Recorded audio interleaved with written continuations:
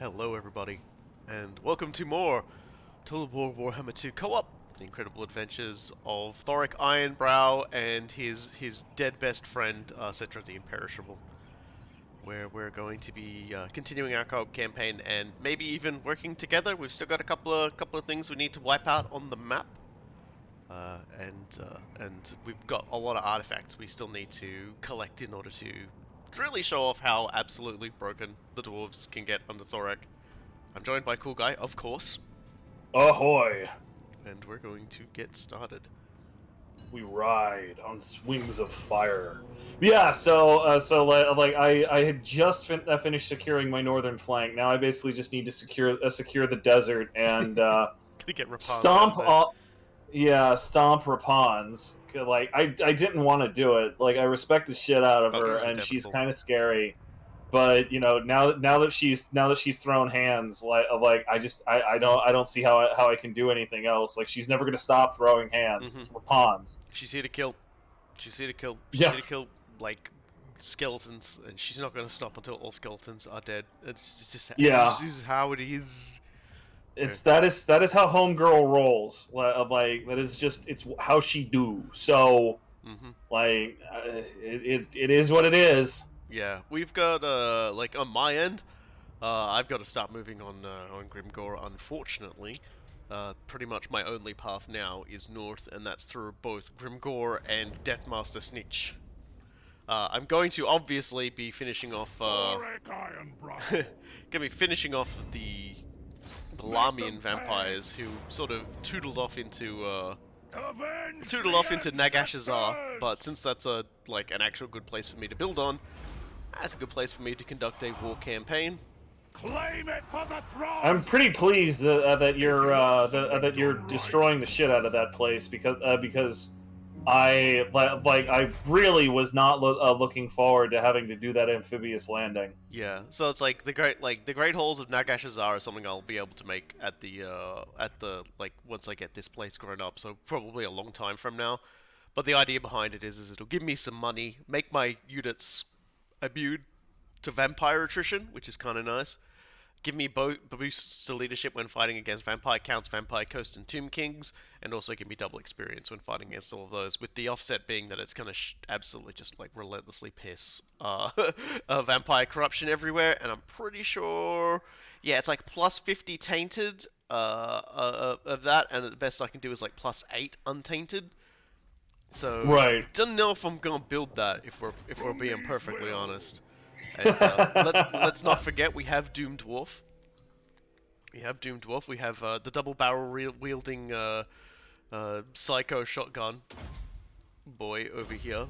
So he's doing well. Someone in my army. That would be a good choice for Thorek now. Probably in this unit of Longbeards with great axes. There we go. Now I've actually got like 2 of them. Right now we're mostly just getting the this particular unit of dwarves to sit here on my fringe of Lamia and just be prepared in case the Lamian vampires decide to come swinging, or if Grimgor decides to declare war on me when I'm not ready. And while that's happening, I've got Okri Burdick over here. He's going to hang over a Dreadrock in the expectation that at some point Clan Eshin is going to be really pissed about me being here. I know you're there, Skaven. You can't fool me. No one leaves the entirety of Prince Imbric's lands in ruin. I'm not that much of a fool. Let's build that, and next turn, raise that up. I'm thinking once I get rid of the undead around here, I'll sit down and I'll just like build like some more Longbeards, because I think I can build Longbeards now. Let me just check around here. Oh man. Yeah, I can put Longbeards in the army, so that's what I'll do because I get a discount on them. What seems to be the problem? I was friggin' just checking Southern Badlands, and I was like, "Oh, hey, I don't have the entire province here.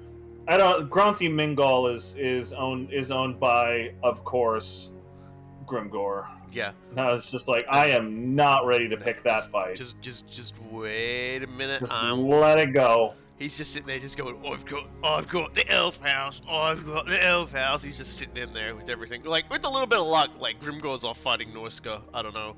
He does seem a little more contained than usual, but at the same time, I'm not seeing a flood of, like, dwarves coming in to kick his ass, so... Who knows, he could be locked in a hell war right now on, like, 2 fronts with, like, Eshin and, like... So let's just take a look over at the diplomacy screen here a moment and just see who he's at war with. Hey, Clan Eshin? Yeah.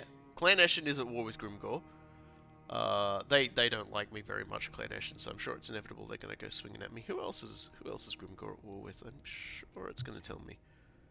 Yeah, he's also at war with the dwarves. So they're basically probably like hitting him on 2 fronts right now, and he hates it. That's good for us. Okay, sure, why not? Yeah, like when he's distracted, we'll give him the old slippery bugmans right from behind his lines, and I'll start making my way towards Carrick 8 Peaks. Since in the end that's what we want. We want Carrick 8 Peaks. Because that's you know, that's a necessary grudge. I'm pretty sure it's a necessary grudge because it's also got an artifact in it. For those who are coming in here and aren't familiar with Thorek, I got all these big glowy things around the map that I've got to reclaim either by conquering, searching a ruin, or being in a military alliance with someone who holds that territory, and it'll give me a thingy that I can use to get buffs. So at present, all I've got at the moment is the ability to hire a carnosaur, a dinosaur. I'm working on a few things, but once I start making my way up through Grimgor's territory, we're gonna see things pick up a bit, I think, because there's quite a lot of stuff up that way. It's basically everything's just running up dwarven holds, hild or otherwise. You can sort of see them all there. With the final one being up actually in the northern wasteland, so we're probably gonna have Thorek beating up Archaon if he's not careful. Assuming I don't befriend the Empire and discover they've already got it. I mean, it's the Empire. I would give them even odds on just being like, oh yeah, no, I've got Archaon. Don't worry about it. Yeah, here, have your artifact, dwarves, and I'll just be like, yeah, Empire, Carl. I've been like thinking about playing a Carl Franz game. Now that this game is essentially Total Warhammer 2 is essentially feature complete. I don't think it's going to get anything else added.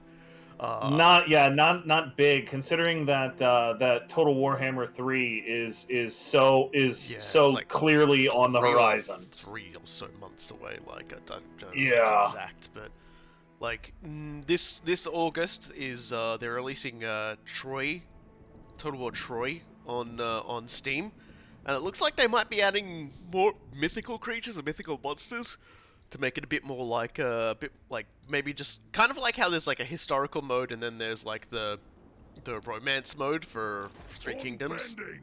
Mm-hmm. They might be adding a more mythological mode because they've been dropping all these, like Creative Assembly have been dropping all these teasers, and it's been like bunch of soldier dudes sort of wandering into a place and like seeing something moving around, and they have like a riddle about stuff.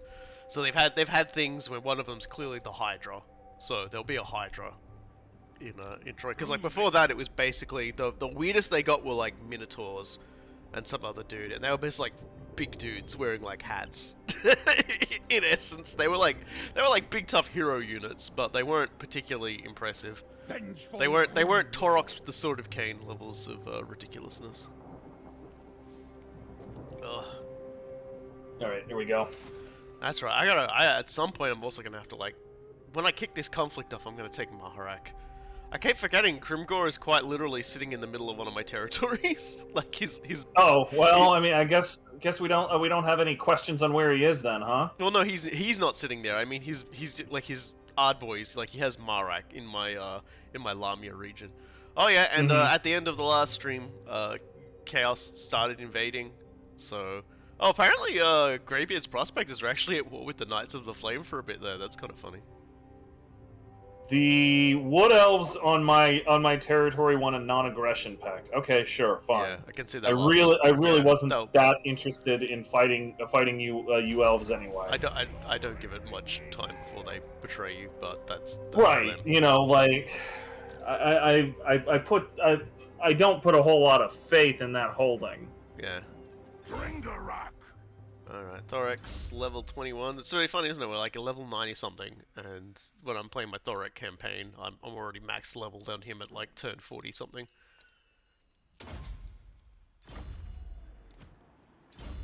It's one of those things where I'm like, I am kind of glad I decided maybe it wasn't a good idea to play Torok's co-op. I mean, it No, would that have been was funny. that was definitely a good call. I loved the stream you did. The stream you did was absolutely amazing. But if we had tried to play co-op on that, it would have ended real poorly. Yeah. So let's get sea teeth, get them all leveled up and everything. It may just be next turn is when I start building Okri's army up into actual army capable of fighting the Deathmaster. And honestly, the dwarves are really well positioned for fighting the Deathmaster's style of army because he likes. Oh, will Warhammer Fantasy keep existing through video games at least? Oh, there's a Total War Warhammer 3 coming. Don't you worry about that. There's another there's another Warhammer Fantasy game coming. Don't you worry. But the thing is it's like it's gonna be taking place in a different area, and at some point they will add a map which combines Total War Warhammer 1, 2, and 3's maps, and it's gonna be psycho. Like Yeah, at that point, I don't even know what it's going to look like. Like, the load times will, even though they've managed to get the load time so good now, it'll just be pure insanity, I think. that like if they combine all three of those, like you're talking about a Crusader Kings level map. Like that is as big as it's gonna be. And just to be clear, like, oh, you bastard, you. Mogan of the Flame is looking to threaten the Black Tower of Archon. Wow. And naturally, to like, and. Do you know who I am? Oh man. Well, he's got mounted yeoman, mounted yeoman, mounted yeoman. He might not be able to crack even the garbage garrison I have there. I just keep going back to the video. Snap back to reality. Yeah. Well, okay. I'm not going to change what my plan was. Yeah, I'm going to get yourself take Yeah, get El Calibad El back. Calibad. Let's take that. Friggin' Rapons is running away. I don't blame her. Yeah, you're gonna get to her house and you're gonna beat her house up. I think she's in trouble. Alright. And... oh, what are you joking? King Rakash cannot actually fight Faye le Yonglur, who is retreating right now. Just out of range? Just out of range, because... yeah. Friggin' Warhammer.txt. Yep, Total Warhammer 2. That's why Alright, as I always tell fine. people, I fight like a scummy bum. I park myself in front of a very hard to ignore tasty trap, and I sit myself there in ambush, holding a very large stick. And when someone wanders by to take that settlement, I hit them with a club, and it's just a loud bonk noise, and their army dies. Okay. Well, we're gonna ignore that retreating girl at this point. Like, we'll come back to that. Yeah. What we're gonna do instead is put Settra on a Hemrian war sphinx. Ah. So you're not going for the chariot then? I have heard chariots and cavalry are a little bugged as of this DLC drop. Apparently something's gone a little messy. I think about the only chariots that are working properly at the moment are the Beastmen ones. I've definitely I have never had luck with chariots. I have literally never had luck with chariots. The only chariot I've ever had luck with is Grom, because he's a chariot that just like you can still sit in combat and he wins. Right. That's basically why I'm going with War Sphinx. I presume that when the entire idea behind the War Sphinx is get in there and then just let it start stepping on people. Yeah, more or less. Like that I can work with. Yeah, it is a shame because Settra's chariot looks amazing. It's crazy. Like it's worth noting, of course, that even the game considers the War Sphinx to be a higher thing, because the chariot is rank 10 and the War Sphinx is rank 14. Oh, there you go. Yeah. Okay, so King Ayashur's I always Alright. generally find it's better to put them on a big monster anyway, because then it's just like, as you said, you can put them in a stack and just like put them in a unit of enemies and just let them frolic. Mm-hmm. In terms of frolicking power, the strongest Tomb King unit is the Scorpion, because its animations just it flip flops everywhere and no one can actually get to hit it, so it spends most of its time just smashing infantry around.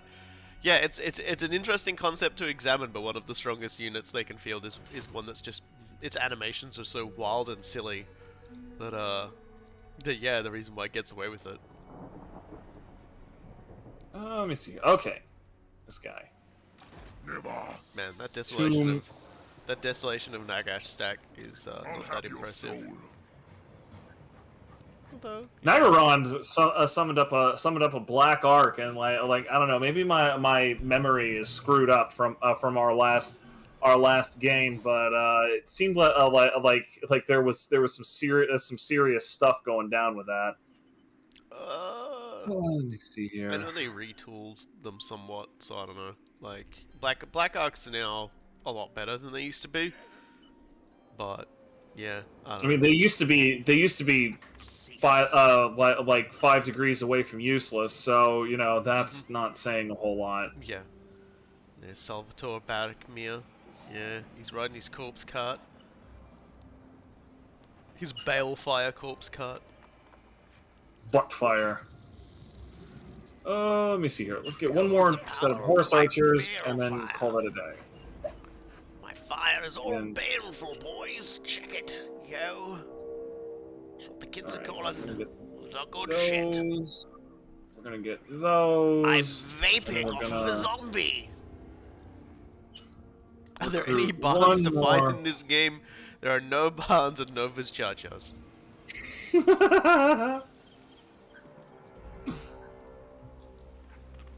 Alright, so do this. Okay, cool. Like my 2 northern armies are going to be replenished next turn, so that's fun. Big disappointment. Wow. Herald of the Sphinx. Lots of heralds here. Let's instead just get the Apprenticeship of Vienna for more necrotechs, because necrotechs are really good. Bonfinders is And actually get just they've just like the devs for that have just announced a VR version of Bonfinders. So Excuse you? yeah, no, I noticed it on the news thing there. It's coming soon. But Bonfinders is in fact getting a VR version. I don't own any VR stuff, so I will never ever play it. But I imagine getting to see Uncle Billy's horrible face in closer angles will be quite impressive. I don't know, like I kind of get it. Like You seek the it's a game that favor would of probably Iron be Peak. pretty goofy and I'm funny. listening. 300 That bucks sounds for very- early access, no. Yeah, dude, that sounds very much like the insane thing that nobody asked for. Yeah. Like Oh, literally well, nobody asked for that. And of course, friggin' Mogan of the Flame has decided to siege the Black Tower of Archon. nice. Layside. With that, all the undead in the Southlands are re-dead. Well, okay, Good. I mean, well, Thank you know, the God. bad ones, the ones we don't like, the stinky ones, Make it fit for the day. you The know, vampires. the vampire ones, because we love you. We love the Tomb King. Honestly, I take offense at the idea that I should be considered undead. I'm a temporarily embarrassed immortal. Okay. Yeah, you're just, you know, you're only embalmed as a stopgap measure on the way to immortality. We'll put some more percussive maintenance on, just, you know, get that hit points up nice and fat. Dude, Rapunzel's stack is incredible. It's herself, men at arms, spearmen of arms, knights of the realm, knights are on, knights are on, knights are on, knights are on. So she didn't get the memo on her own powers. I mean, they're still pretty good, so it's not like she needs to buff them too much. Okay, so let's see. How much is it going to cost me to start throwing longbeards in here? It's like 1,200 each, so let's get rid of these two guys first. and then higher long beards.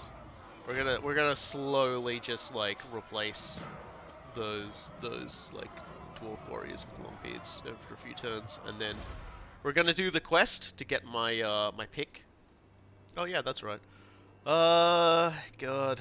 Normally I would say put like untainted on this land because it sucks, but I think I might just continue with growth. Never stop growing until the growing is done. Yeah, That's my basically. theory. What can I put at Settra? Nothing yet. I want to put walls there, and I can't afford them because I keep spending all my money on crack cocaine.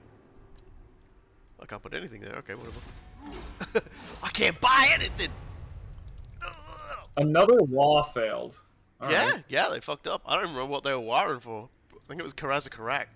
No, Something like that? no goddamn wonder. Trying to, we know how tough that is to break down. I remember bringing something like four stacks out of that particular party. we had to do a lot of work to get Prince Imric in there, and we couldn't find the Phoenix Crown. That still kind of tweaks me a little. It's like, come on, CA. I should be able to get the Phoenix Crown back if I blow up Karazakarak as the High Elves. To me, that just seems like the biggest no-brainer in the existence of the game. Like, just pick it up and just go, it's mine now. You guys took it, it's mine again. But it didn't happen. It was heartbreaking. Sag. Big Sag. It just seems like one of the biggest, you know, like, because it's one of the funniest things in Warhammer Fantasy lore is essentially when Malekith stirred up the dwarves and the high elves against each other, because I think Kalador II was a complete failure as a king, as a diplomat. Just auto resolve. As just he basically made everything worse and screwed everything up. And of course the dwarves killed him because, like an idiot, he didn't even think of perhaps even retreating. And they were like, "Well, we got the crown now. We're taking that as partial payment for your fuck shittery," and left. And so the Phoenix King crown has not been held by a high elf since then, which is hilarious. Completely deserved. Prove me wrong. Oh no! Like there isn't a person. There isn't like even the high elves look back on Kalador II and they're like, "Oh my Jesus God, he was awful." Like he has contributed so much to our demise, like you couldn't believe. Like he fell right into Malekith's trap. He goofed. Like he was just the worst. And like after that, they started getting like looking to kings from Kalador a lot less, because it was like, you guys are actually gonna fuck us. God freaking bless it. Ugh. I hate it when I do that. I was just upgrading a hero, and I accidentally moved them out of their host army. Ah, bummer. Such a pain in the dick. I Yeah. do that all the time. Yeah. Like yeah.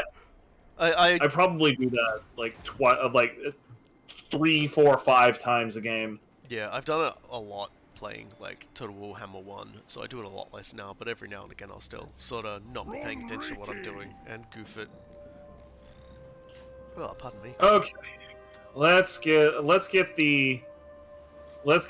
my northern 2 stacks on their way back down south. What are you doing? Oh, he's recruiting. No wonder he can't move. Alright, fine. That's fine. If you've got a good reason for not being able to move, I'll forgive you. Okay. I don't really see Mogan sticking around now. I think he's gonna run from Settra like a complete baby. That is my expectation as well, because Mogan has a totally garbage stack. Like that is a stack where if you dug it up as a hobo, you'd throw it back. I can't even. That's just like, nah. This Can't, stack. like, literally worthless. Just completely valueless.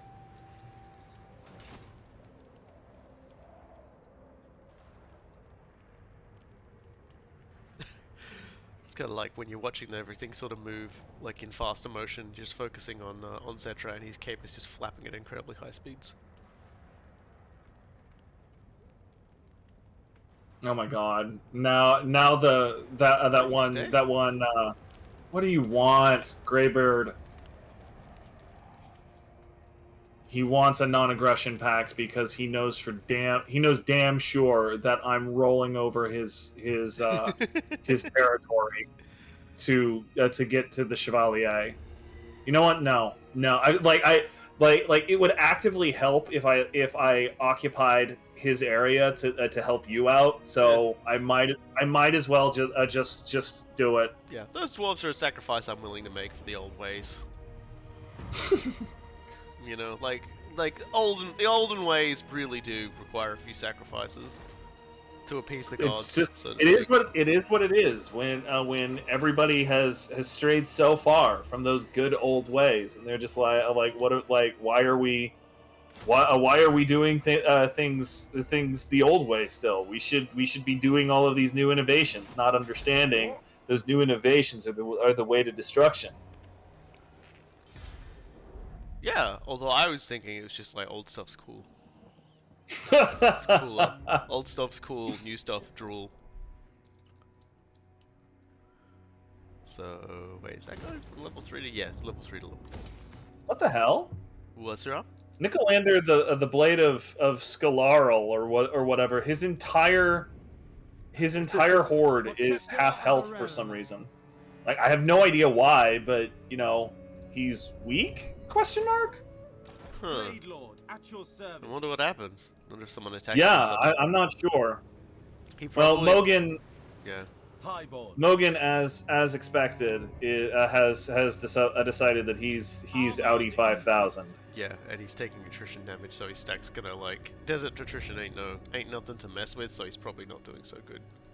Yeah, and he's coming up through the pools of despair and Bel Eliad. Both of them actually have stronger garrisons than the place he just abandoned. So I think I can ignore him for the immediate moment. Yeah, see what he comes back with. Well, yeah. I mean, more to the point, I have two things that I want to do. First things first, gonna get this great incantation because there's some ruins down here that I would like to get back up and running sooner than later. Yeah. 4,000 gold is a good investment for that. And if Nicolander is so weak, I'm gonna see if I can stomp him while I'm in the area. Yeah, you can't do worse than that. Because like if I can, that would be pretty fantastic. You feel pretty good to kick him in the jimmy. Well, he's got one of my books of Nagash. Yeah. And they all give little bonuses. They're quite nice. Yeah. Hang on. I want to attack with Settra. Declare war. Don't need to call my allies for help. Okay, he just ran from me. Yeah. That's So generally a pretty good sign. Yep, that's a pretty good sign. And he ran outside of my area, unfortunately. Yeah. But like he's got nowhere to go. Mm-hmm. You'll catch him. He'll die eventually. Yeah, like the best thing he can try to do is force march. What's my thing here? Yeah. Best thing he can do is try to force march this away, which is not like that might save him for another turn or two, but it's not going to save him ultimately, and I need to go that direction anyway. So, not super concerned. Man, the worst part is he's gonna be waiting while my dwarf stacks rearm. You know, get all the old grumblers in. Okay, so let's get these other two stacks on the way. But yeah, that's why I've Available. That's why I picked the start putting long beads in more, because now they've got the -10 upkeep, so that's good. Makes them a little bit cheaper. Master of runecraft. Okay. I'm a runner. Start getting some real research underway. And that'll do me. Yeah, let's see how the universe responds. Yeah, man, Nagaron still is showing a scary balance of power. It's more a thing for you than it is for me. But Yeah, they're mad. They're mad because they're bad. Don't worry about it. They gotta walk across a field of broken glass to get to me. As far as I'm concerned, they're not gonna come and fight. Knights of the Flame. Oh my God, he healed around and he's actually gonna hit El Calabad. Fuck you, Mogan. Right, whatever. Mogan. It's fine. It's fine. It's fine. Snap back to reality. There He is. took it, okay. And Nikolon Nikolon healed around and tried to attack Settra because I Yeah. had King Rakash in ambush stance. So you got him. So I got him. I'm torn between auto resolving this one and just showing off how ridiculous Settra looks now. Oh, it's up to you. I'm down for Fuck it, whatever. let's have some fun. Yeah. Let's have some fun. Hey, Since this will be like the first time you've actually fought this like as oh no, the second time, sorry. The first time we got washed, if I remember correctly. We got rinsed. We got like ground up into bone marrow and poured all over the floor. that was the last time we did it. Like I've had a couple of runs, but since I've got some allies coming in, I'm gonna do what I did last time and just give you the entirety of the standing army. Yeah. Because usually what happens is I sit there going, dude, your other army's sitting there doing nothing. I'm it's super stressful because I'm trying to do like 5 things at once. So Here you go. You just have the whole army. Have fun. Yeah. And I'll get the reinforcements when they come in. That's what I usually do. Just move everything back so I can actually see what I'm dealing with. I can barely see the yellow because of the sands. Nice one, sands.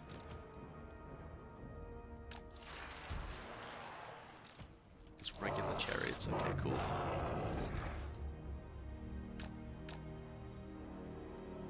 Visual skirmish. Get Casty Boy over here. Cool. Fire at will. Cool. Did I done the skirmish mode? Yeah, I did. That was dumb of me. Okay, yeah. There we go. And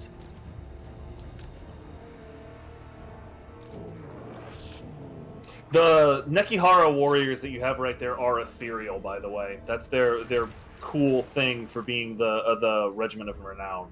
yeah, cool. So they are magic damage. Watch out for magic damage, but if they don't have magic damage, they're surprisingly durable. Priest over here. Just get these guys. I obey. Great artist. Black Prince. Okay. That's where the reinforcements are coming from. All right. I'm ready. You can start whenever you want. Rock and roll. See where these idiots are. Okay, cool. So let's see what they got here. A lot of stuff, actually. Yeah. They have a serious stack. They get the oh wow, they yeah, wow. Like one salvo and your horseman just got fucking annihilated. There was a reason why I was Watchers. coming in with 2 stacks. Goddamn Way Watchers, man. Yep. It'd be like that sometimes. Well, it's time to counterfire with spooky skulls. They should oh, I can't see them, so there's no point trying. You guys should just like fight over those guys and kill them. And like I've almost like half of mine just to flee those skeleton archers off the table, but they're so easily replaceable. I can go with. Yeah, you're implying that I give a fuck about skeletons. That is not true. In the least.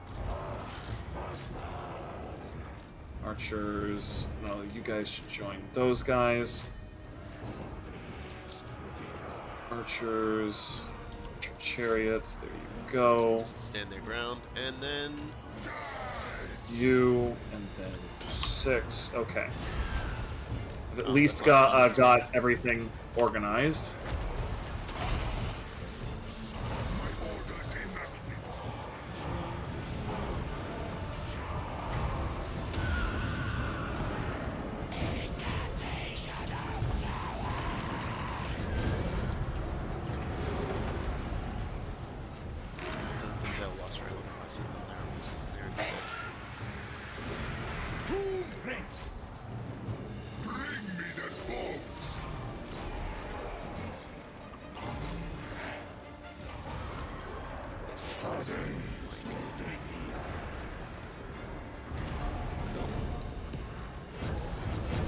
Something's happening and it's murderous.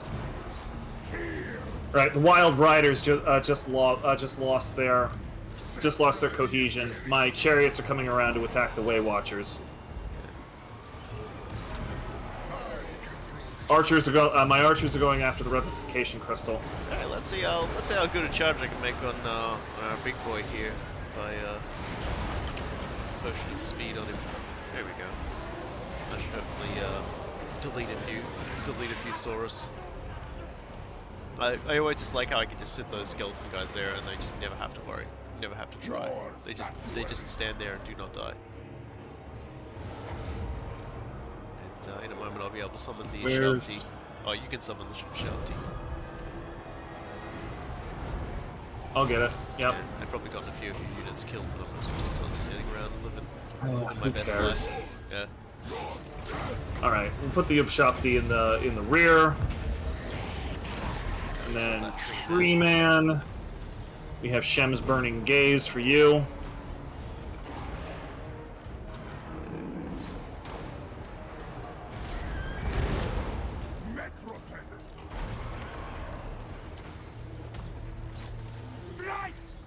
All right. Yep, they just lost everything.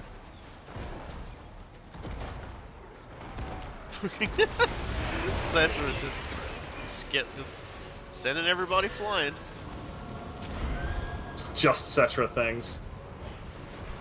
Although the War Sphinx has a very playful puppy-like style to his frolicking.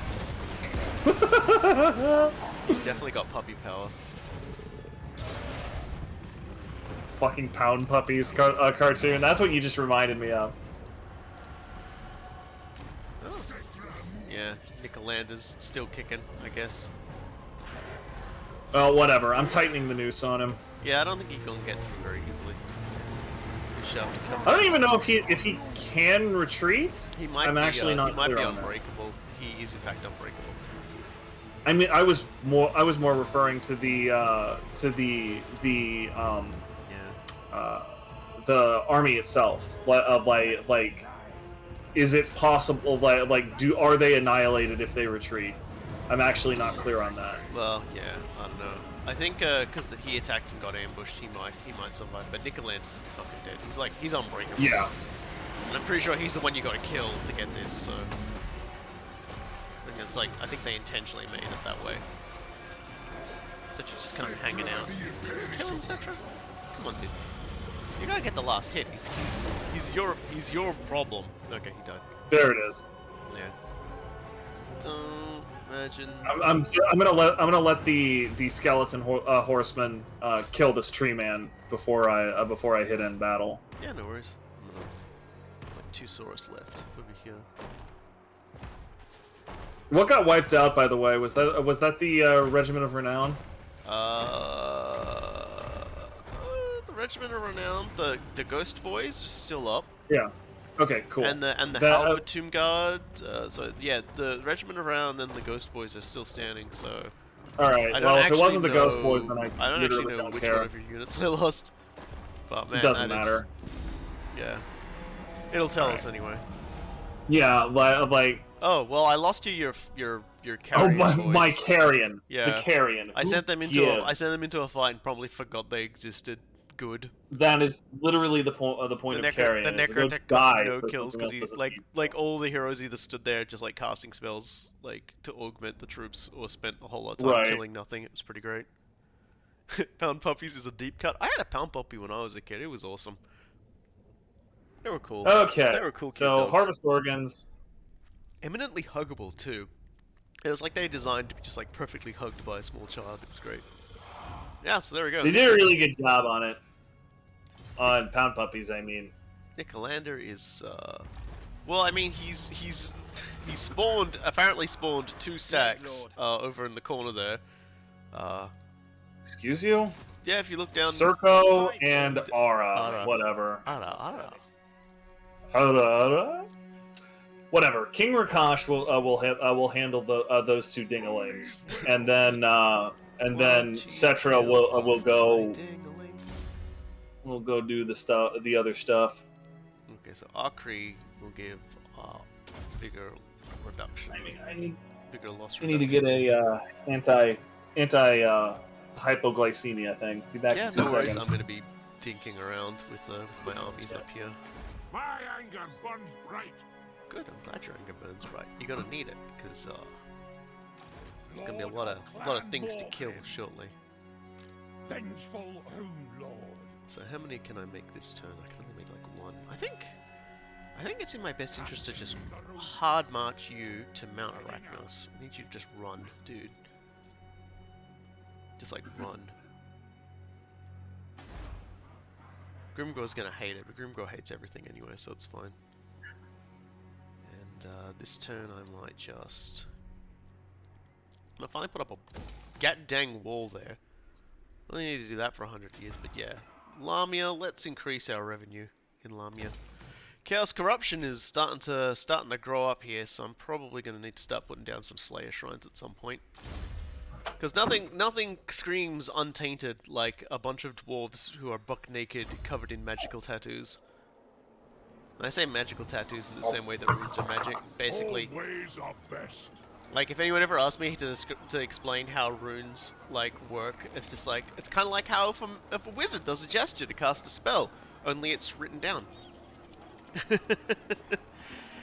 a good way to explain it. Yeah, it's written form. It's just written form magical gestures, and that's it. And then like you hit it with the hammer to make it happen.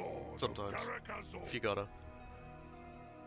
Yeah. So what I'm gonna do once I get my Longbeards in the next 2 turns is I'm gonna teleport this army to do the quest, because it's time to do the quest, I think. And I'm sending Mordem to Mount Arachnos so that I can like just replace his troops with Longbeards like straight up without having to like bugger around too much with the higher expenses. And then I can work on getting Okri's army up.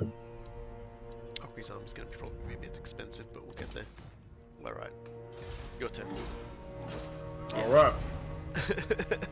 There we go. I got the if you wanna feel old, like when Pound Puppy's getting mentioned, it's just like I just remembered Popples were a thing. Popple. I don't think I ever remember Popples. Popples were like a really weird like stuffed toy that you could like fold into their own backs and they turned into a ball. I had a basketball Popple. So it was still a stuffed toy, but it had like a basketball design. It was actually really good if you wanted to pack up your toys, because you just fold this thing up into a ball and put it down somewhere, and it wasn't like a stuffed animal flopped everywhere. They looked weird, but they were called Popples. They basically just folded into weird shit. But I had probably the most like basic basic concept. Wow, I can't believe Ara died and Serco. How surprising. Yeah, what Give a me shock. more jars! Yeah, jars just full of like They're bits and dead. twigs and shit. I guess my assumption is that everybody who's been hanging out in the desert that you kill, is either like a Tomb King who has canoptic jars for like purposes, or is someone who's been looting the canoptic jars, and so you're just like, fuck you, give me my shit back. Because really, that's the Tomb Kings in a nutshell, isn't it? It's really, it's fuck you, give me my shit back. Pretty much. The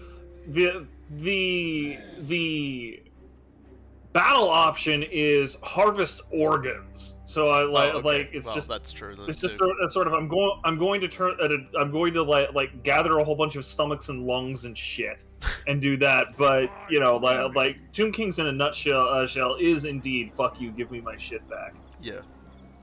It's like Raiders of the Lost Ark, but the sequel of Raiders of the Lost Ark is the Lost Ark's Return. Please, give back. I didn't think that through. I suddenly started to realize this. My brain wasn't like awake enough to like finish that sentence cohesively. Oh, that's better. Man, I wish the end times Chariot would end of already. Never mind. There is a thing for Settra at rank 18, so I guess I'll probably do that at rank 18. Then if I hate the chariot, I'll just go back to the War Sphinx. Yeah, it's like the Chariot of Heavens or something ridiculous like that. It's Chariot like, of the Gods Chariot is what of it's the Gods. calling it. Yeah, it's got like a bazillion wheels made of like blue fire, and it's pulled by like 6 horses. It's probably only 4, but I remember 6 for some reason. basically it's as ridiculous as a chariot, Settra, like, you know, someone like Settra could get.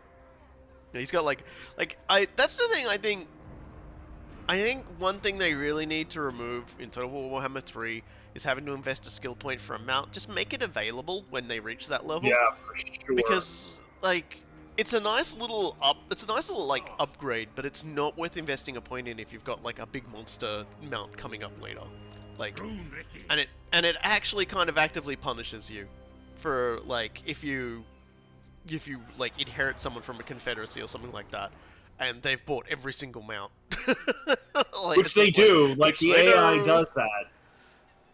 Like, they also need a reroll system, I think. You know, throw a little gold in and you can just, like, reroll that character's stats. I think would be a good investment too. There's probably mods for that sort of thing. Well, there are mods for rerolling. But it's like, I feel like if they were gonna copy, if like CA was gonna copy one thing, I feel like that should be the one thing they copied from mods.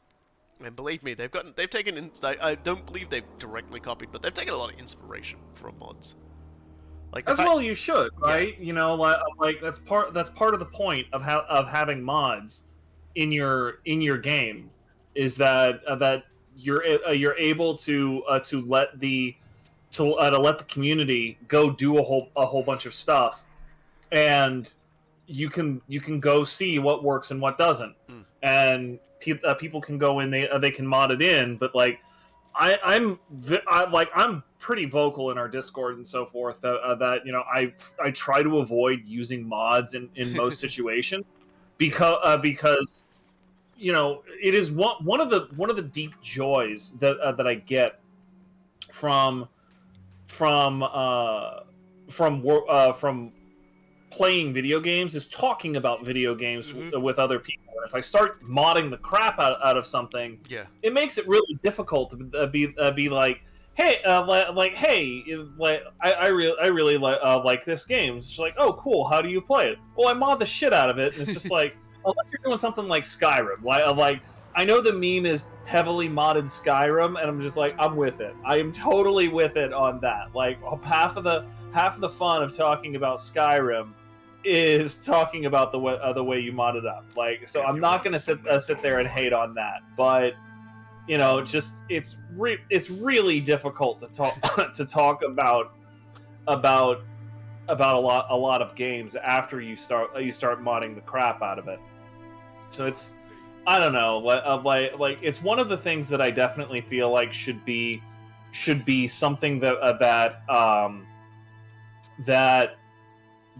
games that official development teams do, is they just pay attention very heavily to what the modding community is doing and what the buzz is around it, and if they have a good idea, just incorporate it. Like acknowledge that it's a good idea. Like, it's fine. Yeah, there were a lot of acknowledgements in the patch notes of people who'd done Beastmen and Dwarf like mods and things, which was pretty nice of them.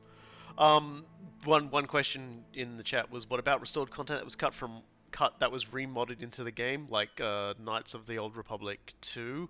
I think in that particular case, it's a lot easier to have a conversation about that, because it's like when Coolguye talks about mods, I think he means more like quality of life mods or mods that add new units and stuff, because that sort of starts to stray the shared narrative that you can have with people about that sort of thing sort of further away from one another. Whereas if it's a cut content thing or a total conversion, it's still a lot easier to describe that because it becomes its own thing. So, like, Knights of the Old Republic 2 cut content, I mean, pretty much everybody knows cut content for that game. So, like, talking about what they got added in and your experiences on doing that's a different sort of thing. And also, Knights of the Old Republic is an RPG, so, like, that's a very sort of mostly linear story with, like, slight variations depending on your choices, so it's not really that big of a deal. But it's like in with Crusader Kings 2, with, like, the different mods you can throw in, that will sort of divert everyone's stories away from one another.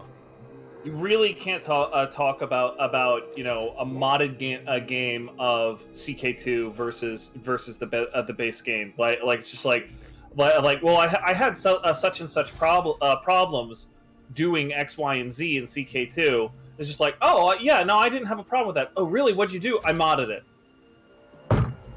Thanks. Like that's the end of that conversation. The two quintessential examples that I feel with the like the I don't want to even call it the modding problem because modding is basically a universal good for everybody. But the modding conundrum. Thank you. That's a much better word for it. The two quintessential examples that I feel for the modding conundrum is XCOM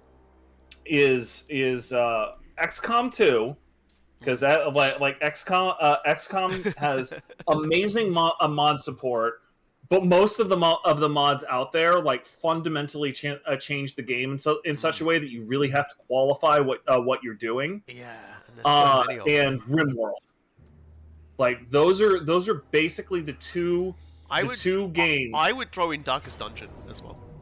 Darkest Dungeon is another one that has a quintessential modding conundrum. I agree.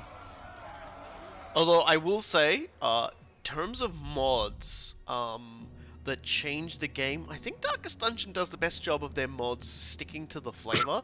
Like, I'll say this about the Darkest Dungeon modding community: they know what works in Darkest Dungeon, and they don't fuck with it too much. So even like ones that add like an entirely new campaign area, because like this is one that basically adds like the Darkest Dungeon equivalent of Japan to the setting. So like your heroes travel over the seas to go deal with some weird shit that happens there as well. It still keeps the overall good feel, the balance, the way trinkets are weird and everything like that. But tell that to the dozens of anime Darkest Dungeon mods. Look, you're gonna get that. You're gonna get that scuff no matter the game. Like, I've played a game of Civ 4 where I was playing as Big Boss, and like was able to just build like 20 Metal Gears and stomp over the entire map. And it was like, no, sorry, is it Civ 4 or Civ 5? I think it was Civ 5 actually. But anyway, that sounds like a Civ 4 thing. I know that there was an MSF. No, wait, no. That sounds like Civ 5. Yeah, Civ 5. Sorry, yeah, I had MSF, and I was like stomping over everybody. There are. I mean, that's funny. That's fun. But at the same time, it's just like, you know, like you can't really say to someone, yeah, you know, I was playing Civ 5 the other day as a paramilitary organization from a completely different video game, building giant nuclear-equipped robots to stomp around the map. They'll go, oh, that's pretty great, but I've got no idea how that plays, aside from fun. Yeah, like you might as well just say I was playing a completely different game. Yeah, and like that's fine. If you were playing, if they have also played that completely different game, then that's great. But like, you don't be surprised if the number of people that you can run into who have done that. You know what? Even online is like single digit. I'm glad we had this conversation now, because I was like thinking, like, what am I gonna play after I beat Torox? We've still got time before Total Warhammer 3 comes out. I was thinking, I'm just gonna do a fucking like MSF run of like Civ 5. Sure, like I'm just gonna fuck around. Streaming it is great. Because everyone can see it, and everyone can see how it works. It's like a shared experience of watching it play. But yeah, everybody can have a shared experience on that. Yeah, like that's totally fine. There is, yeah, like it's true. There's like when you say things like that, everyone goes, "Oh, that sounds really cool," and then like the conversation completely stops. Yeah, like that sounds cool. I want to try it, but it's not good for like storytelling. Whereas like if everybody knows Civ 5. Then there's a lot less explaining. You can just intrinsically talk about a fun game where everyone decided they wanted to fight me because I called my capital anime, but because I was Japan in Civ 5, they couldn't, and everyone started like crying because I'd accidentally picked the most op faction in the game, and anime never fell.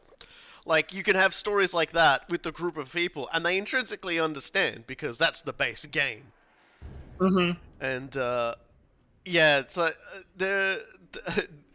like Darkest Dungeon. The anime nonsense is, I mean, it's there, yeah, but it's also very obviously like you can look at that and you can go, oh, okay, yeah, that's that's obviously anime nonsense.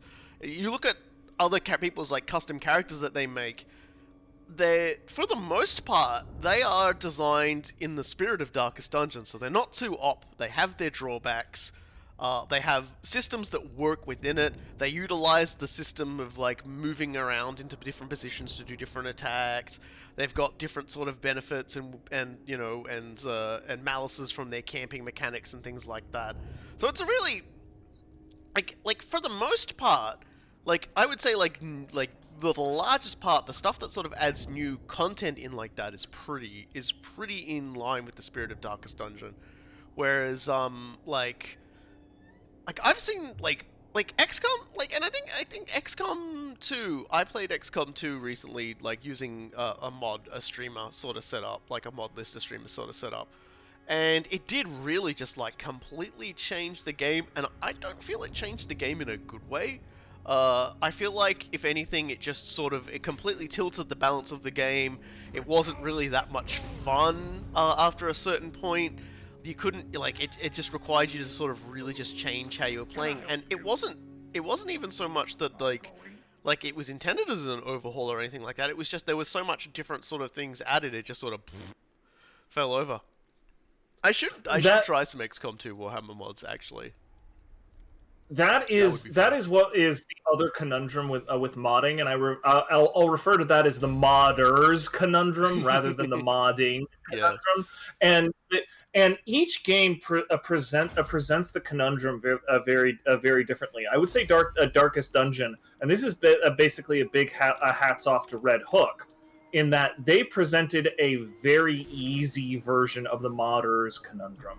Because one of the big problems that you have as a modder, and I say this is what the fuck? Okay. Yeah, we're gonna do a quest battle. Yeah, let's do this shit. I'm just some things on some dudes. Okay. Yeah, for sure. The big thing that I would argue with regard to the modders conundrum is that, if you have something like Darkest Dungeon, the context is so incredibly strong, and you have so many ways of following the leader there, that it's not that difficult to make your content look and feel relatively official.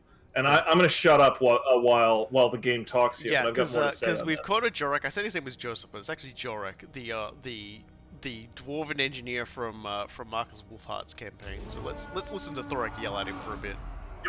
To arms, fellow Dowie!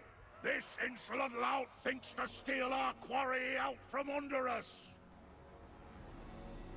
Blinded by youth and ignorance, your worthless new technologies spit in the face of the ancestors, Yorick.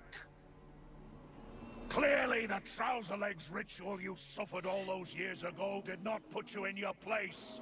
Now I must be the one to do so. The beast is ours. No man, creature, or Dowie will stand in our way. Oh, so we want to kill the Dread Saurian. To glory, Haskals. Let's claim one more victory for the old ways. I'm going to pause it so I can give you some units. For sure. There's a lot of dinosaurs on this map. Some are allied to us, some are not. So it's dino time, for starters. You can kind of see over in the background here, we've got a stack of nothing but like feral monsters stomping around. The Dread Saurian also has his own similar stack, and we're going to be bearing down on an Empire stack. So the idea is we have to kill Yorick. We have to kill the big one, and Thorek has to survive. So let me give you some people here. I will give you. Obviously, you'll get Blimlin. Seems reasonable. There you go. I'm going to give you pretty much all of the ranged dudes, and I'm going to take all of my murder boys. Any dinosaur? If a dinosaur is made to be explode, would that be dynamite? I think you need to ask Stanford and Son that one. Dino might be. And I'm just going to open up Oops, that did not turn like I hoped. Oh well. Let's go. Yeah, I totally beefed that. Alright, so Yorek's he's gonna actually charge into close combat with me, which is, psycho. So, let's... Oh, that's right, we're gonna have to be ready for when the cavalry tries to charge our grudge throwers, but that's alright. That's why I brought the longbeards for, amongst other things. Yeah, Yorek's gonna have like the worst day of his entire existence in a second. Yeah, I don't understand what he thought he was trying to do, but now Doom Dwarf is also within range. So start playing E1M1, bitches. Oh, my aim's a little off, but oh well. Yeah, the cavalry's like, I want to charge! Oh, they want to charge in the rear. Well, whatever. Things I give a shit about. Nope, they thought about it, they changed their mind. Oh, nope, they're gonna do it again. They really don't. Nope, they're gonna. Nope, oh, these are pistoliers. No wonder they're not actually charging. They're just gonna shoot us in the back. Well, that's fine. That's definite human behavior. Let the vengeance begin! I'm just gonna run. You know what? I'm just gonna run my troll slayers directly at that giant mob of trouble. And here we go. Rune of Wrath and Ruin. It is a reckoning! How are we doing over here? Oh, that's right. Let's make all of the dwarves on the map cause fear. There we go.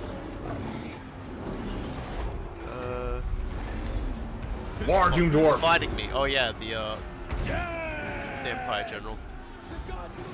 That seems like a mistake on his part, but you do you, psycho. Let's just do a rolling whatever pounders right through that line of dinosaurs. I don't think it actually did that much.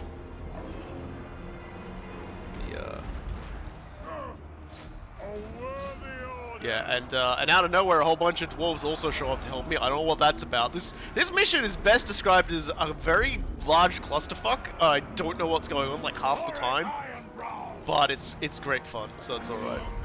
Like, I allow it. I allow it because the old ways, no one makes sense of them either, so it might as well be a clusterfuck. Let's just send everyone to charge at the big one. Okay, we're chasing that idiot off the map, so I need to go over. Come on, Thorek, it's time. It's time to beat this fool up. Who the hell? Feral Cold Ones going all up in the Quarrelers' business. That is going to end much more poorly for them than they think. Yeah, not too smart. Yeah. Yeah, they literally they broke from the Quarrelers just being like, you have made a very large mistake. Does this game let you recreate that cartoon Dino Riders? Hell yeah, it does. Hell yeah, it does. So like the basic goal of this is we gotta kill the big one. The big one is still not taking any damage, but that's okay because he's like. He's definitely doing damage to literally everybody else, which is pretty fun. P.S. I just used entrenchment on Doom Dwarf, and he's shooting at the big one. Let's see what he shots it like. Doesn't look like he's getting much of an angle to shoot. Then you might want to move around behind him or something. Not really seeing anything coming out from him. Huh? It's not showing that. I mean, but because I used entrenchment, he can't move right now. Yeah. I can see how that might. Oh, he just got an angle. Holy crap! He just got an angle because the big one decided he was gonna rampage through the line. Everybody gets armor. Alright, go over there and kill that thing, Thorek. Yeah, we got more guys coming in. It's kind of nice of those dinosaurs, like just to hold it up. Yep. So Jorek died, I guess, at some point. Coming to him. Yep, that's good. Jorek's dead, cool. I guess. Now we just gotta beat up. Just gotta beat up the big one. Or chase away all of the pistoliers, so they are no longer bothering us. That's good to know. You having fun there, big guy? Doom Dwarf is moving. Thorek's probably there we go. Keeping most of this together. Just get back. Okay, cool. Horler's The Imperial forces have also all entirely fled, which is nice. Yep. In you go. Where's Bloomlet? Let's go. Boost everyone's melee attack. Break for myself. Try and like beat this sucker down. Like, it's kind of funny in all of its things because Thorek's been fighting this thing that's just flailing around, smashing everyone. So I don't think Thorek's taken like much damage at all. He's still like his hit points are still pretty good. I think he's regenning actually. There you go. Now dwarfs getting some shots off. Yeah. Negation, Rune of Oath and Steel. Where is it? Just smash them stones, give everybody the necessary buffs to survive. It's like legitimately like that mission is so stupid. I love it. Like just every this is just confusing. It's just there's just so much going on. It's like, oh here's Jorak with his Imperial buddies. Oh, and there's a bunch of dinosaurs fighting over there. A lot of dinosaurs fighting. Oh, these dwarves turned up. The game never actually tells you who these guys are. Who are you guys? Just doesn't dudes. matter. Whatever. Just the friends. Just friends of Thorek, I guess, that he invited to the party at some point. And he said, "Hey guys, we're gonna have a traditional time." And I've also put a rune of slowness on the big one because reasons. Yeah, well, you know he's losing now, so it's all good. There we go. The big one is down, and Thorek regen through all of that without even trying, which is kind of wild. Really. We got the job done, lads. Everyone was regenning. I'm not sure why is everyone regenning so much. I don't even know what I've got that was giving everyone regen. Oh well, it doesn't matter. Decisive victory. That's just all these dwarves just come running out of nowhere, being like, yeah, like who are you, Harrick Grunson? Where did you come from? Don't know. You helped. He helped out. That's all that matters. Thorek actually killed 16 people. Considering I missed with every little bit of runic magic, that's pretty impressive. That means he killed them all in close combat. Yeah, no, there was nobody went killless this game. The iron breakers didn't really do much, but that was my fault. I didn't really use them effectively. I mean, the iron breakers frequently don't. They're iron breakers. Yeah, they're there to like throw bombs at shit and then like be a wall. So yeah, doing that gets me Let's see what you're worth. So doing that one gets me the Clad Brakakity. Excuse you. Yeah.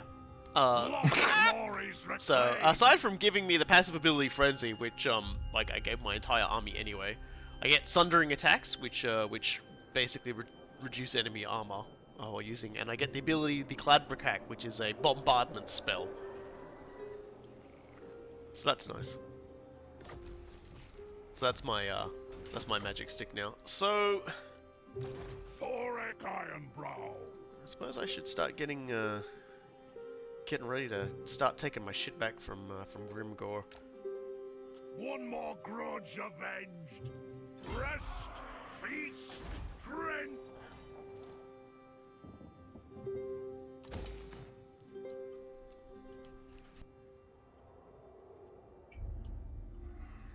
Okay.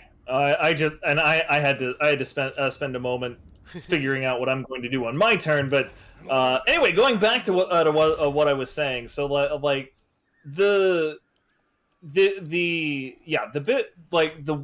great thing about Darkest Dungeon with Red Hook is that there's the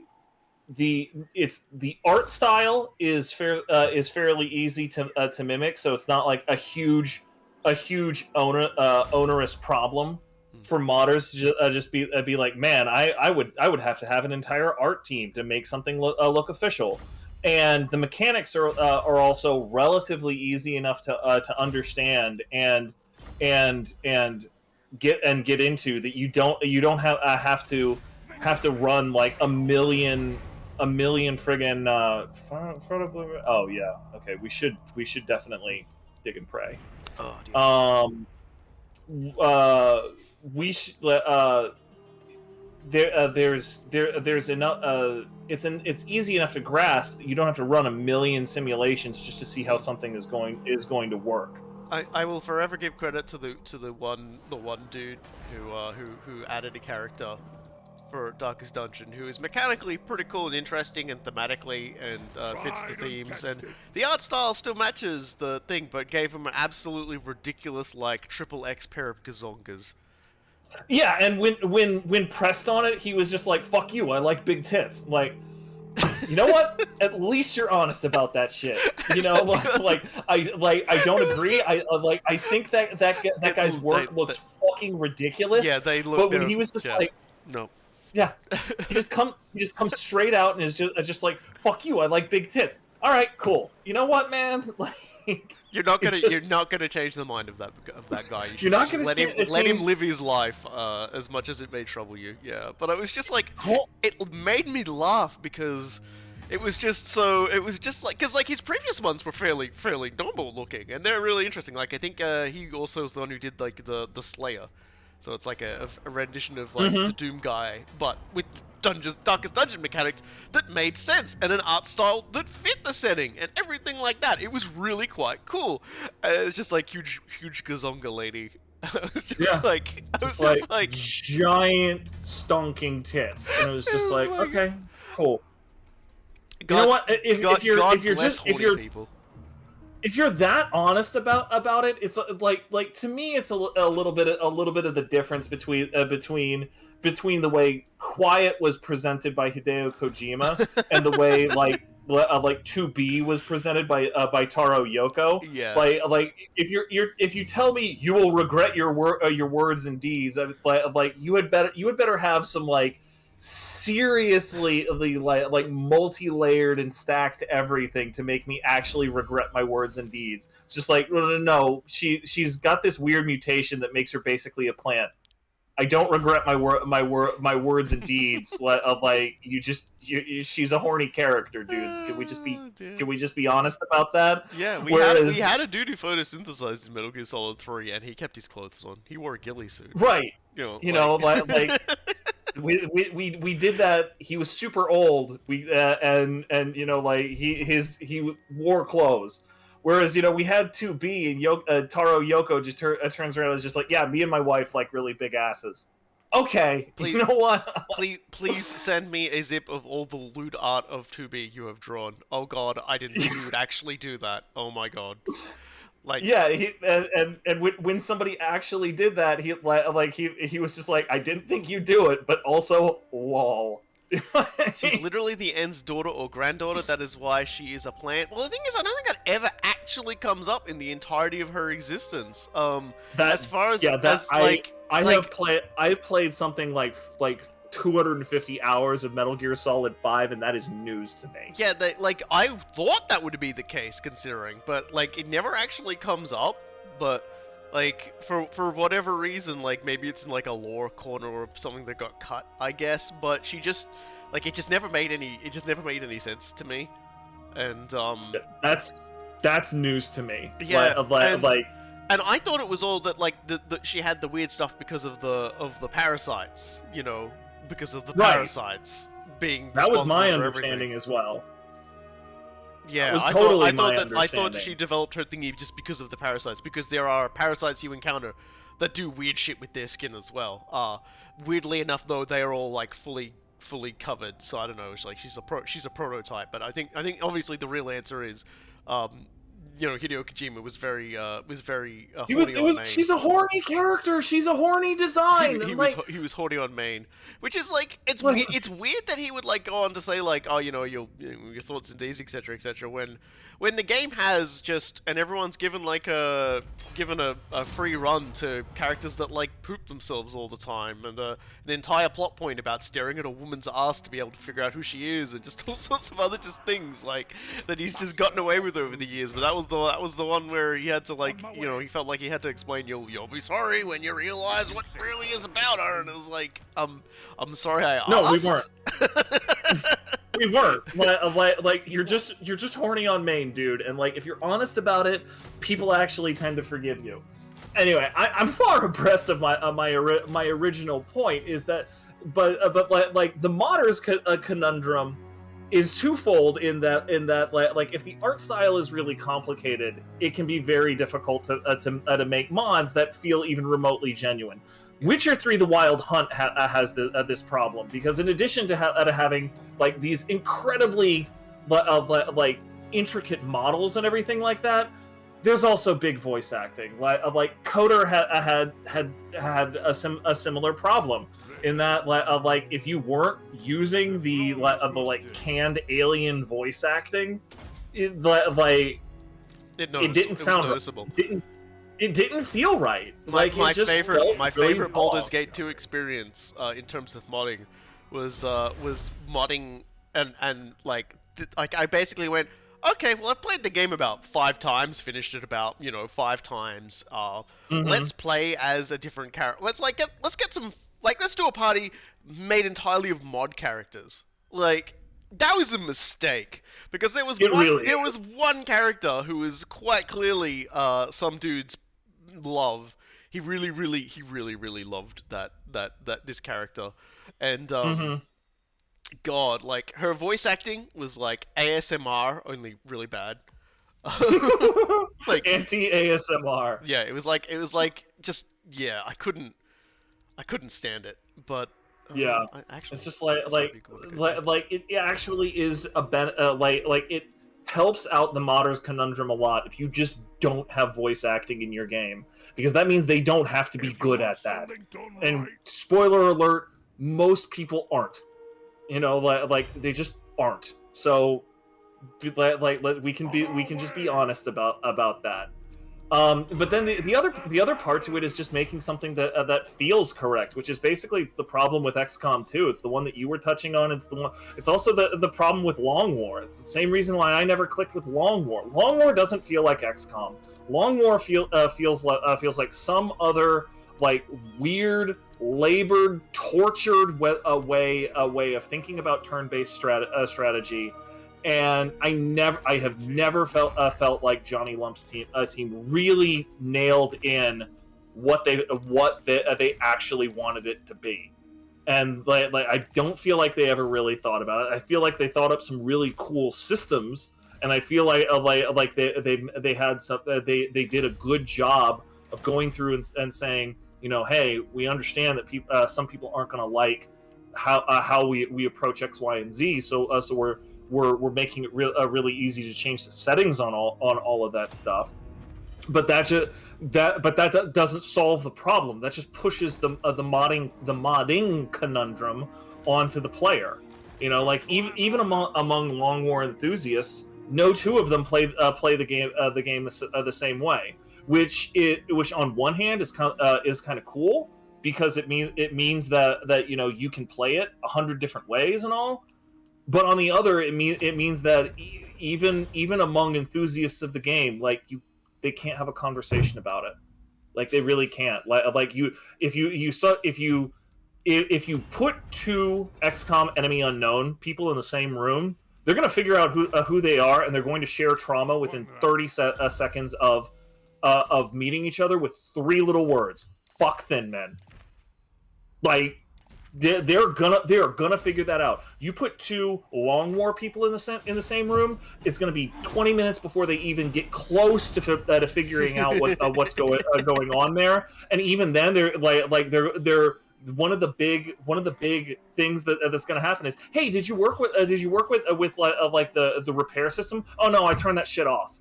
Like, okay, cool. Like, that has a giant impact in the game. System. Yeah, they XCOM 1 Long War had an entire system for longer term repairs of a lot of equipment, and it encouraged rotating a number of classes and things out, it encouraged rotating a lot of these other things out, and having a more, what's the word I'm looking for, holistic view of your war preparations. So from that perspective, it was really cool. But it had absolutely no fucking place whatsoever in XCOM. it is a completely a different game. So unsurprisingly, even amongst the people who accepted that this was a feature, there's a bunch of people who turned it off. You know, it's just it's really really hard and disheartening to have a game like that you can't share with other people. Like there are certain things that you know it's fine to keep to yourself. It's fine to just be like, you know, this is the thing that I like. This is my truth and everything like that. But you know, it's also hard to deny that you know, part of playing games and part of amusing yourself and hanging out with other people, sharing all of this stuff. So when you make it hard to share it, like, it's just there's something inherently wrong with that. You lose a lot with that. Grimgor kicking off his war against Zufbar has allowed him to like buff his stack, so he's currently like wiping Clan Nation out. Like, well, I mean, wow, they are getting for you. fucking trounced. Yeah, it looks like I'm gonna be fighting a pretty interesting conflict shortly. Yeah, Grimgor's power level seems to be quite maximum. So yeah, I don't. With how wars work, he basically gets a free stack on top of all of his stacks. So if he's got a lot of stacks, he's got some massive stacks. Like, is that Grimgor over there killing everybody? Nope, that's Bladub Kur Loba, which is a name. It's a goblin big boss by the looks of things. Or a goblin. Mogan is going to continue to be a complete dingaling. Like, I'm just gonna have to like assign King of Yoshers to just haunt him forever until he dies. Yeah, probably gonna have to do that. Anyway, so like my basic plan for right now is to send King Rakash across the mountains. I'm not going to go in on Greybeard's prospectors right away. I'm just gonna focus up and try to cause a shitload of havoc on the Knights Errant sides, and basically I'm just gonna try to send a couple of stacks over there to wipe that shit out. Good luck. Because I need that out of my hair. I need that off my plate. As they say in Super Smash TV, you'll need it. My anger Yeah. burns bright. So one more stack of weed, guys. Yeah, I'll probably put the no Gremlin Ironbreakers in with Morden. Rangi Ol Frowner. What a name! I have a lot of complaining named dwarves around here. Yeah. Ol Frowner. Rangi Ol Frowner is getting to join up with Morden Sourskull. So those guys are gonna hang out and they're gonna love each other because they absolutely don't like smiling over there in that unit. Whereas I've got over here, I've got Thorek, Blimlin, Doom Dwarf, and Thick Knucklebraker. So you know Thorek's having a party. He's got the only thing they fear is grudges playing as like, you know, Blimlin's hanging out in the corner with his wife. Thorek's like just like smashing a rune in time to the song, which is very quickly, and I really love the idea that Thorek is completely aware of how fucking atrocious most of the people in his army are. He just exiles all of the shitty people to someplace else so he doesn't have to look at them. Yeah.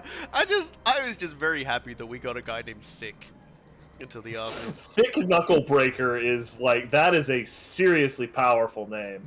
It's probably the most powerful name we're ever going to see in this game. Which is something because we had a swamp troll witch who seemed to be all about the steppy. Oh my god, I forgot about that one. Mm-hmm. Yep. There's lots to be grievously concerned by. Okay, so Morden's there. I'm gonna send I'm a little concerned because it's like Oaktree will get an army, but it will take 6 turns to even have like remotely full. It may end up just like filling its ranks with like Regiment of Renown guys, just so I can have a full stack in case that stack of psychos comes running. Yeah, that's more or less the conundrum I'm trying to solve right now. Is I've got some jackass like hanging around in my backfield, and But I also need to attack. Like I need to Oh, big time attack. make it snap. Non-aggression pact with the Knights of John Rigo. Tyrrell. Yeah, it's like, dude, I don't even care about you. You go away. It's like, who are you? But yeah, it's kind of funny how in just in like a matter of turns, suddenly Clan Eshin are just like one wah, and suddenly Grimgor is back on the front foot. Like I kind of like that about the orcs. They get this cool ebb and flow going where it's like, you know, they're down and out, but then they're back. They're down and out, and then they're back. Vengeful Riddler. So actually, first before anything else, let's get Morden. You can get. You know what, Morden? I'll give you 1 unit of Giant Slayers. That'll actually be pretty good. That's a pretty good army right there.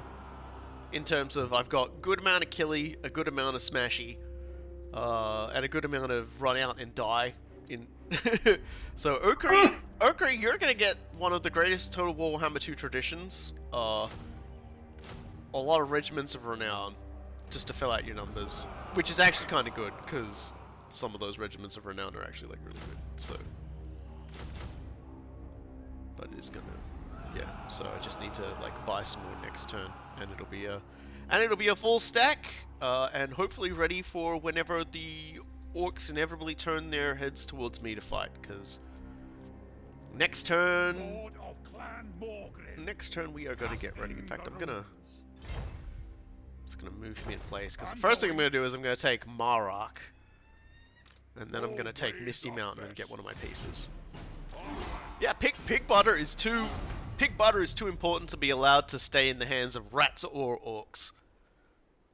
Even if I don't get the special port from it, I gotta take it. And I gotta protect Man, it.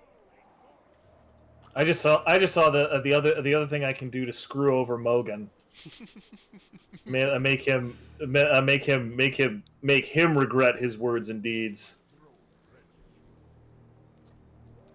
Oh dear. Yeah, because like.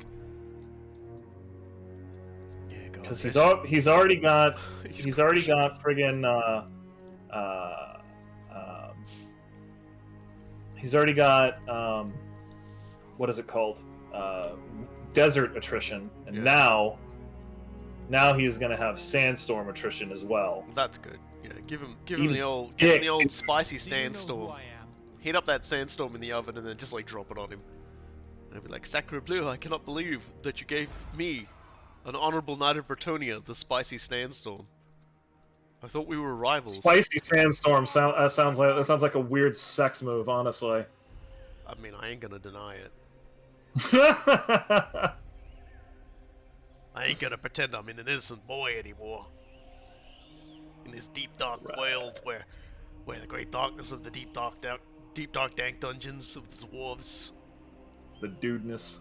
Exactly. Tried and tested. Okay, so Because I know once I kick that war off, Okri's not gonna be ready.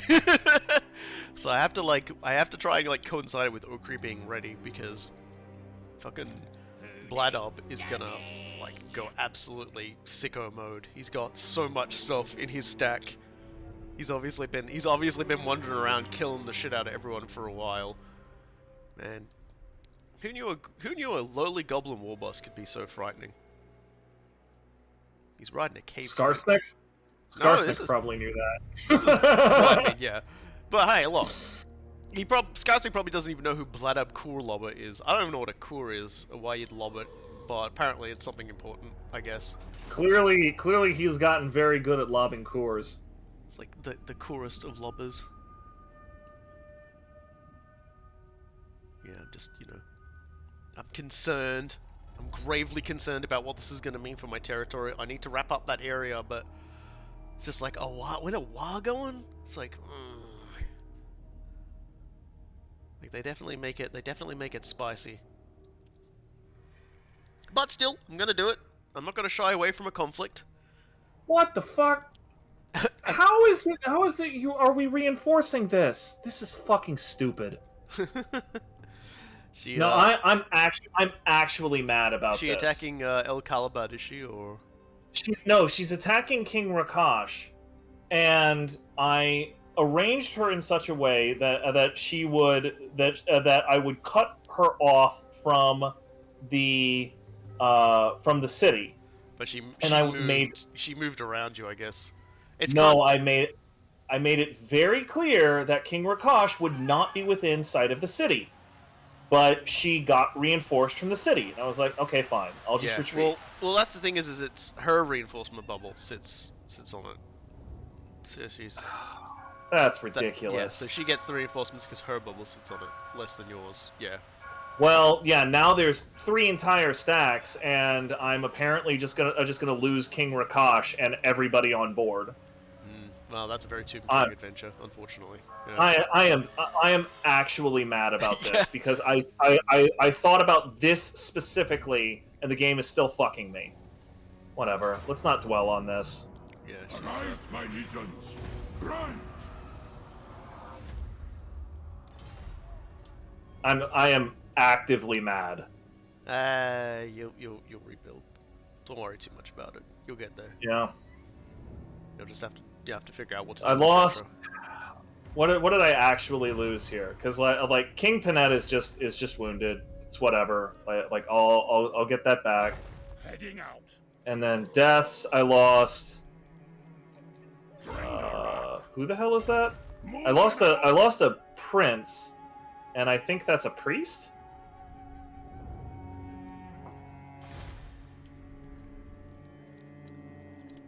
Let's just double check a few things around here.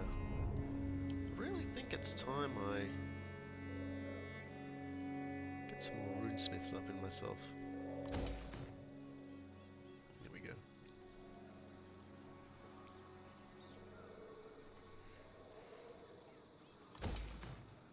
There we go. Anyone else to reinforce? Rebuild? No. Just gotta get ready for the murder time, fun time to start. How many? It's like another 3 turns before this stack can actually move. My anger burns bright. 4 turns till it can move.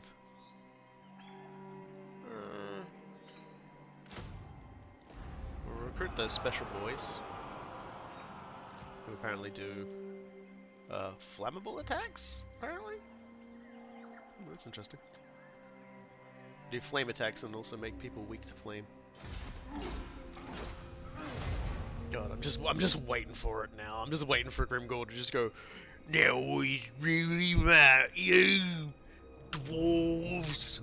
Say my name, because I don't remember it. Say my name! Say my name! God.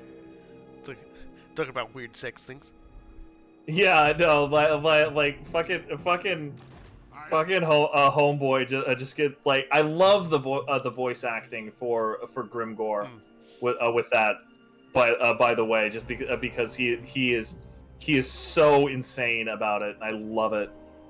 As much as I love Grimgor, I think Grom is like forever my favorite character, just because of what they did with him for the trailers, where they basically just like had him step out like a fucking Mad Max villain. Like they fully made him look like a Mad Max villain. Just so ridiculous and so amazing, and then little Niblet dabbed, and I was just like, fuck. It's like don't think I didn't see you, Creative Assembly animators, making that little goblin dab. The only character I would ever allow to get away with dabbing in Warhammer Fantasy is Niblet, so it's okay. But it was just like, You didn't fool me. Yeah, it was just like I saw that, and I was just like, God damn it, God damn it, guys, why'd you do that? All right, let's see if Settra's unit can crack this nut. It was such a good he trailer. can. They just ran away. Because Eltarian's just like, I'm Elven Batman, and I'm really, really mad about Grom. Where is he? And then like Grom's just like, I'm really big, baby. I'm here to eat all the sandwiches. Payback time. The beatings will continue until morale dissipates and the peasantry are dispersed.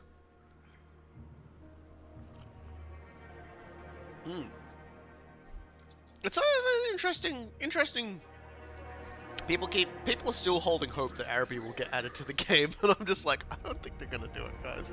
I don't think Araby's gonna get added. I don't think they want to do Arabian Nights 1001 Arabian Nights just yet. You know, like, I don't know. Like, you know, like, it's like I said last time, it's like the people who hold out hope that there's just gonna be a Nagash faction, and I don't want a Nagash faction. I don't really, like, it's obviously just me projecting my selfishness, but it's just like, I don't really care about Araby. Like, they've got some cool stuff in lore, I guess, like, their Dreadfleet thing was kind of cool. It was like a dude had a ship that was, like, empowered by 2 Jinn he'd captured. That was cool. But it was like, What do you want? I don't really give a heck about seeing them fight on the battlefield. I don't know. Like, if Creative Assembly, like, did it, I'd probably be like, oh, okay, that actually looks really cool. I'm super interested now, but I just, yeah, like, as it is at the moment, they don't really do much for me. It's kind of like Nippon. A lot of people are like, oh my god, they're adding Cathay, maybe they'll add Nippon. I'm like, look, alright, there's nobody here who is a bigger Sengoku weeb than I am, okay? I'm just gonna put that out there, like, we've all watched the Neo Let's Play. And if you haven't, I slowly raise the gun. We've all watched the Neo Let's Play entirely, multiple times. From front to back. And liked it. Anyway, and so, like, everyone knows that, like, when I talk about that sort of time period and everything like that, like, and the folklore and everything like that, like, my eyes start to, like, bulge out of my skull. I'm, like, having a real great time. I've got this giant Richter smile carved onto my face. I'm in my happy place. And it's like, there's absolutely no way that any Nippon thing is coming for a very long time, because they've got, like, probably a paragraph in Warhammer lore. Yeah, I was gonna say, Japan like, that's style really Dark the Souls. big... Yeah, although to call it the Japan-style Dark Souls, I think is a bit of a discredit to both Dark Souls and Neo, because Neo goes enough in its own direction. It's honestly kind of like a middle meeting point between, like, Ninja Gaiden and Dark Souls, I think. It's probably the safer way to put it. It's kind of like when everyone was talking about that new, like, Final Fantasy game that's coming out, being made by Team Ninja, who made Neo, and it's like, I'm going to kill chaos. You know, like, it just looks so stupid and silly. I watched the gameplay of it and I went, hold on a second, this is just Final Fantasy Neo. Like, I'm probably going to play it now. It looks like Final Fantasy Neo. I didn't bother getting it on the beta because I don't have a PlayStation 5. And I can't be asked plugging my PlayStation 4 in right now. Yeah. Consoles have a lot of overhead. Yeah. Like that... I don't know. It's like to me the entire thing is a little bit like VR in that it's kind of weird because like having being able to play a console almost feels like having a privilege box, just because it implies that you have the better part of an entire room to devote to gaming and a you know, either family or roommates or something like that will tolerate you monopolizing that space for multiple hours at a time. Yeah, I got a good setup here, but it's just like, since I got my new internet, I'd have to go in and, like, turn on the PlayStation 4 and fuck around in it and, like, and put all the network settings in. I've just not bothered because I don't really feel like playing anything. Yeah. Let's see. Blimlin can now actually start taking on some, I'll go scouting. Just increase the chance I'll get some, like, magical items for him. All these buildings to upgrade.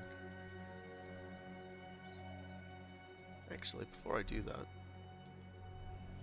let's... It's like one more unit I need to purchase, I think.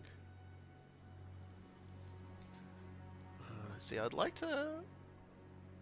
The Rangers get a bonus? Because it kind of looks like the Rangers are getting a ranged bonus. Missile strength ranged bonus.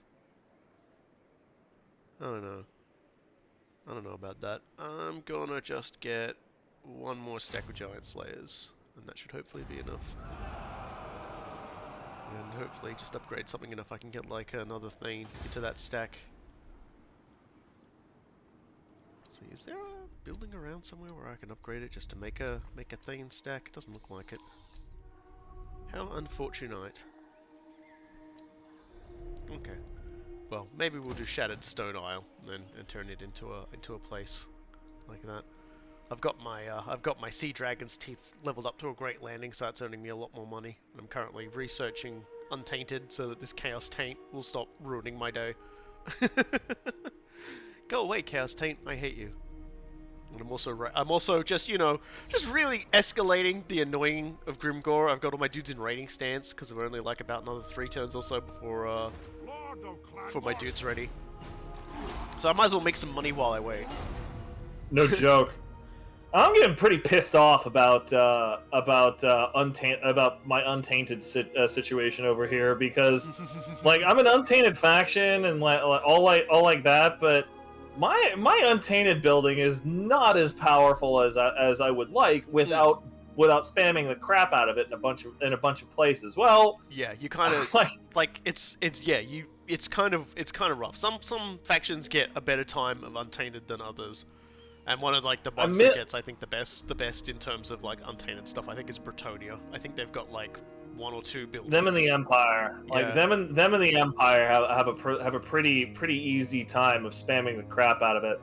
And it's a relatively minor building that I can get untainted osmosis on. So on one level you shouldn't be complaining, but by the same token, I care a lot more about building individual military buildings than a lot of other factions, so it still hurts a lot. Yeah, one of the nice things about Bretonia is generally because they're a fairly stable faction in terms of like in lore, in terms of there isn't a tremendous amount of infighting in Bretonia. Like disputes are usually just settled through honorable like jousting tournaments and stuff like that. Right. So it's sort of reflected in how their buildings have not just bonuses for that region, but also adjacent regions as well. So it's actually really easy to stack Untainted and Public Order.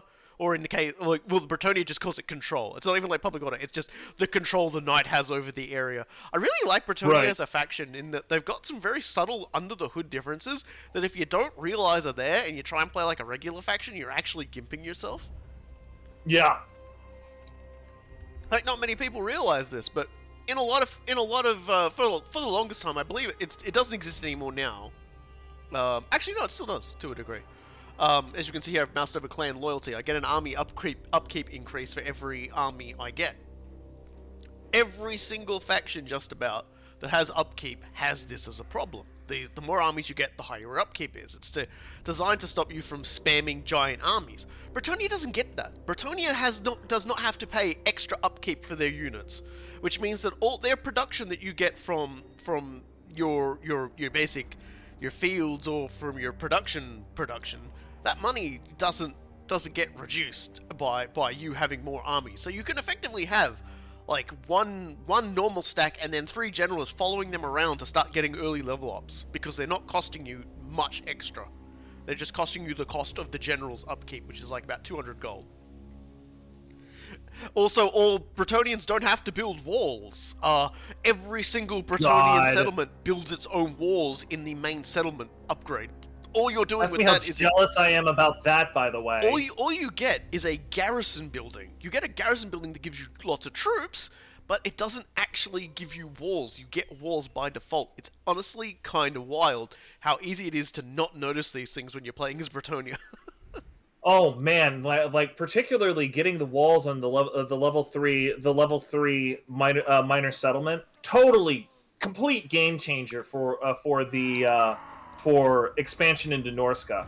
Like every faction has tons of problems with that. It's a complete nightmare, except for Bretonia, because they just go up there. They spam their growth building. They get their level 3, and then that's it. Like they no longer have to worry about it at all. Yeah, like they're the only ones who can take and hold Norska without problems, including the fact that they can research an immunity to attrition in the Norskan regions. Like they can get straight up immunity to like the general northern regions attrition, which everybody else has to deal with. It's hilarious how wonderfully smooth the Bretonian experience is, and that's all to balance out the fact that generally speaking you're garbage at sieges. And you're, like, Bretonnia, you're one of those factions, you're definitely just gonna want to, like, starve your opponents out with a good old-fashioned siege. Like, because you're not gonna get most of your army over the walls, because they're all on horses. Yeah, and the ones that aren't on horses are fucking garbage. Yeah. Yeah, so you basically just wanna either like force them to sally out to face you on the open field, or just camp them in their base until they die. Trebuchets are cool. Their trebuchets are actually kind of fun. You can get a trebuchet version that doesn't do damage to your own troops, which is broken in terms of artillery, but again, they kind of need it. Yeah, pretty good. Like, by the end of the game, all Bretonnian stacks essentially look the same. You'll have a mixture of, like, Grail Knights, Grail Guardians, Blessed Trebuchets, a few Bowmen, and some flying units to go along with your Lord, Damsel, and possibly 2 Paladins. And then, or in the case of, Rapans, it's just Henry Le Massif eating everybody. God bless that absolute big chunk man. Oh my god, that guy is an absolute unit, a total unit. Like I love, like, you know, we're wiping her out, but I love Rapunzel de Lyonesse. Like, she really is. She's I would have absolutely let her live if she wasn't geared towards entirely like removing you from existence. And she hadn't thrown hands. If she would have just like gotten distracted by like, I don't know, the Vampire Coast pirates. Like, if she would have just been like, you know what, I'm just gonna go do something completely different. I would have been like, you know what, fine, live and let live. I've got bigger problems to deal with. Now she's coming after me, and I know she's going to continue coming after me, so I can't do anything but take her out. Yeah, it is both inevitable and tragic. How I gotta take her out. Like I don't want to do it, but she's gonna make me. You're just trembling there with like an Ushabti bow trembling in your arms, this gigantic bow just pointing it at her, and she just looks up and she goes, "Do it, you pussy." An old Yeller moment, this ain't. It's like, come on, just do it. She's like fucking Arnold Schwarzenegger in like Predator, just lying in the mud as you like a skeleton emerges from a river. What are you waiting for? Just do it.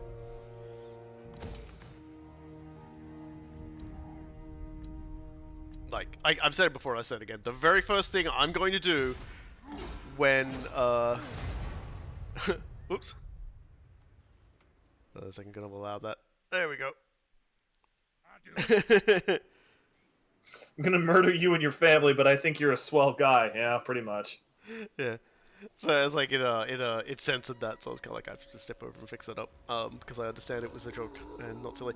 What was I gonna say? Like, but yeah, like when they do release, like when Total War Warhammer 3 comes out, it's gonna be like Total War Warhammer 2 is. There's only going to be the general area of the initial campaign, and it'll probably take some months before they manage to release the full campaign map, which like will be like Mortal Empires on crack. So auto resolving. So it's like. Yeah. But the first thing I'm going to, yeah, it's all right. I saw Automod did it. Like you know, Automod is kind of funny like that. But I'm going to start with Rapunzel de Lyonesse down in the Southlands. I'm going to wipe out every undead creature in the Southlands, and then I'm going to go north. Rapunzel is just going to go north, and she's going to go into the Chaos Wastes, and she's going to beat up every single Chaos God. She's just going to wreck every single Chaos God in the game. Like, you know, she's gonna beat up their champions. She's just gonna smash them all into tiny little pieces, and she's gonna do all of the weird assault the location scenarios that they're gonna have in there, because that's the thing. Like, you know, you basically go into the Chaos Wastes and assault like key locations to try and weaken the strength of the Chaos Gods. God, I can't friggin' wait. And they've said every faction will be able to do those fights, because even Scarbrand will have a reason to fight in the Khorne one. It's not so much to weaken Khorne, but to, like, you know, empower himself by defeating another one of Khorne's other champions, sort of thing. Right. So it's like even Chaos Demons will be fighting one another in those sorts of scenarios, and there'll be one for like fighting against Kislev or fighting against Cathay, and I probably won't do those because all I'm interested in is just slapping the shit out of the Chaos Gods with the coolest Bretonnian lady that ever existed. I would be incredibly here for She's that. happy ending Joan of Arc. I don't know how anyone could hate really that. Is. Like, if you do, there is something wrong with you. If Joan of Arc had a happy ending, it's her, and it's just like that's incredible. They That made is her a duke. absolutely incredible. The Bretonians made her a duke, not a duchess, a duke. They basically just went, no, she's a duke. She's a duke. Like as per the rules of like Bretonia, if you're like a peasant and you're made a knight, like your children aren't recognized as knights. So if Rapans did have any children, they would still be peasants. Like that's the rules in Bretonia. But they didn't just say, oh look, like we can marry you to a duke, or just like, no, you're the Duke of Lyonesse now. You're like the duke. You are in charge of Lyonesse. You are the boss. It's the coolest thing. You done well, earned it by might and by right. Yeah, like she shamed like the entirety of Bretonia. It's fighting. Also, Oathstone's at 69 again. Nice.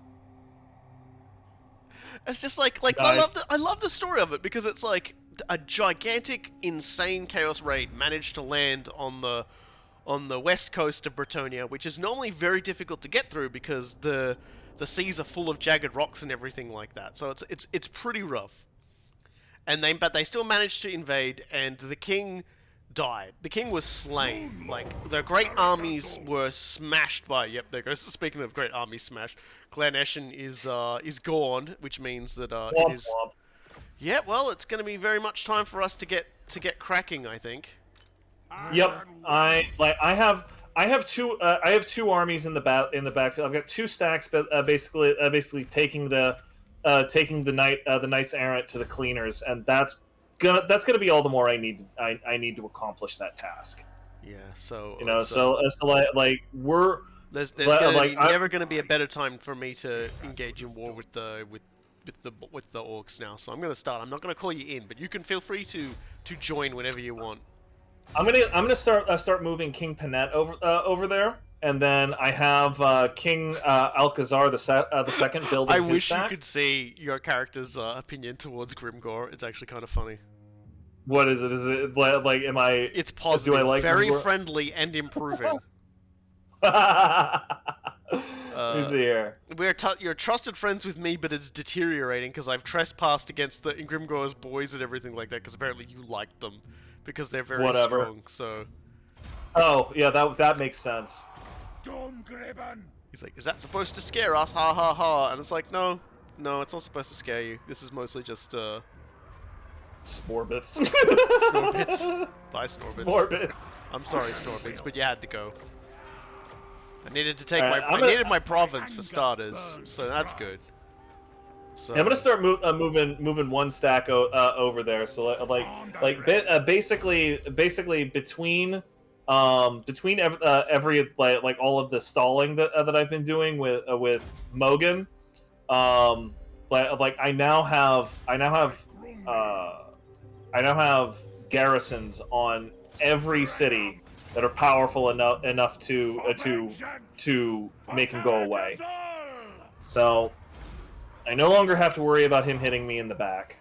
I'm gonna get one of my boys moving over towards Misty Mountain. It's gonna take a number of turns for me to get there. I've acquired one of the tongs now. The tongs are Thungi's Tongs of the Runesmith, and what that will do for my entire faction is boost the melee attack for miners and longbeards with great weapons, give sundering attacks for miners and longbeards with great weapons, and all shared cooldowns will be minus 15% for rune magic. So the right half of the tongs are at Kazakh Asgal, which is actually on the list of very immediate targets. So those tongs will actually be eminently reachable. So that'll buff Longbeards up pretty effectively, so we'll definitely be looking at that. Thorek now has a shared cooldown minus 10 for all rune magic, so all rune magic will come out nice and quick. Doom Dwarf got his Cinder Blast shell while you were talking about mods and stuff as well, so now he can just cause a fire explosion magic missile on enemies, so that's always nice. And thick continues to thicken. So yeah, so we're gonna... All ways are best. Bosses 3. Yeah, it wasn't exactly a hard fought fight for that one. Oh, I'm just gonna until I can get like a special unit up there. I'm just gonna do that. So I may even just upgrade the walls here, because I suspect the orcs are going to start coming for me. So next turn I'm going to move Okri, Burdick, just to the pinnacle here, just below Shattered Point, Shattered Cove, and just see what I can get away with there. So Vragni, Old Frowner, yeah, we want you to get the. Actually, no, we want you to get your armor up. Thought I was playing Beastman for a second there. I slipped into old habits. Charge, Beastmen, charge! Just auto-resolve everything because nothing can even think about stopping you. So I have the Master Rune of Gromroll. That'll be nice for one of my dudes. Let's get some banners too.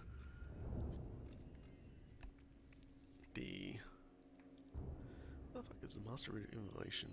Yeah, that's right. The Master Rune of Immolation is just where, like, when the enemies get to your unit, you can, like, blow that unit up.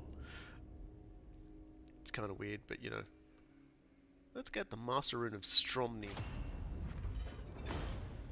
Put that on one of my units as well. And, yeah, Flaxen's Rune of Seeking. Definitely want to get that.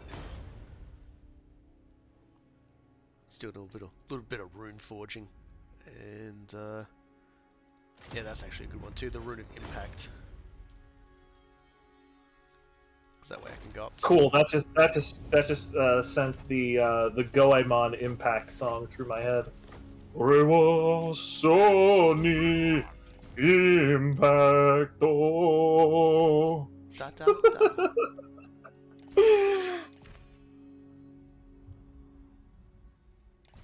Yeah, so get some homing projectiles on the boy. And also get him armor and charge power, so that'll be good. Do I have a talisman? No, and I can't forge one because I've used up all of my bonuses on other stuff. So that's it really. Can I? Vragniel Frounder, yep, we'll give you the Rune of Impact as well, because that'll serve you well. And it's not on Doom Dwarf, but on Dick. You can get the last one. Dick has no followers. I'm actually kind of upset by that. I like how when you get the pastures, chain with the Tomb Kings, it just turns into an oasis. Like fuck it, whatever. Mm-hmm. Yeah. Yeah, no, it's they don't really need meat, but having a nice oasis is great for cultivation and trade. What is this food thing you talk about, mortal? I keep thinking now when I say cultivation, I'm just thinking about that goddamn the game. All right, I am gonna start trumping my way up towards you. And you know, I've been talking actually about like a few things as sort of incidental sort of thing. Has anyone been keeping up with Dragon Ball Super? I wonder. Have you been keeping up with Dragon Ball Super? I have not, unfortunely. Because I didn't. What too interested with it. What is the arc at this point? The arc? Well, it's called the Granola arc right now. And it's gonna be getting a movie made about it. And because it's about this guy named Granola, and he was part of a people who were wiped out by Frieza and the Saiyans when like Vegeta and Goku were like babies, so they had nothing to do with it. But he's the last one left, and like for a long time he's kind of like just drifting, you know, like in the remains of his like homeland that's become like a settlement for like a bunch of people who lost their own home world. So like he's kind of like one of like the last of his kind. And he ends up wishing on Dragon Balls to shorten his own lifespan in order to get ultimate power. So that he can beat Frieza, because originally it was like, well, his life was worthless because Frieza was dead. And here's Frieza's alive again. He's like, well, I have to kill Frieza. I have to get payback for my people. And so some people that he'd been working for who are actually involved in the death of his planet were like, well, fuck, we can't have him actually going and fighting Frieza. That's going to fuck our plans up. And so they hear about the guys who beat Frieza and sort of trick them into going to the place to deal with it. And because they're Saiyans, he's like, well, I'm going to fucking kill these guys. So that's how the arc's been going at the moment. I realized with the latest one, it's not actually the Granola arc. It's actually Vegeta's arc. Oh, like that. That's what that like historically that's always been the arc that like the setting really needed. It's But it's been it really never came. yeah, it never Well, it came. never Well, came because.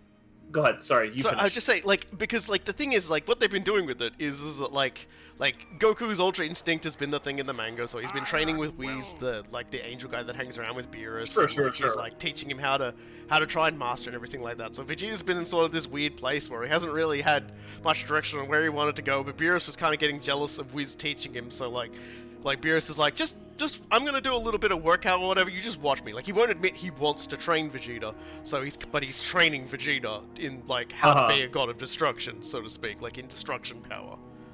Which might sound really stupid, but, like, he has, I initially hated the entire concept of Beerus and Whis, because Beerus is just, like, the superpower guy that can destroy everything, so the plot has to contrive, like, him out of the way. Because, like... And does constantly, to the point where I think they do it as a joke now, which is probably the best. Do it as a joke. Yeah, which is the best way to play it.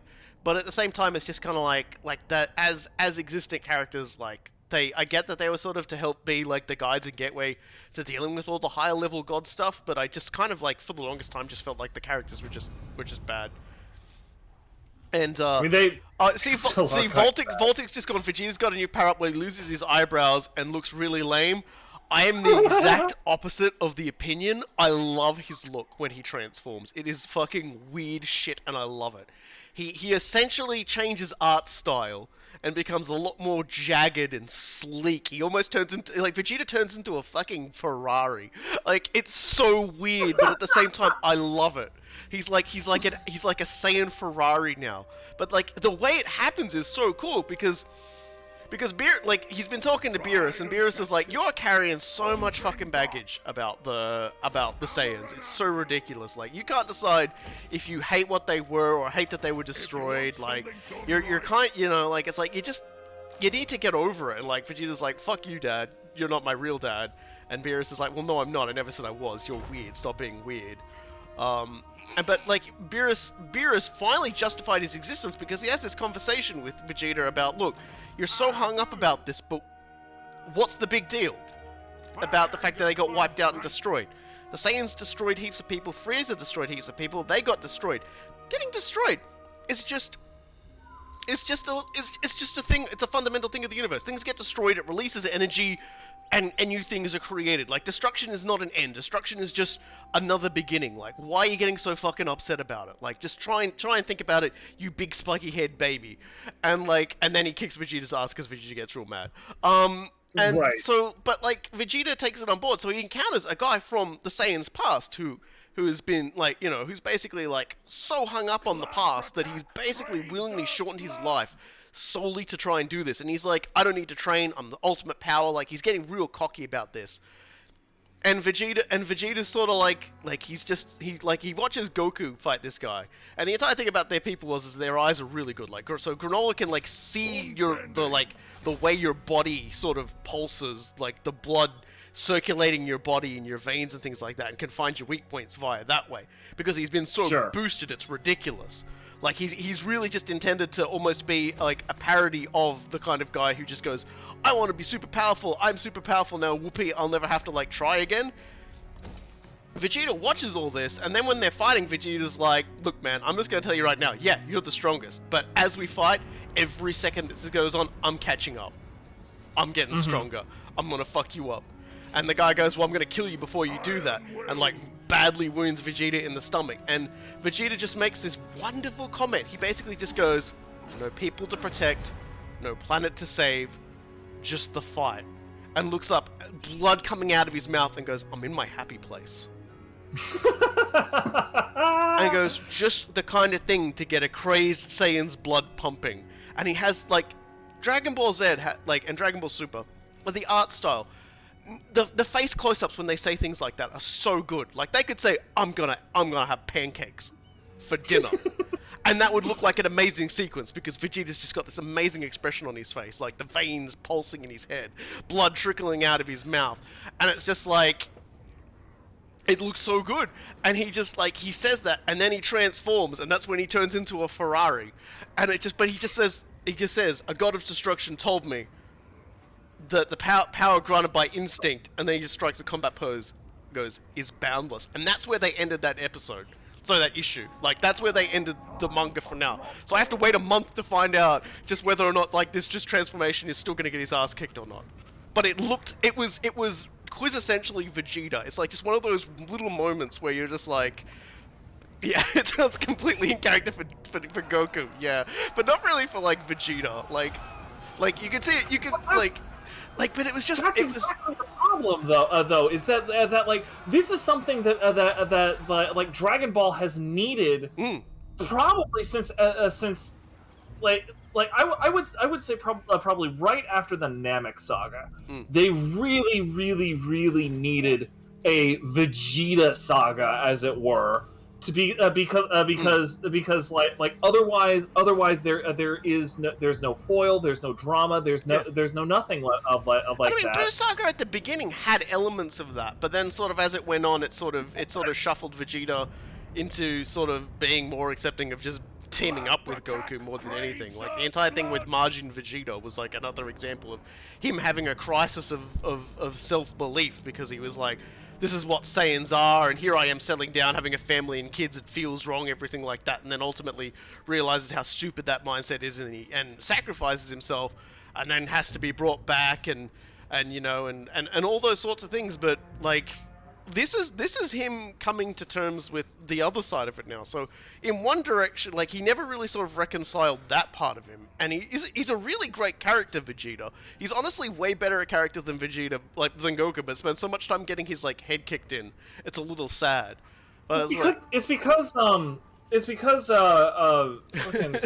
I'm forgetting his last name. Like I'm sorry. Like fucking Dragon Ball Z's creator always goes over with Akira. Yeah, I always like I hear Akira and I go to Kurosawa, who is, you know, the illustrious director.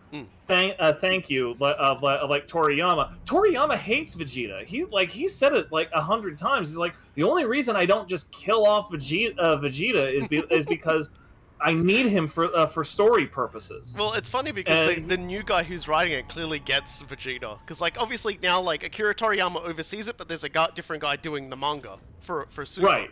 And he gets Vegeta. He actually gets Goku really well too. Like, he totally understands Goku's faults and failings and everything like that, and also uses Whis and Beerus in a way that doesn't make me want to like close the book and like throw it in the ocean. Like, so generally speaking, it's nice to say Dragon Ball is in good hands.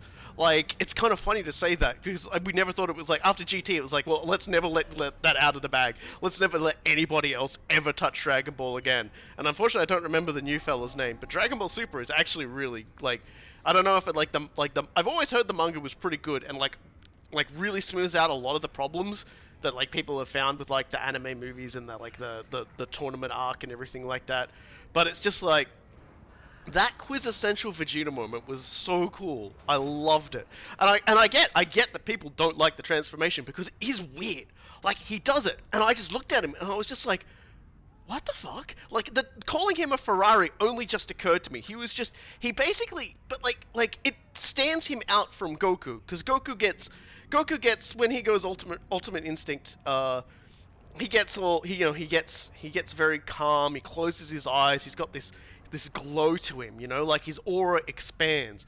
Whereas Vegeta doesn't have, like, too much of an aura. He's got spikes, he's got edges, his lines are more defined. It's almost like he became a thing that stands out inside the setting, like something that just pops now. And I love it. Like, it's so funny to say, but I love that Vegeta is a Ferrari right now. I just hope it's not, like, doesn't immediately, like, peel out into a cloud of dust, and then, like, the dust clears and he's dead on the ground, like, that sort of thing. I'm just kind of hoping this isn't the setup for Vegeta to just eat shit. Will be tested. I mean, if Toriyama was still rolling, like, that's what this would be, honestly. Because Toriyama has said it on 100 different times. He just does not like Vegeta. He doesn't like his character, and he would have just as soon killed off Vegeta shortly after Nappa. But for better or for worse, the entire setting needed and still needs Vegeta, and it's so it's probably one of the best things for it that he's finally getting an arc of his own. God, yeah. So I got 2 stacks of orcs. Bogrub Spearchucker, which is a very unfortunate name, who is and Bladab Coolobber, who is. I think these 2 guys are actually the ones you get from research. I think where you get a special thing. So I'm just hopping Okri into ambush because you can scam the hell out of Orc War stacks with ambush, but it's a question of whether or not he'll survive. And I'm gonna venture to guess the answer is no. I'm just gonna right. Does he have lightning strike? Because you can also scam the shit out of him. Yeah, he does not have lightning strike. He's only like level 3, so he's not gonna. All right, yeah, that's unfortunate. Much. So I'm gonna start constructing him some backup. I'm probably only about half a dozen turns away from finishing my business on this side and completely turning my attention towards the orcs. Because I'm not even gonna subjugate the last Tomb King. I'm just gonna vassalize them. It's fine. I'm just gonna work them into being a military alliance. They'll eventually be my vassal, and honestly, we'll just go from there because it'll take another 20-ish turns for me to properly subjugate them, and it's just I just don't care. I don't care enough about their area. They make a fine buffer zone against the fucking elves anyway. Yeah, I may have to accept there's gonna be some bloodletting up here. I may be in trouble. I didn't expect there was gonna be 2 stacks. I just gotta hope I manage to get the ambush on 1, and then when the second one comes in on attack, I can run. Mm-hmm. But we'll see how it goes. They are pretty big stacks. I may have to I may have to turn Mordem around, but he's quite a way away, so this could be bad. I just assumed it was just 1 stack there, not 2. That was my Jim. Mistake. I think you've hit the nail on the head there. Goku always needed somebody to push him harder, and for the longest time, Vegeta was the only person who was going to do that because it sure as hell wasn't going to be Piccolo, and that was the only person through the Buu saga who even came close to that. And then basically after Whis and Beerus showed up, it kind of sort of started to be Beerus maybe, but that was also really awkward, right? Because if we want to say it's Beerus, then what trajectory does that put Goku on? Being a god of destruction? Because they actually explored that with the Tournament of Power. It was just it's very clear that Goku can't do that job. No, he's that's the core of Goku's character is he doesn't have the killer instinct. He doesn't have the destruction instinct. For him, it's he loves to fight, but for him it's not about winning or killing. It's for him fighting is just how he grows as a human being. It's how he interacts. It's how he knows people. I mean, he basically was raised by a martial arts teacher. So the language that he got from his grandfather Gohan was essentially the language of fighting. Which I again I think is it's something that's often forgotten and understated is the fact that's the language he grew up with. It's in his blood. He's just really he's dumb as a brick, and his decision-making process is definitely probably not the wisest or the smartest. And in fact, the arc before the current one, he nearly costs humanity the Earth because he wouldn't finish off an opponent until he absolutely had no other choice but to do so. He still tried to do that. Hey, can we can we like try and get along, please? And like Vegeta goes, like Vegeta and him basically have a conversation where Vegeta goes, he's not going to do it, man. You have to do this. And Goku's like, I know, but I still have to try. Like, I can't just kill a person. Like, that's not me, you know. Okay, so ambush failed. So I'm going to run away. Definitely a good idea. My blood sugar's going low again. Yeah, I'm gonna be back in just a second. Yeah, no worries. Yeah, because Excuse me, Chip. Thank you, buddy. oh wow, I didn't realize I had that many of those on there I didn't need. Oh god. Well, at least the other one didn't follow up. Looks like the other one's actually going to head towards my my other territory, so I'm going to have to swing my boys around on that one. You reflect the fate of all who tread dark. Yeah. No, bye. Yeah, that could have gone a lot worse, but he's definitely got a stack that's going to like be ooey. Gone. I don't really want any of that. Yeah, so I gotta raid his areas as part of like revenge. So like, what's in his stack? I'm gonna vomit. Don't know what's in that stack aside from the fact it's got 21 units out of 20 in it. I'm sorry, what? Game? Excuse me? Right off. If you say so, Gidley. Okay. Lord of Clan Morgrim. Let's see what My shit. anger I need to like engage the ultimate cowardice tricks. I need to engage my super coward protocol. Okay, Mortem, you need very quickly to get back up to. Oh, jeez. Okay, so there's already a guy over there. His name is Warg. So it looks like I'm gonna be like land trading a little with Grimgor. I had thought he was a little bit more in a fight with everybody else. He obviously just has enough resources that he can like fuck up everybody and everything. So I'm gonna have to like move as quick as I can on this one. Because yeah, he's building up another dude over here, so I'm gonna have to take him out. Thick. So Thick could have physical resistance boosting, causes flammable attacks for Iron Drakes and Miners. No. Wanderers, Snipe first. No.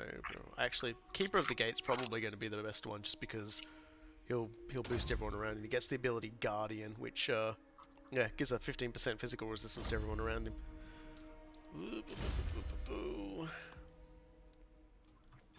Yeah, we're gonna be getting ourselves into a little bit of trouble here. I think Nagashazar. They're gonna beeline for Nagashazar with a stack that's gonna like flatten that.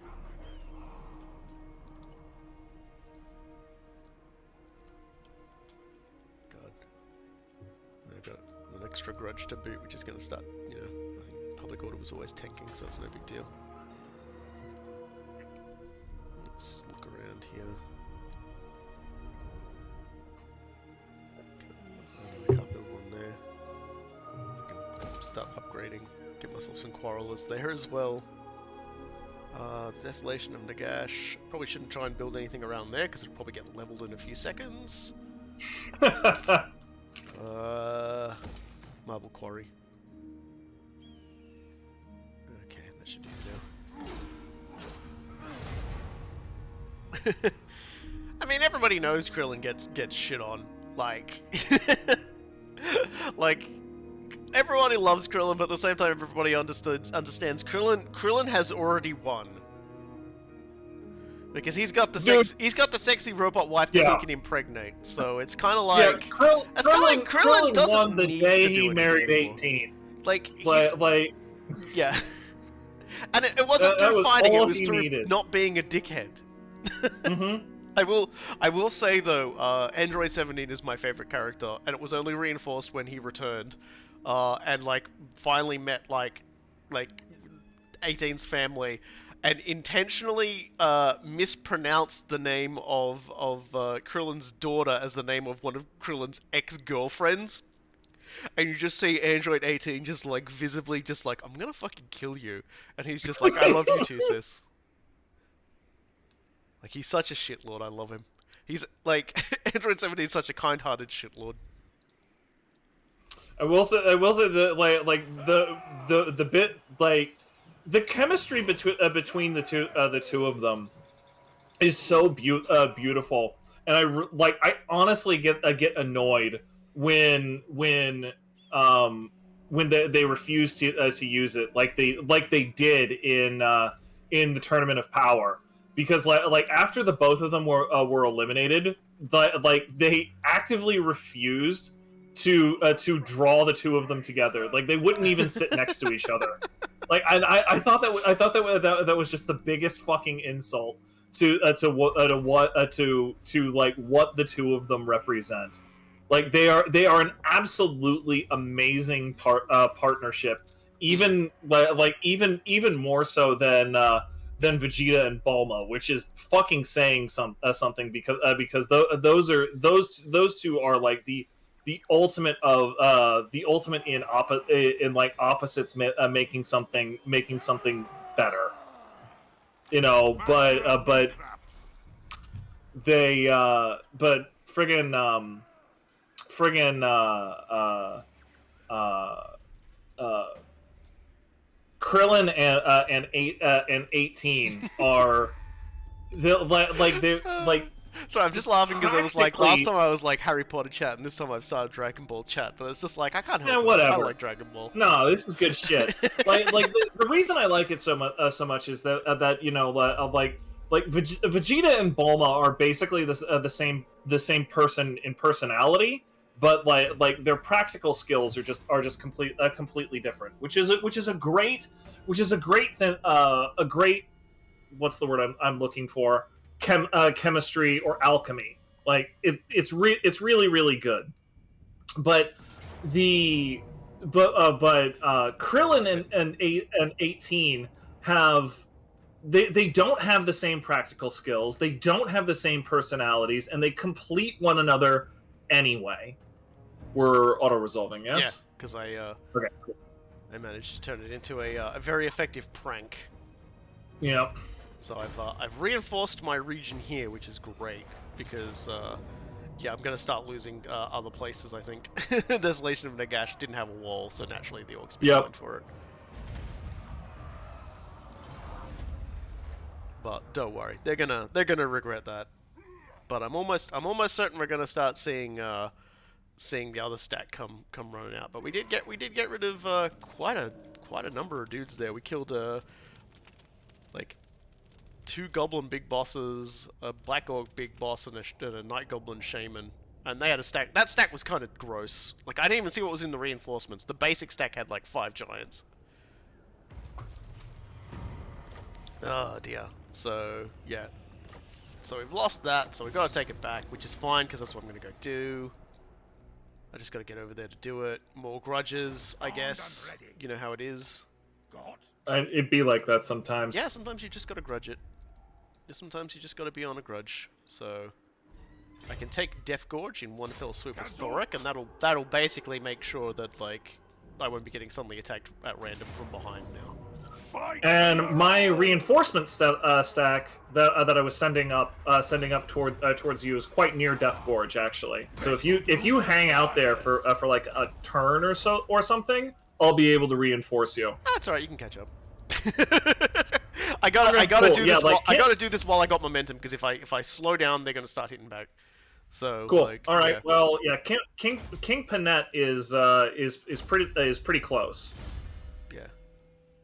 Like I can't afford to like slow down, because I know like they will All just good. start sneaking on my flanks.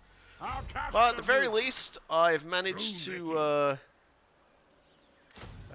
prank myself into a stronger position, which is nice.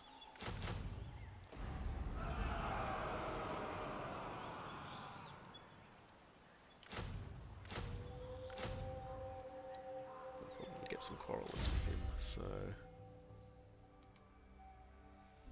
Blimlin continues, we just keep doing scouting just in case we can get some magical weapons. Got some banners of swiftness, that's kind of nice. So yeah, so Doom Dwarf is now at maximum shotgunnery. I've completely upgraded all his shotgunnery, so now I'm going to give him speed so he can run around and shoot things with his shotgun easier. Is there any building I can upgrade? Building up all these armies is like eating into my building funds, but it's like, whatever. Like, can't build anything if everything's getting knocked over. Oh, they took the Desolation of Nagash, not Nagashazar. That's weird. I'm guessing they're gonna head towards Misty Mountain next, so I might swing via Misty to protect it, while I send Thorek to Karak Asgal to get my second tongue, because then all my Longbeards will be choppier. Oh dear! See, this is when the combat kicks up. Now we've roused the Orc, the Urk, and the Groby. They're all coming at us, sassy and fat. I'm sure there's gonna be like a big Orc stack is gonna like flop out and attack Nagashazar. It's like gonna have a big War stack. I'm sure of it, because there was a second War stack and I don't know where he's gone. And like I'm currently just like waiting for my Longbeards to get their to get restored while Alric Proudbeard builds up his much weaker but equally necessary stack. Alright, let's get some more canopic jars, I guess. Okay, now we can kill. Yep. So No more friggin' Knights of the Flame. they're not going to go away this turn, but they now don't have a base. So well, that's good. Mogan is gonna need to suicide on something. Yes. Hopefully it's funny.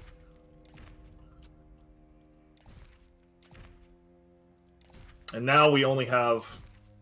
Oh no! Wait. Fuck. Did they?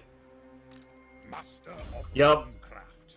Hang on. Is this what? No, that's not what I think it is. Cool. Rapun's only has Kofor left.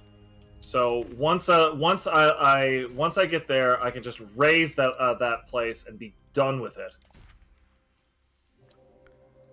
That would be quite a relief.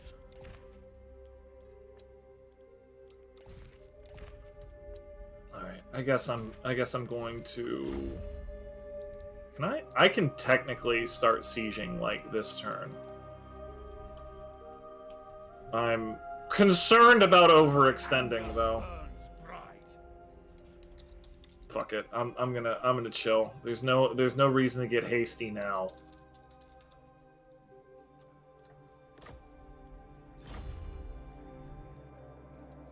Increase mobility, good. Then King Alcazar the second has only a couple more turns before he is ready. Tried and tested.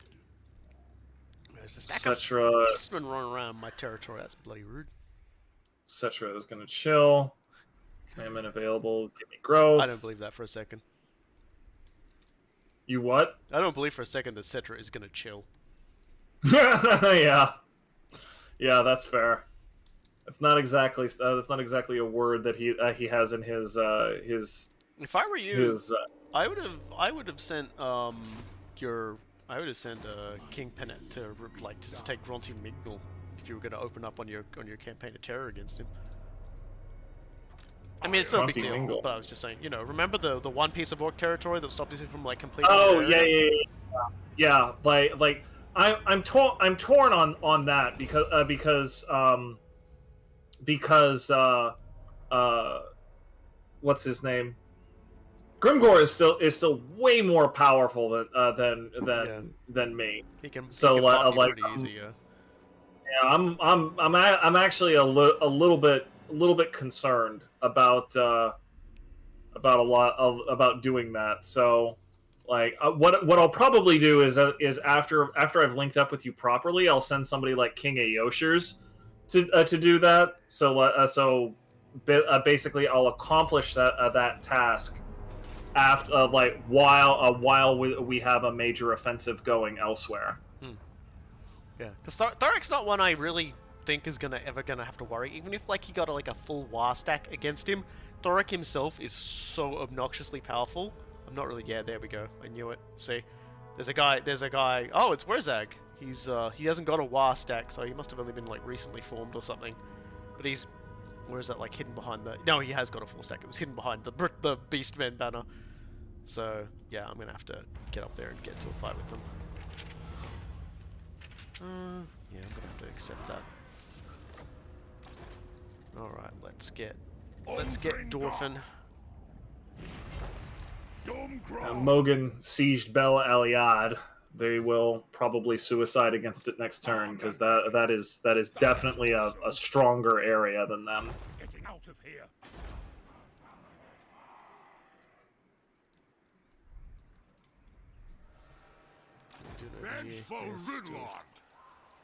Still replenishing. We should probably slide into a replenishment stance and produce 2 grudge bringers. Or grudge throwers, I should say. There we go, that's a relatively decent stack of dudes. I can send them together and start smashing on the counter-attack. No idea what's gonna happen next, but I'm sure it's gonna be very exciting. Very exciting indeed. Definitely gonna have to. If you want something done right. So what's Wurzag got? Wurzag's got a pretty alright stack, and his war stack is just garbage. It's like super amazeball garbage. Cold comfort. Not a single one named boat murdered. Yeah. I would say Warhammer Fantasy Dwarves are a little less insane than than Dwarf Fortress 12s as it is. They're more persnickety, but they're less flat out crazy. I am still laughing about that latest Krug Smash they put out. Like, I haven't seen that shit yet. Oh, it's just a short. It's like a one-time thing, just trying out some mods that add like prehistoric animals and stuff like that. And he sets up this human sacrifice machine that is so stupid, and his voice as he laughs as like these people willingly throw themselves to their deaths, like as he's like, I only need one, and then someone follows up and does it straight afterwards, and he's going, oh, and there's another one. Like his just amused, surprised joy at like these people just killing themselves is like so adorable. Like he's definitely got a wonderful voice for narrating a Dwarf Fortress, because it's like a guy just talking about like watching like a bunch of like children try and play with each other, only like they're not real, so you don't have to worry about what happens when they all violently murder each other.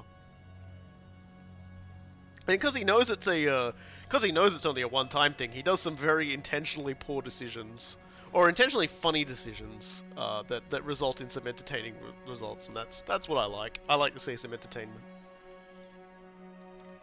Man, so how many? Vengeful Rune Lord. Yes, I just got 2 turns, and then that stack will be ready, and probably 2 turns before Okri has got his stack all healed up too, and then I'll send those 2 guys out together, and they'll start smashing. Yeah, where are you looking to push? Okay, so right now, like Thorek is gonna take Blightwater, which means he's gonna have to rescue or take Krad Tormund back from Wurzag, because Wurzag's there. Then he's gonna take Karak Asgal, and then he's just gonna push forward, because the next target is the Eastern Badlands, which is Karak 8 Peaks, Crooked Fang Fort, Valley of Sorrow, Dingo, Crackers. Meanwhile, Mordem Sour is going to head to take care of Warwick, who is currently causing problems in the Desolation of Nagash. And if he can take those 2 out, he can probably start looking at either the Plain of Bones or moving to reinforce around Karak 8 Peaks, because we're going to, like, the possibilities of getting attacked from a lot of different directions increase the more I'm pushing into that region. In the same time, while that goes on, I've got Okri Burdick and Mouse Darkbeard over here. They're going to move together, and they're going to move very carefully, and they're going to try and wrest all the Clan Eshin territory, like Noblar County, from the Orc hands, and then they're going to move on Plain of Bones. And then they're going to move on Wolflands. They're going to try and basically, I'm going to try and re-establish communications with the dwarves, because I don't know what the frick's going on up there. But what I do know is I need to rescue these suckers, because I just ordered the Dune kingdoms to basically attack Wurzag's old stomping grounds. I pointed them at Bitterstone Mine. Yep, sounds good. Because I don't like. I want them to get up there and start causing problems, but I don't want them to take a settlement that you end up wanting. Yeah, because I'm gonna need Dragonborn mines at the very least, Western Badlands I'm also going to try for, because that'll get me a port, like a small port, and then I can like take the next step up, and I think it's the port stronghold over there as well to the north. Like, it's basically I'm going to have to like sort of sweep up pretty cohesively. Speaking of Dune, is anyone going to see Dune when it comes out? I am not. That's not because I don't like Dune. I just don't really feel like it. Okay, so Warzak just ran, which is good. He's run back to Carrick Asgal, which is good because that's where I'm going. So I can slap him there. Then we talk. So those guys want military access. I'm gonna grant it to them because you've asked them to go up that way, so they can walk through my territory without causing a scene. Oh yeah, the Dune Kingdoms. Yeah, they'd been asking for it for a while, and I'd been refusing them, but now it's like, I'll do it. Yeah, now they actually have a reason for it. Yep. So I'm gonna move Thorek to Carrick Asgal. Only a little bit actually. I might move him up here, and I'm gonna put him in ambush stance. With a little luck, Warzag's gonna try and zip around me and attack either you or something else, and I'll catch him on the intercept because I've got a pretty good intercept. All right. You mean with Thorek? Yeah. So you can sort of see Thorek slipped into ambush. Like, basically, like, I'm going to, like, hopefully, because I think I've got a pretty good underway intercept on Thorek. I think that's one of his skills is he's pretty good at that. Let me just check we'll see, but like I might be able to get King Panette up to Thorek's position this turn. Yeah, well that's good too. Like if you and he like that would be perfect because that would more or less lure them out. Yeah. King Panette's stack is pretty tasty for a big Wa stack like that. Yep, I can dig that. I can dig that a lot. All right, so now I can start. Now I can just start spending my money because I pretty much spent all the money I want to spend for now. So I can just like go back to like spending on infrastructure. And if one of my armies gets killed, I'll just spend money on getting them back up again. The thing about Dune is it does like I've never been a big fan of it. Like I like the designs and everything like that, but I've just never really had a general interest in it. I did see a really funny tweet because I don't actually use Twitter. I just like follow people who like on like forums and stuff who post funny things they find on Twitter, and that's basically where I get the good feed out of Twitter. It's like basically I have somebody else do all the filtering for me, so the funny stuff I only get the funny stuff, and not everyone getting mad at one another. And so it's just this, but it's this account, and the dude always this dude always makes like intentionally like ridiculously bad takes of things to upset people. And like even his icon just looks like this really stupid looking dude. And apologies to that man if that is in fact your picture. But he made this amazing tweet which was like, I saw the latest Dune, just good mindless fun. Just turn your brain off and watch it. Like not every movie has to be Shakespeare after all. And I just thought someone's gonna buy it. Somebody's gonna bite down so hard they're gonna pierce both of their lips and the nose above it. They're gonna shatter their jaw biting down on that one, I think. Yeah. But it's like worth it. It's worth it. Like I've had people call me a dumb baby regarding Dune because of like I'm gonna be real. You get called a dumb baby by a lot of people a lot. I feel like you just like always seem to like walk into the lion's den of like people who like a certain something, and then you go, oh, no, yeah, that's all right, I guess. Yeah, and like that's basically my take on Dune. I like it well enough and everything, but by the same token, like I kind of hung up on this series when Paul Atreides' kids popped out of the womb at the mental age of 20. I was just sort of like, you know what? Didn't that happen at the end of Twilight as well? One of the kids comes out basically like super brain as like an actual like child, and then like one of the other characters like instantly falls in love with this super grown baby. Man. That cracks me up. Like people like. I think a lot of people forget that a lot of books are like 90% complete total garbage in a lot of these things, and then like you sort of your brain only remembers like the really good bits, because it's just like there are so many just like bits in a lot of like stories and fictional things like that where it's like it's like comic books and video games. It's like people always go on about and rightfully so, about sexual assault and other things like that used as a plot Sure, device. absolutely. In novels, in a lot of novels, in a lot of fiction, it's like, it's just there all the time, forever. Like, it just doesn't stop. It's just like an endless, like there was like, I remember a friend online talking about a book she read where like it was like Red War, but all the characters, instead of being like mice and stuff, they were all birds. A ridiculous amount of sexual assault going on in it, and it's like, and I'm just like, that's just like weird. It's because it's like they weren't even like, because they weren't like anthropomorphic. It wasn't like human bodied but with wing arms or anything. It was like literal like magpies being like psychos to one another, and like having their own like, you know. And this is like even before Game of Thrones, you know. So it was definitely inspired by Red War, but just going completely off on its own thing. It's just like, this is. Oh, Ready Player One has been brought up. Okay, so like I have never read Lord. Ready Player One. I've mentioned this before, but I've read. I've listened to a like, because like I said, like it's no surprise. I always say there's literally no surprise when I say, oh, look at that, he's come for Thorek. Check it out. He took the bait. So here's the real question though: do you want to fight this?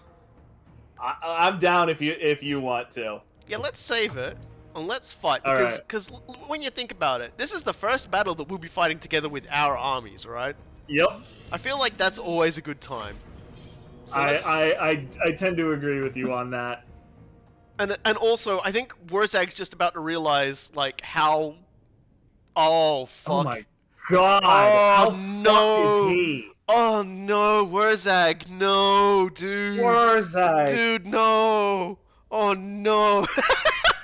For those wondering, where the yellow guys that get a choke point? Hey, give a dwarf a choke point and he will throttle you. He will choke the life out of you. Okay, so let's... God, this is gross. This is disgusting. Okay, so... one unit back here. Because I don't want to, like, encourage too much magical attacks. One unit back here. Because Wurzag can basically just like end your entire existence if he wants to. Oops. Which podcast did you listen to about Ready Player One? Yeah, sorry, it's called, I think it's like 372 pages we'll never get back. It's by the Rift Tracks fellas, who, you know, also did like Mystery Science Theater. And they do a lot of like commentaries about it, examinations of it, like skits involving like sort of just like making fun of some of the elements of it. It's just genuinely a good parody time, but it's just like the book is just like, and they also did Ready Player 2, by the way. Like they also did the sequel. Yeah. But it was like 375 words or whatever it is that we'll never get back. Was originally just like them reading Ready Player One, and it grew popular, so they kept it going. And they've read lots of different books, lots of different makers and things like that, and it was just. I'm generally a little bit nicer about specifically Ready Player One. Like I honestly feel like it, like I don't think it was a great book. Like I think it's a 6 out of 10 book, right? But I feel like it was little more than a love letter to this guy's childhood that got completely fucking out of hand. Like I don't think it was ever really intended to be, but like this huge cultural phenomenon like it ended up being. So you know when you go over that, and when you think of it from that perspective, and it's like, yeah, there's this incredibly awkward and kind of terrible fucking kid who you know, but like beats the evil, like the evil corporation or whatever, using using all of his nerd shit, you know, like that starts to make some more sense, like, and particularly if you were immersed in a lot of that stuff like I was, you know, like it's like, okay, somebody is writing to a very, very specific set of people, and I happen to be one of those people. So like, okay, Will, fine. Will you know, Wheaton reads the audio book. Yeah. Like they know who their market is, but it's just like Yeah, there's a and lot. I- There's and like there's so much and- stuff in it that's just kind of funny. Like just how yeah, how silly it is. and yeah, and like there's a lot of individual things in the book that are just stupid and don't make a whole lot of sense and are you just kind of have to just be like, yeah, all right, that's basically what a bunch of dumb nerdy teenagers think about. That's what they sound like. That's how that giant just took a grudge thrower rock directly in the face. So like again, I'm a little bit kinder to the first book. The thing is that you cannot excuse the other all of his the rest of his books like that. Ready Player 2 is a goddamn abortion. I've given this this long rant about how I am personally offended by the way he handles some of the technological things that he approaches in that book. But even just not talking about that, like even if you just ignore all of that, the characters don't even talk to each other, like basically at all.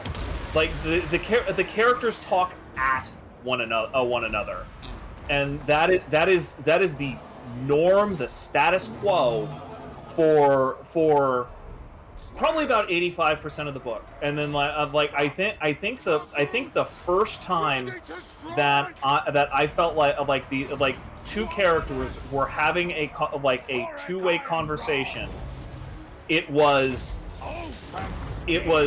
like in the third act, and it's just like what are you doing? That's not a book at that point. That's just like a series of unfortunate events. Only you're not Lemony Snicket, asshole. I'm already seeing victory is in our grasp. Yeah, they sort of hit my lines, and my lines definitely didn't fold. My lines definitely didn't budge. My lines definitely didn't care. The Tomb Prince is just running around in the background at this point. The near as I can tell, my Cladbrakak is like I get to just every 30 seconds just blow up everything. It's interesting. That Orc Borchardt. Oh, there's Blah. Yeah, an Orc Borchardt actually managed to break through my lines. Werzak died off screen. It's good. Lamau. Yep, Lamau his life. Also, don't worry about it. I have an entire line of skeletons that are there to back up your line.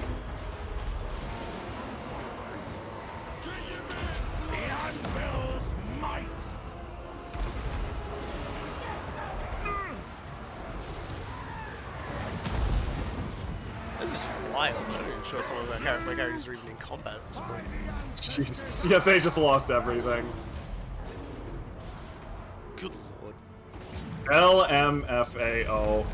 It's like Mr. Bones' wild ride. That wasn't even a ride. That was the queue.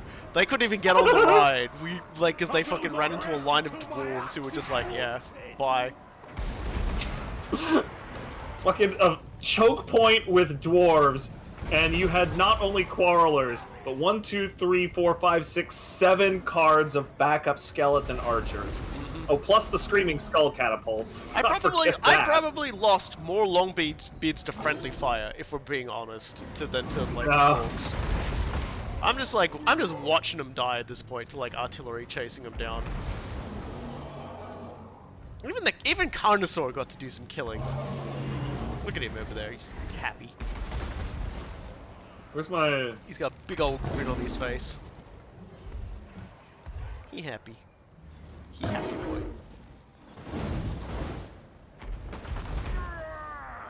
I like how I've got this Curse of Djaf character ability.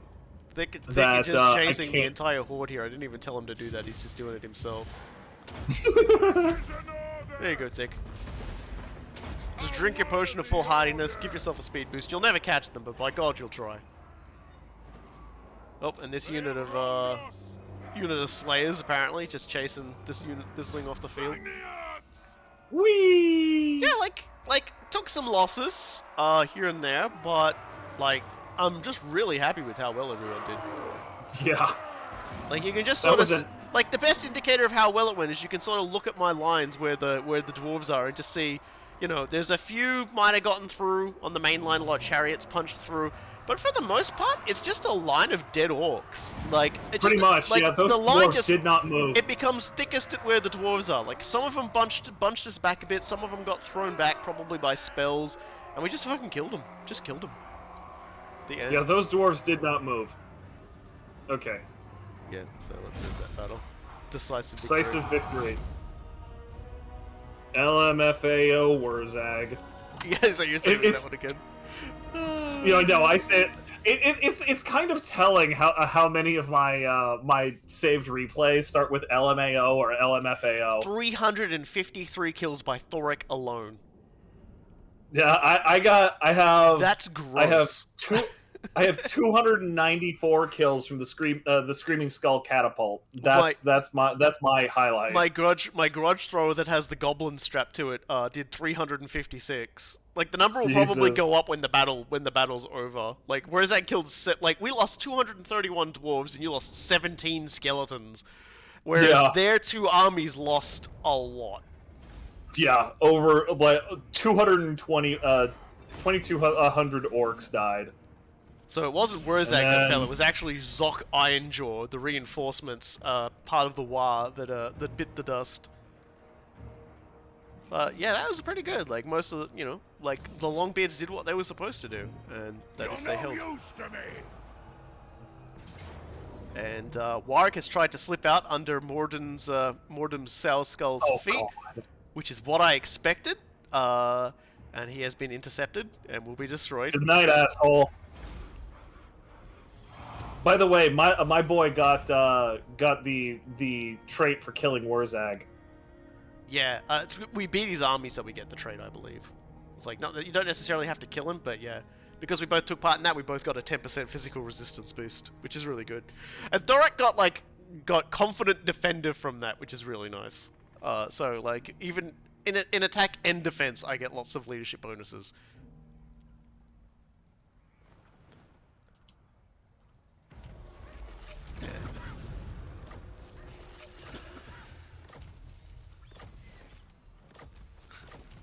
A lot of items out of that too.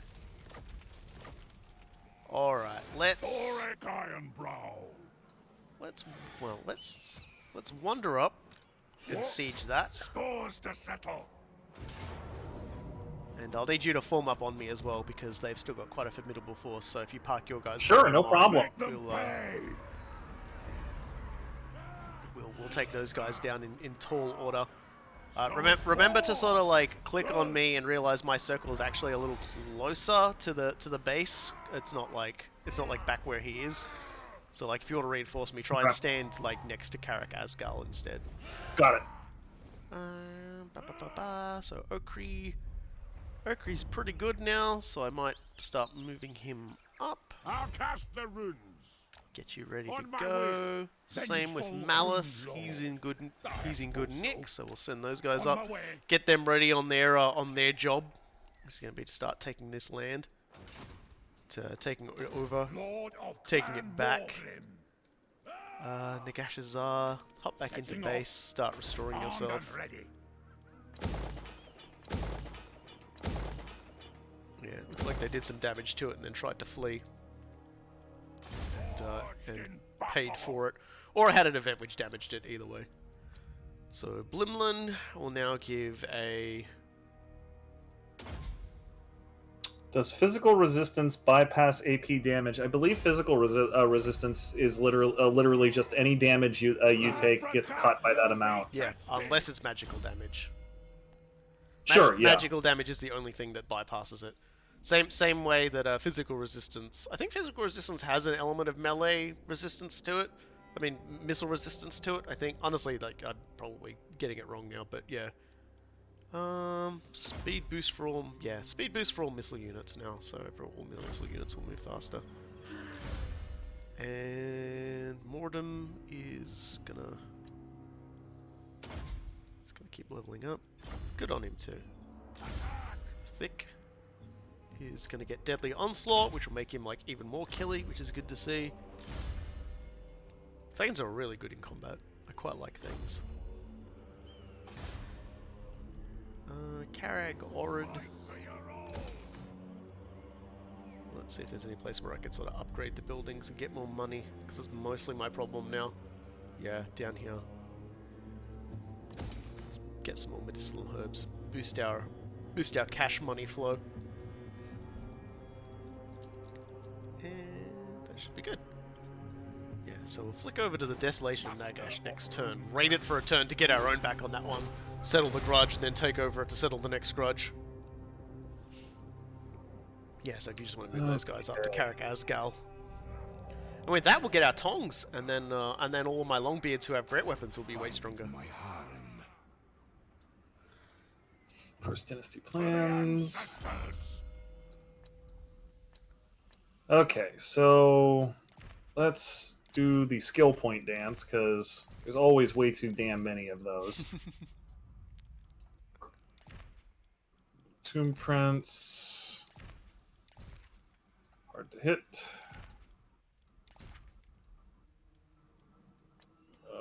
What did I just do? Okay, yeah. Alright.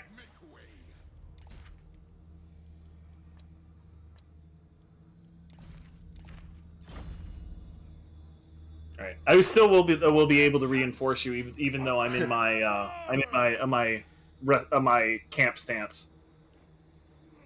Because I have done that about 1,000 times down on my end of the board.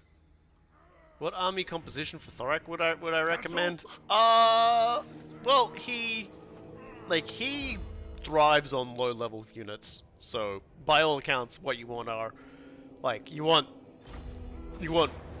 Sorry, hold on a second. This chick isn't worth fighting. Yeah, the army composition you want for Thorek is like dwarves generally work well with anything, but you really just want for starters anyway. You want to get quarrelers, so you want your crossbow boys, and you want grudge throwers. I'm not a big fan of the bolt throwers, so I don't tend to use them. But throughout the entire campaign, Thorek will continue to buff those two particular things. He starts with a place that sort of buffs longbeards. And I think he has a sort of a few bonuses related to it as well. But yeah, like generally speaking, he can make anything work, but in terms of range, you don't bother getting into guns or cannons. He doesn't care. In his army, at least. Aside from that, you can pretty much put in whatever you want. He will start developing bonuses to specific units. So like, again, like his bonuses from getting the Gears of War will continue to buff them. Like he gets, like the Gears of War is massive. Longbeards, you know, he buffs Longbeards a bit. And I'm pretty sure his tree buffs Longbeards as well. His skill tree. I'll take a look at that. Pretty sure up here he's got... Yeah. Where is it? No, it doesn't. Okay, never mind. Unless it's up here. No, okay. I could have sworn he had something somewhere that buffed him, but I guess not. So yeah, you can pretty much make anything work in the army so long as you're ranged. As long as your ranged units are quarrelers and like grudge throwers. Bolt throwers, you know, they can have their place, I guess, but I don't bother with them. But aside from that, yeah, it's just he can make anything work. You do get a building that like gives bonuses when recruiting longbeards, so longbeards aren't a bad choice. But you don't have to worry. You can start doing things like taking up into to Ironbreakers and Hammerers at some point as well, because he will inevitably have a good time with those. Just trying to see. There's the because all those are just like army abilities. There was something somewhere that added. I think it must be a rune. I was thinking of.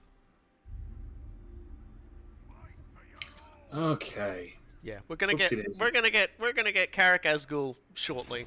I suspect Wurzag is gonna sally out and eat poo. We just fed him his own teeth. We're gonna feed him everybody else's teeth in a second as well. And with that, we'll have Karak Azgal, and we'll have the second Tong, which will lead to us getting the blessed pick of Grungni, which will allow us to make a unit unbreakable and invulnerable for 35 seconds, which is pretty nice. You can deploy that on a unit that's getting charged and basically nullify the entire charge, which is sick. And at present, my Very research is sick. mostly just, if you're wondering, just going towards getting untainted, because unfortunately Chaos is starting to get a bit sassy and corrupt all the areas, and taking untainted will help alleviate that somewhat.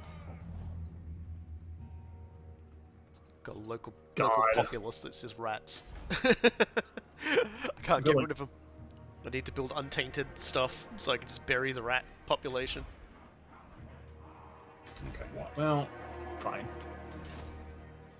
This is kind of weird for me because I've gotten to the point where I have more canopic jars than I truly know what to do with. I've got almost 700, but here we go. He mad at you? Oh no, there we go. Well, So, I mean, he's sallying. I am gonna lose a Troll Slayer in that Regiment of Renown of Longbeards, but that's easily replaceable. I can just like recruit another thing of Longbeards. I'm gonna lose nothing. So Yeah, like, so if let's you want to just- auto resolve that, you can go ahead.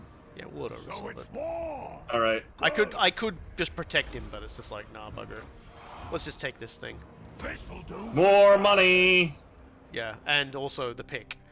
That's the real thing. That's like, we're gonna make the war pick. We're gonna give ourselves even more power. So, who's that sallying forth over the hills now? We got two guys here. Two of them. At last. That's fun. The bard So of we've got Longbeard Grudshod is and ours Zugrak, once which is more. nice. Oh man, dude, you've got a rare opportunity here. Burning Earth has clearly never heard the actual stories of Wurzag. So Wurzag, the Great Green Prophet, is an absolute something done psycho right. who travels. Oh, you know what? I'm just gonna buy the Sky Hammer and a thing. There we go. He's Oh god, we've actually gotten quite a lot. Well, that's good. We can actually just build slayers here. He's basically a traveling prophet of the Wa. He travels around and likes a good dance. He likes to dance. He's a dancey boy, and he's somewhat infamous in Total War Warhammer 2 in that he just gets savage orcs and buffs them up quite crazily.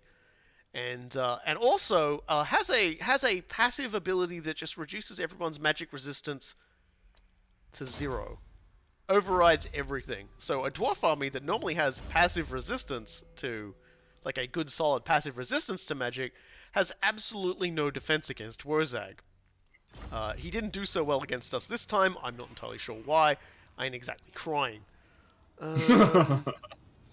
God, I was just like, I know for a fact these orcs are gonna like come straight towards Crad Tommen, so I'm just gonna Back to the leap my stack forges. over to Crad Tommen and get ready for it. Crad Tommen has no walls, so it's gonna be By Grungni. it's gonna need to be defended. Okay, so what about over here? My anger burns Morden, bright. I'm gonna give one more turn there to recover. I'm gonna My anger burns bright. If you say so, let these Beardling. boys infiltrate. Getting out of here. I think the orcs are all sort of going towards the center of my thing now, so I think I can get away with it. Also, yep, I could, yeah, so, like, Wurzag basically just, like, he dances, and he can turn people into squigs, too, which I think is a very important thing. He can just, like, turn someone into a squig. Mm-hmm. You know. He's like he. The thing is that like that's not a randomly generated orc with no story is really the point. The point Yeah, is that he's a Wurzag is a legendary lord who is actually incredibly important in terms of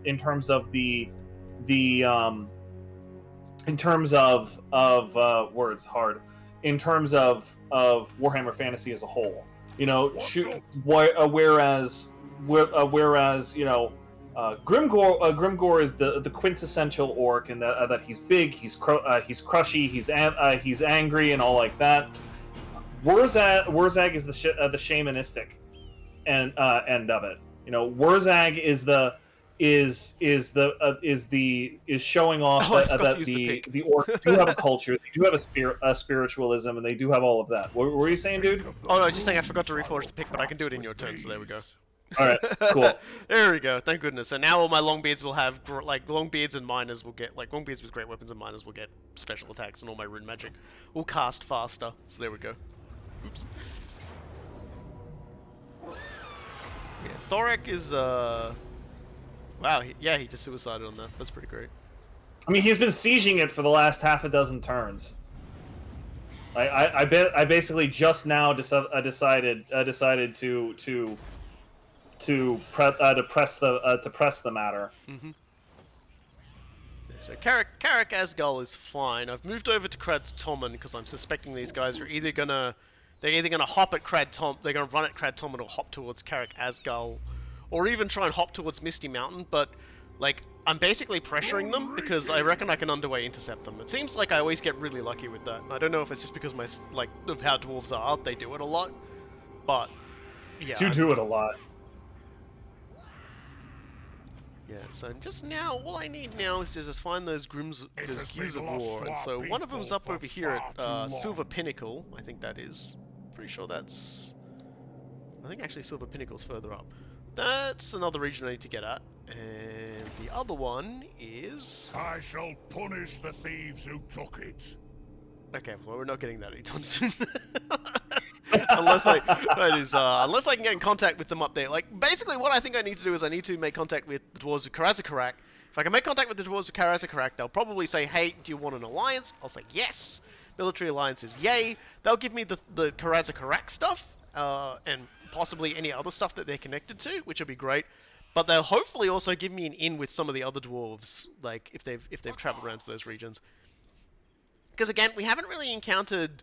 Like, it's kind of telling. Like, now we're encountering stacks of orcs that don't have a war stack. You only get a war stack when your orc stack is already there. Any you subsequently build don't start developing a war stack. So what that means is these guys are all getting, like, built very quickly. And you can kind of see it. They're like an absolute mishmash of, like, shit. And they're coming barreling in the hope that they can take me out. And as we push them back, their general layout's gonna get crappier, which is good. So let's see what they do. They could go either way. They could even pull back, but I get the feeling they're gonna try and zip past Kraktomen. Here we go. Nope, they're coming straight at you. Well, that's their problem because it's a decisive victory. Yeah, for they us. made a big mistake. I don't think they properly evaluated my soldiers in that. Yeah. So yeah, they're just gone. auto resolving. Yep. All right. So that's the end of the line. Yep. Morons. Yeah, so that's 2 stacks of orcs just removed from the game, which is really funny. Oh, Thorek is apparently fearless now for having been involved in like very big fights. They want a non-aggression pact. I don't care. You guys live your big life, your unlife. I don't know. But yeah, that hurts the orcs a lot. They have, and obviously we've completed the Thugni's life. That's another bunch of dead dwarves. I mean, so are you both dwarves? No, but I'm Tomb Kings. Yeah, he's Settra the Imperishable. You know, because I was thinking Thorek likes the old ways, right? Well, like, who's the best ally of the old ways? You know, the ancient kingdom of Khemri, because nobody's been, you know, nobody's older or deader than they are in terms of human scale, anyway. You know, like they aren't exactly changing. They're sticking to how it goes, how they always did things. That seems pretty cool. We're keeping it real. Yeah, like you know, I can't think of anybody that I'd rather get along with. You know, he gets me. You know, he really understands me as a dwarf that hates new things. Don't anybody say anything about the gyro bomber, okay? No one say anything. It's filling a slot. It's not new. Okay, it's not real. It's not real. It's an illusion. It's not real. The gyrocopter isn't real. It can't hurt you. This is your therapist talking. Bob is playing as skeletons. Bob? Who's Bob here? Lord of Clan Morgrim.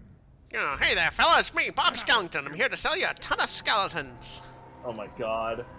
Like the thing is that I can see basically the shitty knockoff version of Grim Fandango like already coming to fruition right in front of my eyes. Yep, so the plan here is I'm gonna finally fix this dumb grudge I've got.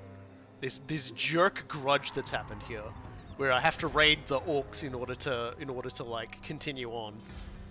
Imagine being told that it's like you have to settle this grudge. You've got to give them tit for tat. It's like you've got to behave like an orc. And it's just like I don't think I like this. I don't think I like the implications of this. I don't think I like where this is going. I would just as soon just kick them directly in the ball sack. Yeah, which is like I'm doing, settle so it's all good. Yeah. So I'm just letting Thorek rest a little bit because he did take some damage there, and after it's gonna take a little bit, I think. Which is fine. King Panette got likes dwarfs. The Dowie are a staunch ally. Oh yeah, because we fought together. I've probably got, if I haven't already, I will probably get the trait where I like the Tomb Kings. I probably don't have it yet. Diplomatic relations +10 with dwarfs. Yeah, so it's just like we fight alongside each other enough times. I think I would have to be the reinforcements of the fights to get that one. Yeah. Yeah, it specifically says that I've reinforced dwarves multiple times. Yeah. I call people Bob tonight, but I don't know them. Well, there you go. I can jive with that, honestly. Bob the Tomb King does sound pretty funny too. Bob the Tomb King sounds hysterical. Bob of the Seventh Dynasty, he who rules over the lands of the South, he who sees the great river swell with life, he who casts down the bones, Bob. Bob. That has been one of Settra's like greetings when people initiate diplomacy with me, because he'll just be like, I am Settra, and he starts rattling off like 3 or 4 of his numerous titles. Please remember Settra's traits. Click on Settra's traits and mouse over the one which grows as your income grows. Hang on. Grows as your income. You mean the imperishable? Mm-hmm. It's got stages to it. Note how it's his titles getting longer. Yep. I can't show anybody that because I can't get into Settra's character to look, but basically he gets redonkulous in that regard. It starts with the imperishable, kneel before the might of Settra the imperishable, and then it gets to kneel before the might of Settra the imperishable, Kemihara, the Lord of the Earth, he who holds the scepter, High King of Nekihara, ruler of the 4 horizons, monarch of the sky, mighty lion of the infinite desert, the King of kings, great hawk of the heavens, majestic emperor of the shifting sands, and eternal sovereign of Henry's legions. There you go. It's an entire point in his fluff that he has one dude who literally the only thing he does all day when Settra is holding court is recite Settra's titles, because there's so many of them that you need a guy to just do that forever. And if he ever fucks it up, he just gets killed, by the way. Yeah. Settra is if he says he's gonna do it to you, he's gonna do it to you. So don't. Yeah. There's no level of ambiguity. He doesn't tell you to do something and then kill you because you did it. He's not like one of those kinds of characters. If he tells you to do something and you don't do it, he kills you. But yeah, the thing, they play that for a joke on one of his diplomacy openers, because he literally just goes, I am Settra, and he reads off like a couple of his own titles, and he goes, who are you again? Like the voice actor really sells it. He just goes, he's like really into himself, and then he just like quickly spits out, and who are you again? All right. How many turns are you going to be sitting in Credtomin? Are you moving out this turn? Probably just 2. I just want to get some health Okay, back. So cool. this coming That's- turn and then the one afterwards should hopefully like. That's that's totally fine. That means that that I have sufficient sufficient time to summon in some harder core units. Yeah, go for it. I can get some Tombgar. Ooh, I can get. It will take Grimgor's forces a little while to recover and get their forces up to come fight anyway. Well, I'm like I've barely been scratched by the last couple. You've been the one who's been taking the heat. I'm waiting to see if he's actually going to take a swing at Galbaraz and Morgheim, because you would think, like, I'm guessing his territory is just, he doesn't have troops out there, and his territories are pretty small around that way, because you would think he would come via that way. At least on Galbaraz, like, he probably wouldn't come via Morgheim, because Morgheim is still, like, attrition central. Like, it's a swamp, so there's attrition to go in there. Okay, there we go. I'm pulling in some new Tomb Guards. Yeah, go for it. For King whoever's army. That's rough. We were just talking about all the titles Camry has, and then we just look at this guy. I don't even know who you are. Shut up. I forget. Like I should know because look who's moving on Morgheim. Just speak of the devil. Thaga. Thaga. He's got a full stack. Yeah, Looks looks like it's mostly he's got ogres. Goblins. You wanna go? Oh well, I suppose you're still rebuilding. I was gonna say you wanna go smack him up, but Yeah, it's unfortunate that I decided I was gonna recruit. yeah. I don't know, like it's not actually that big of a deal. I don't actually care about Morgheim that much. So like I'll let him do whatever it is he's gonna do, and then if I need to have it retaken, like I'll just break off one stack to go do that. Go, another grudge settled. Back in the neutral area. So there we go. Get more Oath Gold out of that. Now, this is where the dwarves start whacking things. Actually, I'm just gonna go to my my crafting thing because I've taken a few interesting locations. Is there anything interesting I can make? No, not yet. I would need like salt and iron, yeah, which I haven't made in Mugluck yet. I need to grow Mugluck up and get the iron, because once I do that, yeah, I'll basically be able to start building a few more places. And I think there's a place I took that has furs in it as well around here. Yeah, here we go. Shattered Stone Isle. I need to delete that and build the furs there, and then I can start building like a lot of high tier gear. My anger burns bright. By the Forge, Father! So, finally give those boys the runes they deserve. And then auto-resolve it.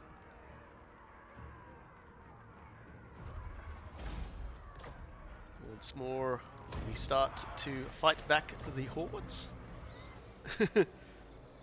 All these dang goofy as heck orcs in all of their dang goofy territories. These god darn orcs with all of their shenanigans and their hooliganism, boy, they ain't right. I'm gonna teach them a little bit of propane. So we now control the most important and significant location in the entirety of Total War Warhammer, Pig Barter. Pig Barter. Crack down both of those and actually start building garrisons for them immediately, because they're gonna need it. Yeah. Now we've got Broken Teeth back, I can start empowering it to grow again. And yeah, the continued adventures of Morden Sour Skull and his incredibly leveling dudes. Wrath and Ruin, yeah, for Auric. For the old Burdick. Dude, there's for whatever reason the Jaluk Oasis is not being affected by the Chaos Corruption event. Neither is Wadi El Tabuk. Like the entire southern desert of Arabi is just not affected for some reason. Well, it seems like Chaos Corruption's going down in a few places, though that might just be because of Yeah, no, chaos corruption's like it's basically at 1, so it's not doing a lot. So if you've even got like 1 sort of scary. No, that's just it, man. Like I'm looking at the corruption readout, and like the corruption details for the Jaluk Oasis and just Wadi doesn't El even Tabuk. mention corruption then. Yeah, like it's just untainted buildings and commandments for local populace too. Oh, That's it. That's literally the entire readout. that's what I like to hear. I mean,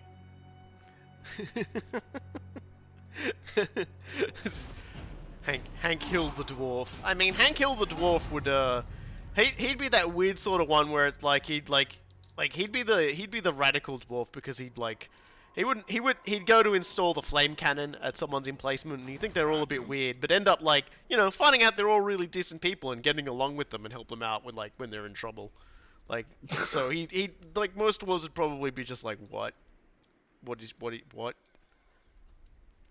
So yeah, so now that I've taken Desolation of Nagash back, Warden's gonna head to take the Fortress of Vorg, and he's gonna try and take that region. Because if I can keep the orcs off their feet, it's great. I'm gonna crush the Iron Pix prospectors real quick, Yeah, so I can get you that thing you need. Yeah, I think it's the keepsake of Gazul's favored. The chain of no, that's not it. Chain of binding is at Silver Pinnacle actually. I'm not entirely sure what the item for that one is. I guess I will find out in my next turn when you give it to me. Covered in dwarf blood, and I'll sniff it and I'll go, ah yes, smells like jerks. Oh yeah, of course, the blessed pick of Grugny piece that'll allow me to get that. I thought that was what I was getting before with the tongs, but that's not what I was getting. Man, Smednir's Metallurgy Cipher should be a nice one, because that'll actually double the amount of tradable resources I produce. And I know one part of it is in 8 Peaks, I think, and one of them's in Black Crag. I think that's what it is. Let me just double check. I'm extremely interested in you getting more trading shit. Yeah, like that is something I'm very interested in. Yeah, so it is. Yeah, until I actually can get close enough to see these things, I'm not entirely sure what they've got. Like, also, it's not Carrick 8 Peaks that has the thing. It's actually Valia's Sorrow that has the thing. I should remember that. And I'm guessing it's somehow related to the lost gifts of Valia. So there's there for one piece of it, and then for the other, it's the enchanted alchemy vial. Yeah, so that's the Sorrow of Valia. You can tell I've played a lot of games in the Badlands because I instantly knew where the Sorrow of Valia is. Relative to everything else, I'm just like, I have fought so many battles over that shithole, like you would not believe. Like, there is no reason to go there except everybody attacks it. Yeah, like that. That's just, like, it's weird because the Badlands really live up to their name insofar as, you know, it's huge, it's largely featureless, and it all just kind of sucks. But oh man. I may have just fucked myself a little bit. We'll see. We'll see if I fucked myself. I may have fucked myself. Well, I definitely did fuck myself if I don't back off. Run, Settra, run. Yeah, like I just realized that I was in very serious risk of taking a Sally with from both the stack in there and the garrison. Yeah. Like the stack in there, I can probably can't flee from it. So yeah, you definitely don't Correct. get close enough. You better hope. Yeah, you better so, hope Thick Skullson doesn't decide to live up to the thick name and get. Thick. I mean, it like just the stack there, I feel like I've got an okay chance at. But the stack plus the garrison, no way. It's kind of funny looking back in the history, like the big battle on turn 7 against Clan Moors, where like 2,180 rats died. There really just hasn't really been I mean, well, the Warzag battle was pretty fun, so. The Warzag battle was great. Like he comes at us like he's all full of piss and vinegar.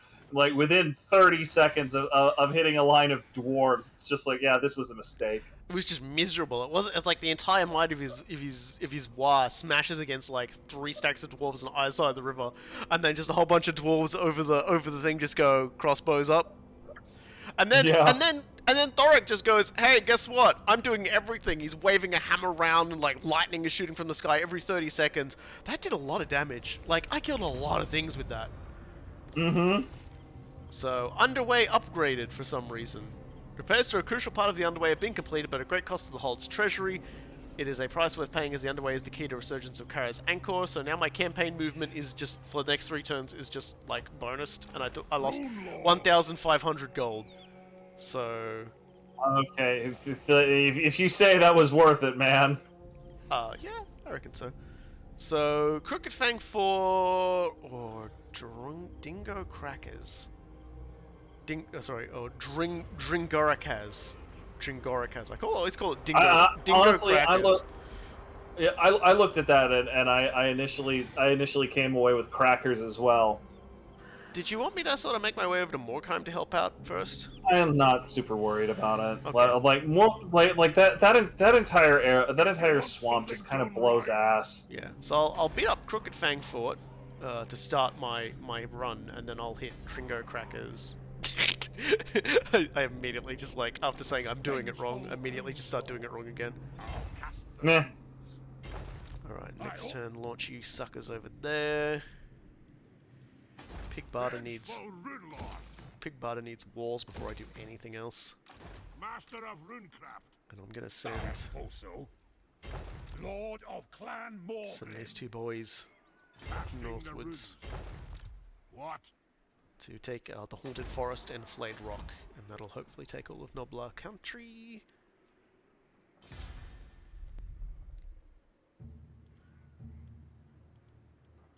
I like how technically, like the relationship between us is deteriorating to -16 because I beat the crap out of the Knights Errants.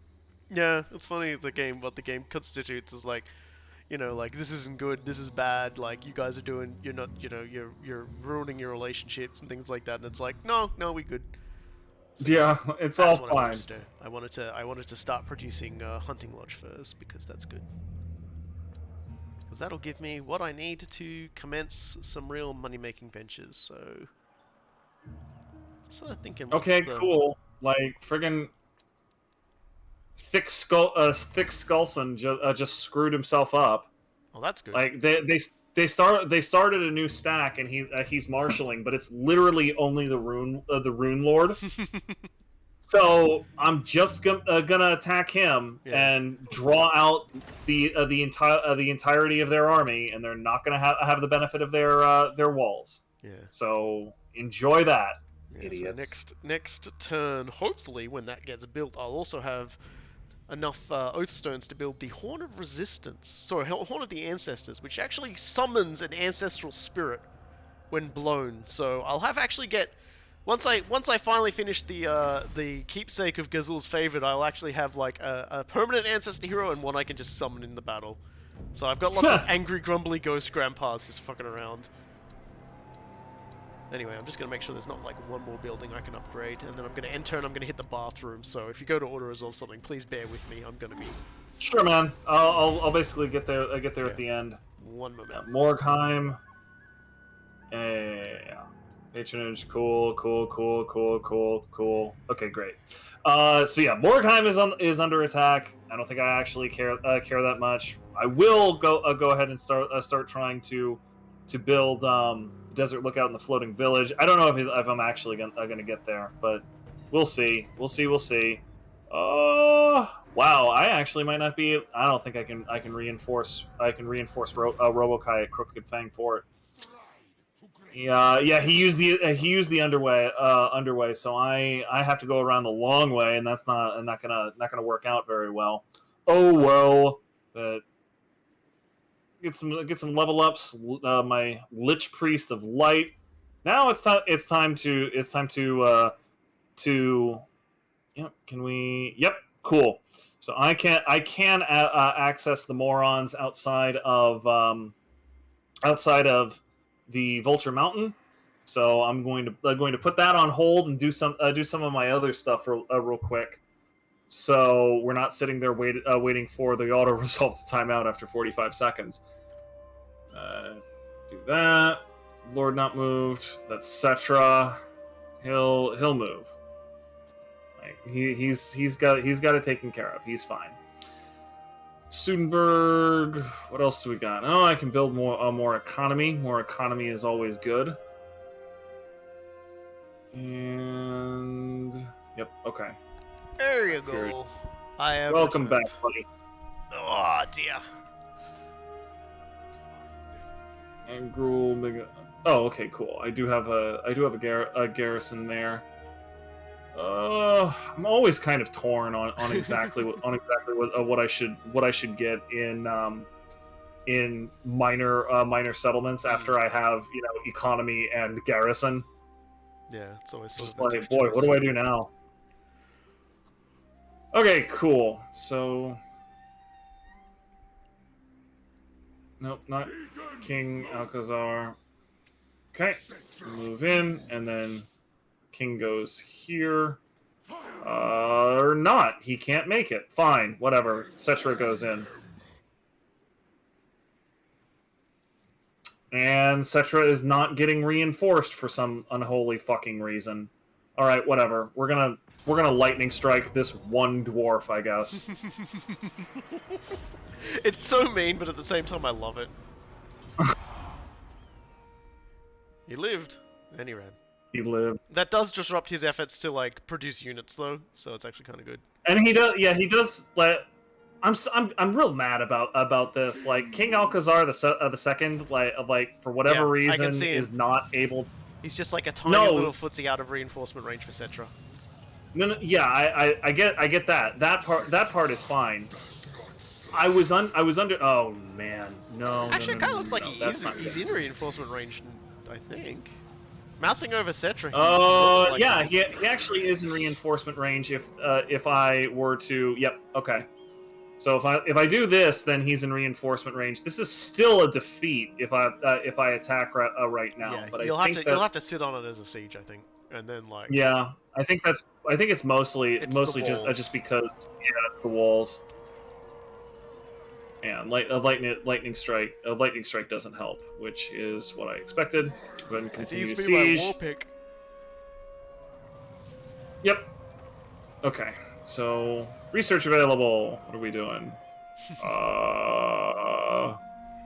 am I doing on research, by the way? Still tooting along down. Yeah, Valia's protection.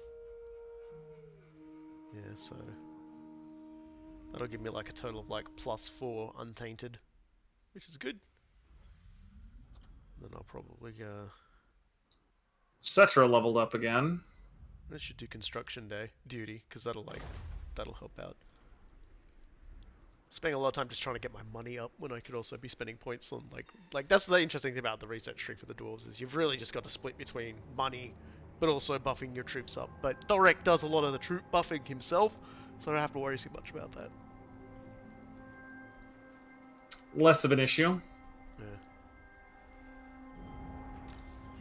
Dynasty. Full plate armor. Okay, cool. So we're all good there. Is there anything else that we should be doing? Dude, if I'm able to get iron, like there are so many things that I can spend jars and everything on. Like, Yeah, well, not having iron is seriously cramping my style. Marak is one turn out of actually being able to get iron, so I may be able to share that with you. That would be fantastic if you Well, it's could. one turn because I can build my first iron thing. I need iron too, so like now that I've taken Yeah. Marak from Grimgor, I can start producing iron. It was like on a one... somewhat related note, I am out of range of Crooked Fang Fort. So if you were hoping for me to reinforce you there, I cannot. That's okay. I can take that without any trouble. It's only a minor settlement. Yeah, cool.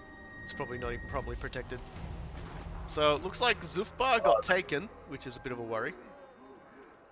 The war on Zufbar succeeded, but on the plus side, that means there's nothing to worry about in terms of what we're going to be facing. That means all those war stacks that they've got are going to dissipate, so it's just going to be regular orc stacks now that we're going to be dealing with. Drum! Yeah, I couldn't help but notice that the balance of power for Grimgor was much less scary all of Yeah. a sudden. I think his wars have all left him. So now he's gonna have to deal with us as a regular, normal, everyday psycho dwarf attack that is like bearing down on him at all speed. So Mordem's I'm off. Scowly boy, he can start hopping his way towards the Fortress of Vorag. I don't suppose Malice can smash his way into the Haunted Forest. Not yet. We'll move him closer. By the ancestor gods. And Okri. I'm going. Yeah, good. There's no one at Burdick. Played rock for Burdick to deal with.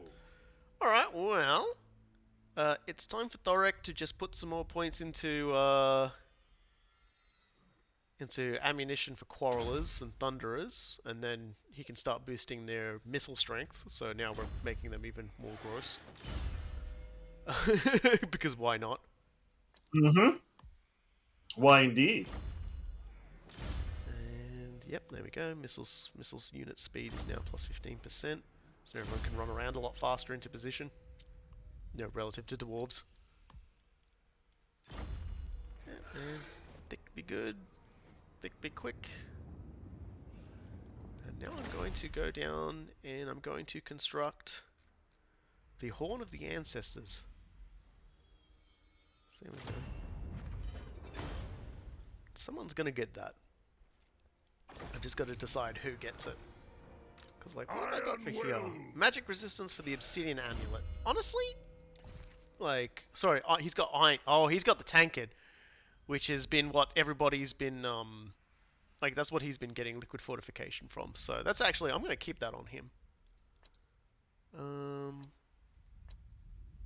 So what I might do is, yeah, Malice Darkbeard has got a shitty feather foe talk on there. So I'm going to give him the Horn of the Ancestors. And he'll be able to summon aid for himself. I think that's actually better. Also give him Banner of Eternal Flame. Who doesn't want troops that do flame damage? And I think that's it. So now it's just spend money on things time. Yeah. Oh, let's see. Anything else I can spend money on? Lamia probably could do with a larger drinking hall.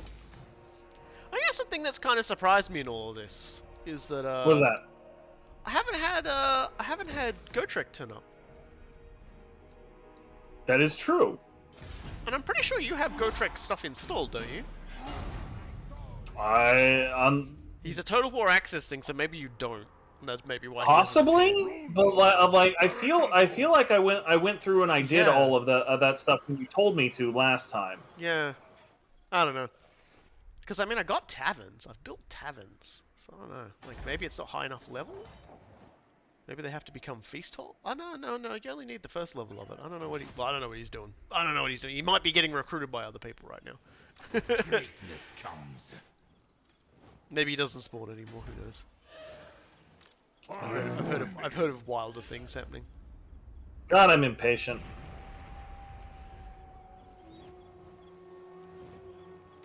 That's not Settra. So at least Thorek has some more territory to work with here. But yeah, so next up we're gonna hit Dringorakaz, and I may also just smack into Spite Peak and then hook back around and go for Valia's Sorrow. Oh man, that's funny. I just chased off that one rune dwarf, and now this is a Pyrrhic victory. And like if I actually auto resolved it, I would take a completely unacceptable number of casualties. So I'm still just gonna sit on it, but that's how close that fight is right now. So yeah, another turn should do it. Yeah, like I need one more turn, get myself a couple of siege towers. We'll be good. I like it. Master of runecraft. Okay.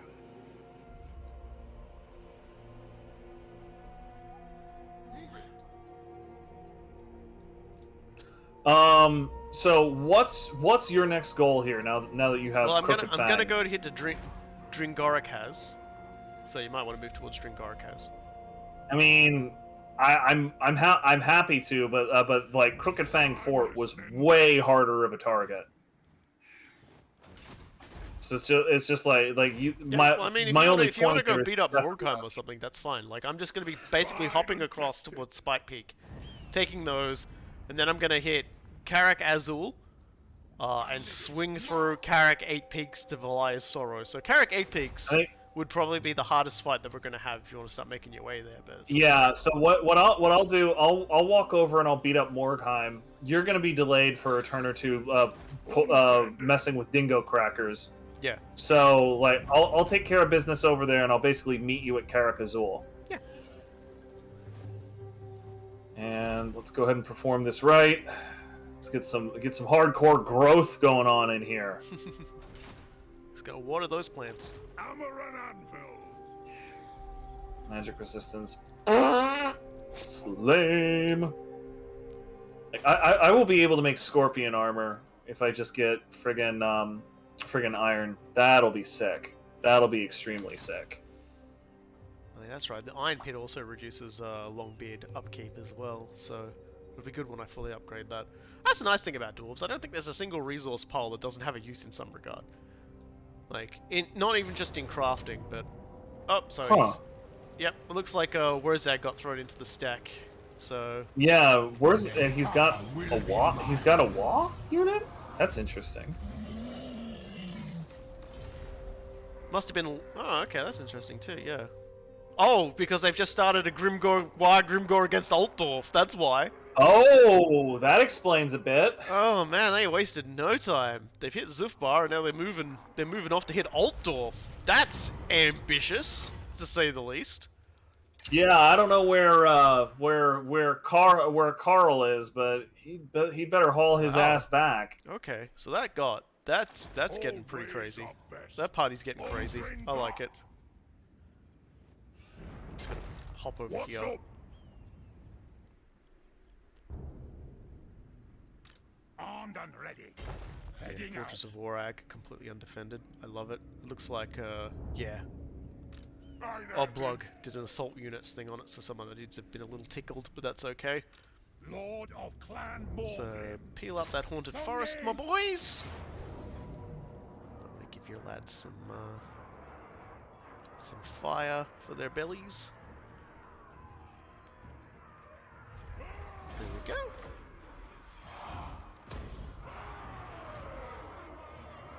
Just gonna set up shop in the haunted forest, ain't no thing. I love when I get pulled over there and I just hear people randomly shouting at one another. Kazoo! Kazoo! Ha! First victory, does anybody die? No, there's no one around, I don't care. Can't be that close of a victory if it doesn't kill a unit of Troll Slayers, is all I'm saying. Like, if a unit of Troll Slayers ain't, like, immediately fizzling up on fire, then it ain't exactly that impressive. Alright then. This is actually pretty nice, because there's a, I can build a master engineer for this stack. What do you want? So one of you guys only 19? What do you yeah. want? Malice Darkblade. I'm gonna buy you a... Oh, that's right, because I've already got one. Okay. I thought I already had a master engineer building. I really need to, like, build more of these, but I've just been sort of, like, trying to actually, like, build my armies up. It hasn't been working out so good. So there we go. So Malice Darkbeard's doing alright. So Malice Darkbeard needs... He needs an axe. He needs a weapon and he needs a talisman, of which I have neither. So I'll have to do that at some point. And command available. Well, of course, growth. So with the haunted forest, I now have access to. Just gonna get rid of those. I'm gonna have access to wood as well. Good. You should have access to iron now too, I think, because Marak has now got iron. I definitely do. Yeah. So Yeah, I can awaken two legions of legend. I can make purple class armor. Like suddenly, I have big O options here. Yeah, there you go. Nothing like good old-fashioned trade. Yeah. Oh, and at long last, I can finally start. Like the other thing I think I was missing was obsidian, because I don't think we had that in our deck either. I think we were missing obsidian. Yeah. So with that, all we'll need after that is salt. Yeah, I don't have access to salt. Like carved obsidian would let me make the cook and flail. I know where you could find salt if you really wanted it. Where's that? Grunty Mingle. Okay, cool. Which is one of yours. Yep. So you definitely might want to get yourself a little bit of salt there, my friend. You know. All right, fine. I'll divert a stack up there to take care of it, because I've got a second stack coming up towards Morgheim. So basically, I'll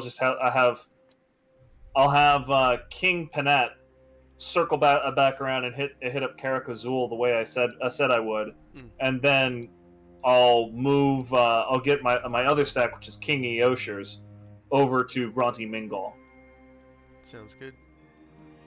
Yeah, because I'm now finally getting the obsidian. What exactly is the building path for obsidian? It just gets me more money, doesn't it? Yeah. So I don't get anything particularly buffy from it, but I still make money from it, which is nice. Karak Azul, let's get the drinking hole up and running. There, get all the booze going. Get all the booze flowing. Vengeance for the 8 peaks!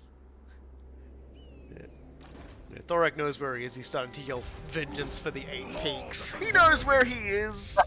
He's stopped yelling about how the old ways are the best, and now he's like, vengeance. I'm here for the vengeance, boys. Yeah, but one of the nice things I think is once I get that, yeah, okay, so this is going to be good. Because, so undecided auto-resolve, yep, there we go.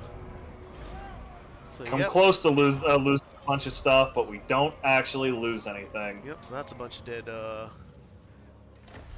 dead, things, and, yep, there we go. Reforged the pick. The blessed pick of Grungni is now mine.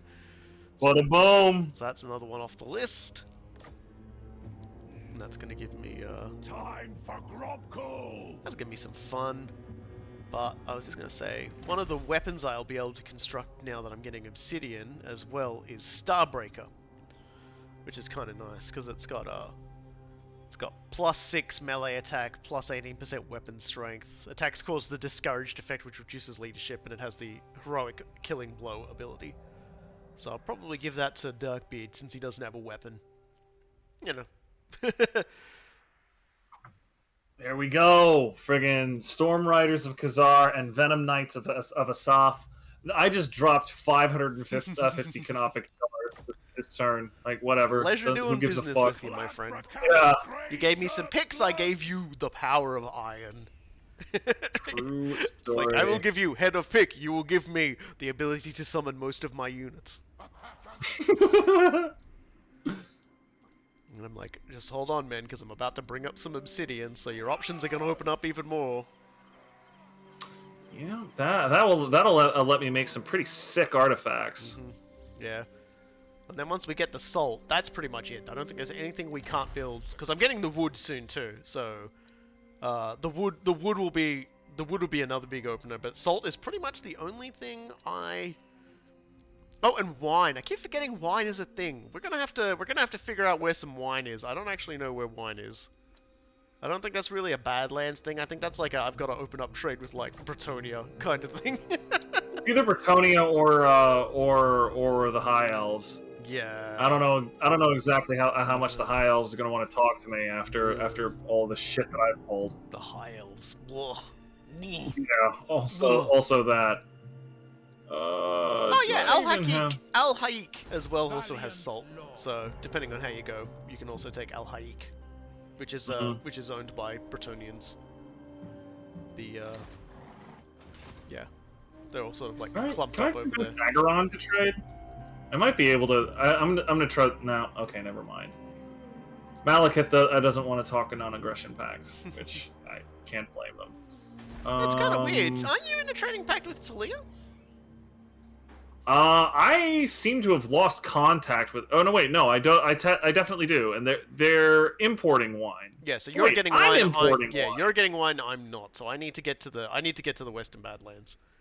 I need to take the Western Badlands, which will be fine because once I get sort of the Eastern Badlands, I can start moving these 3 stacks that are going to be doing stuff over there, and they're going to move along, and I can start pushing them north, and Thorek can go take over the Western Badlands, and get a port there as well, and then that'll narrow the front that the Orcs can operate on, and sort of allow me to start squeezing them from 2 different directions. One direction being Thorek, and possibly also your Duder, and the other direction being.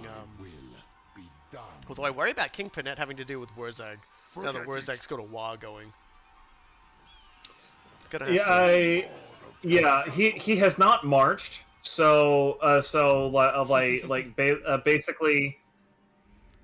Basically my what I'm hoping is that Wurzag won't have the won't have the wherewithal to chase him down. Yeah. Even if he tries, like it's gonna be kind of an interesting fight because Panet no longer has a pushover army. Yeah. Like Panet actually has a pretty sick army at this point. Yeah. I'm going to make another army because I'm now making enough gold per turn. I can probably stomach building another unit of another army. So that's probably what I will do. Get another Rune Lord, since I'm getting so many buffs to Rune Magic, it's like, why would I not? Just another Rune Lord. Alright. Grimgor's hard boys, yep, okay, he wants to attack. I'm just gonna go ahead and retreat. If he okay, he's pressing the matter. And it's saying that this would be a close defeat. I actually disagree with how fucking garbage his everything is. So we're gonna fight this one. Okay, sure. We're gonna fight this one. That's a lot of goblins, yeah. Yeah, like it's a crapload of goblins. Probably the biggest thing we're gonna have to worry about is that Mournfang cavalry. And I have a thought about that, especially considering our... What the fuck? Huh? We must have desynced. We've desynced on loading, I think. I see close defeat. Yeah, it's with just, no it losses. just kills you. I feel like that's just desynced on us. Okay. Let's find out what happened. I feel like that's done that before. Like, the thing is like, nobody lost anything, so I don't know but I feel like because you retreated, it's gonna kill you. Like, I'm not sure what's happened here. Yeah, we'll see. Well, I just got XP gained. Okay, so... What's going on here, buddies? See if it kills him. If it didn't kill him, it's no loss. We just went back in. I think it's just trying again. Okay. So we're gonna fight this battle, as before. I feel like we had this bug once before when we were playing together. I feel like I actually ended our before. campaign and we couldn't actually continue. Hopefully that's not the case here.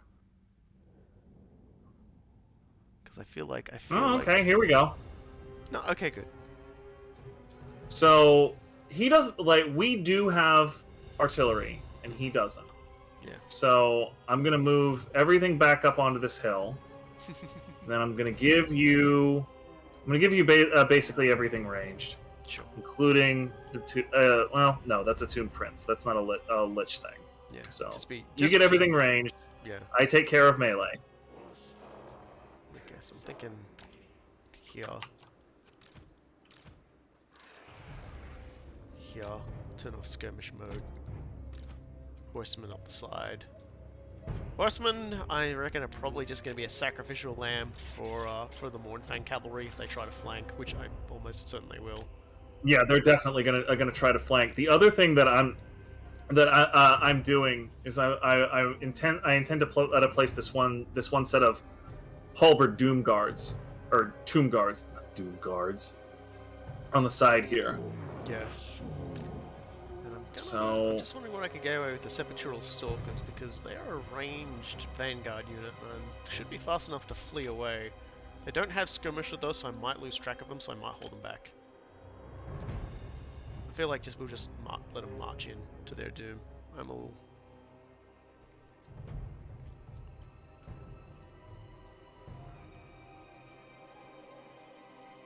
Yeah, like, it would have sucked if that was the way the stream ended. It was just like, ah yeah, game broke. R.I.P. entire playthrough.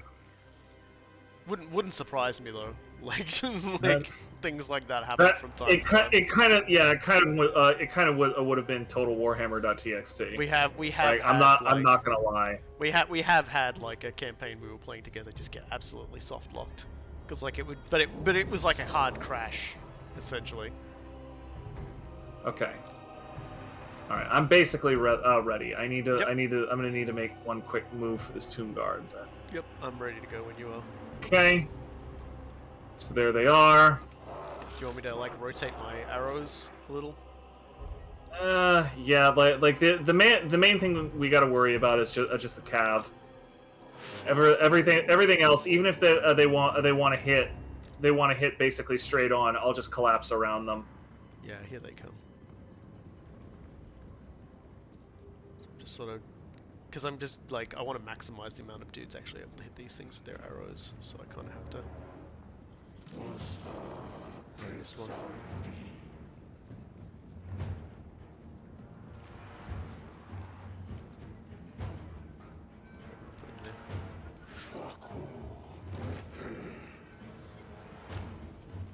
Here they come.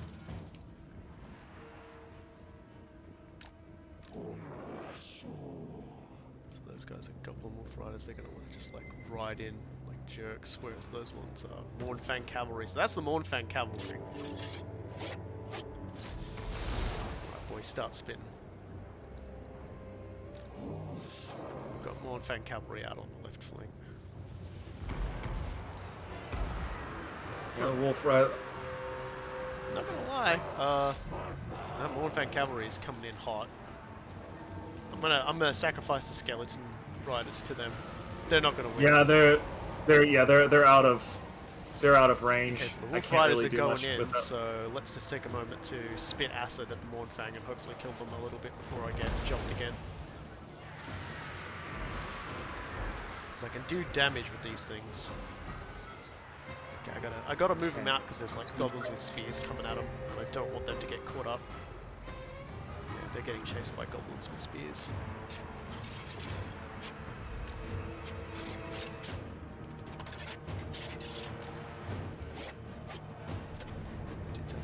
Over there is just shoot arrow. Yeah, they're not gonna get to shoot at the Mournfang Cavalry so long as there's like this entire fucking gigantic stack of goblins who have actually managed to sort of hook up and snooker up a lot of my dudes. Okay, they're coming in on the left flank and there's no protection whatsoever for any of my bone guys up here. Got it. Like, and that's gonna hit and hurt, and they're gonna get round to the catapult as well. So you need to like reform your lines. I'm trying to shift the line. Yeah, okay, the Sepulchral Stalkers have now been caught by Wolf Riders and Mournfang Cavalry, so they're fucking dead. Like, fairly safe to say. Okay. I'm gonna just have Wurzag appears to be buffing the shit out of these guys. Those goblins are performing really well in melee. Yeah, so your Sepulchral Stalkers unfortunately are turbo fucked. Honestly, even if we lose this entire stack, it's very far from the end of the world. Yeah, I know. It's always a shame. Yep. You hate to see it. Yeah, the problem is like with an army this size is you can't cover all your points. So unfortunately, it's just like what can you do? Well, I also completely underestimated the goblins. Like I thought those goblins were gonna hit us and basically be like, yeah, no thanks. But they were DTF. Sepulchral Stalkers, I'm still trying to keep alive right now. I've got all of my archers shooting at the Mournfang Cavalry at the moment in hopes to kill some of them. But I feel like that's not going to work out so well. Yeah, no, I'm losing the entire front line. Yeah, I'm going to divert Thorek to take care of this stack though, because I can't. I don't want Mornfang. I don't want him on my There's flank. Wolf Rider archers flanking too. I can't do anything about them. Well, we just chased a bunch of bad guys off the field there, so that's good. Sepulchral Stalkers are melting, but they're, they've done some damage. Just have to have these guys shoot at the Wolf Riders. They're pretty annoying. Well, we've almost reduced the Mornfang cavalry to nothing, so I'm gonna focus fire them down. Yeah. So the Sepulchral Stalkers are gone. So, Summoned Ushbadi, you're down. okay, so the Mornfang cavalry are fleeing. Didn't get to wipe them out, unfortunately.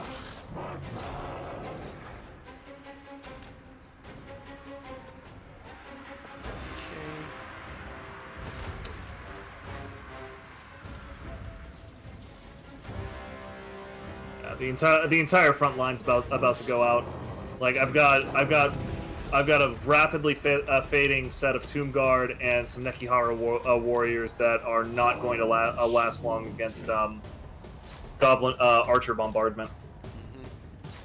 So every time someone slips through my lines to attack me, I'm shooting them and causing them to flee with arrows. But it's just like a lot of targets. So yeah, probably not gonna last. The Tomb King is losing against a bunch of orc boys and some goblins. Like, this is just sad. Just overwhelmed, I guess.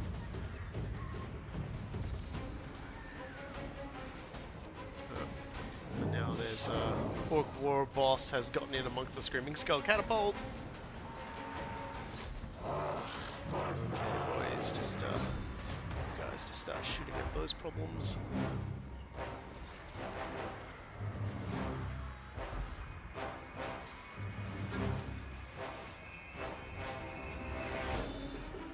Let's go start shooting, perhaps. Guys,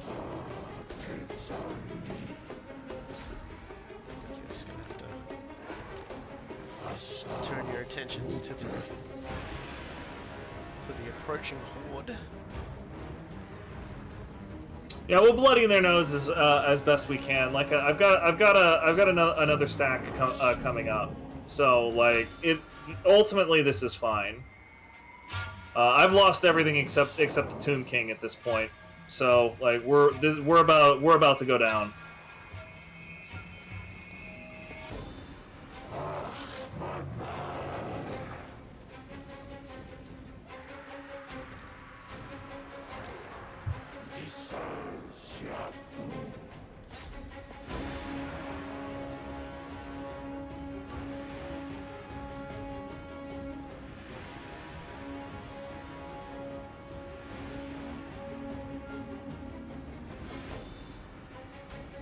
I am impressed at how well the skeleton archers are performing, though. Yeah, they're getting the job. Like I haven't been entirely sure how to. They're all falling apart now, so it doesn't matter. Yep, I'm just gonna go ahead and concede. Yeah, but pretty good in terms of like the amount of damage you did to them. Like we did all right. Yeah, I mean for being outnumbered like almost 2 to 1. Like getting 1-to-1 kills like that wasn't bad. Yeah. And I've got a backup coming. Like I'll crush that stack before it can catch its breath. Yeah, it was a valiant defeat, so it's no big deal. That's really unfortunate. All right, well I'm gonna never have to change got to really my plans finish a little off any of their stacks either, which is really unfortunate. If we could have like killed a few of them, I'd be I'd be a little cheerier, but you can see you've got another stack coming pretty quick. So yeah, no, it's fine. Like I'm not actually worried about it. Yeah, he's raiding my territory, which means I'm gonna have to go raid his territory a little. But that's all right. So did I get a grudge out of that? I did not get a grudge out of that. I'm gonna take Dringo. Dringoric. That was a generic Tomb King to answer the question in chat. Yeah, just a regular dude. Lost 2. Fit for the doughy. There we go. So a little bit more for me. just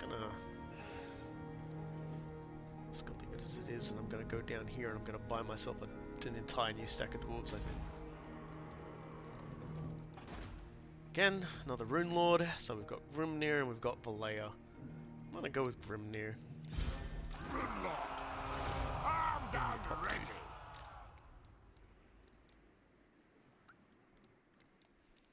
So let's see.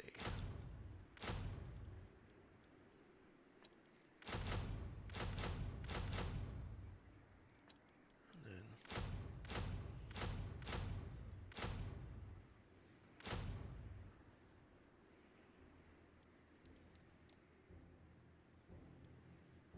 I'm gonna buy those next turn. Now I probably can't buy another thing, can I? No, we're maxed out on those. I really need to get myself some more things. Master of runecraft. Anyway. Oh, that's Numis. I want Henry. Where's Henry? Here's Henry. Okay, so there it is. The Ancestral Rune of Grungni is actually an army ability. Like, that I can assign via rune. Okay, so it's a singular rune. Yeah, might as well give it to this stack. Let him use it. Get him the Rune of Seeking on there, for at least one of the units. Start loading him up with just ridiculous amounts of stuff. And I don't really care about hero recruitment, so... No armor, no weapon, no talisman, no enchanted item. Oh, there's enchanted item. Crown of Command, that's a good one. Alrighty then. Now... Man, what a Beastman doing raiding down there. That's just bloody rude, that is. Fucking Gallic Blood Gorge. I don't think I'll forget this buddy if you're going sacking my stuff. Vengeful Rune. Trust me, the Longbeards won't let you. Yeah, no, they'll be like, oi, oi, you've got a big goat. I don't like big goat.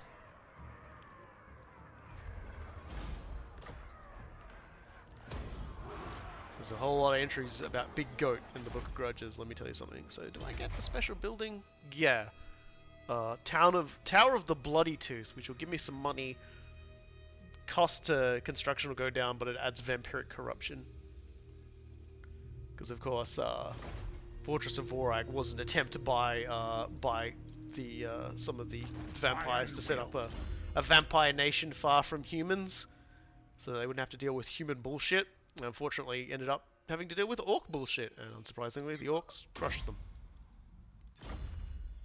Yeah, just never good. Bullshit all the way down. Yeah. Mo vampires, mo problems, even if vampires. My anger burns bright. Alright.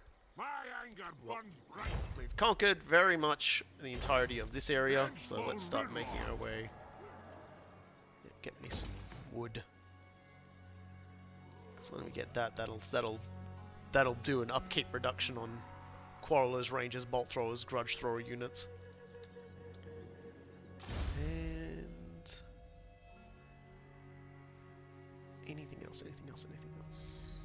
God, I've got so many things. It's just like Right. You know, you're kind of hitting that at that point in the campaign where you have to like check a million boxes every turn to make sure you don't miss something. it's mostly just That is. up. That's the big problem. That is one of the things that I've kind of appreciated about the Tomb Kings is that since I don't have to worry about mundane things like upkeep or things like that, you know, I basically just like my turns now are not substantially different than my turns were at the beginning of the game.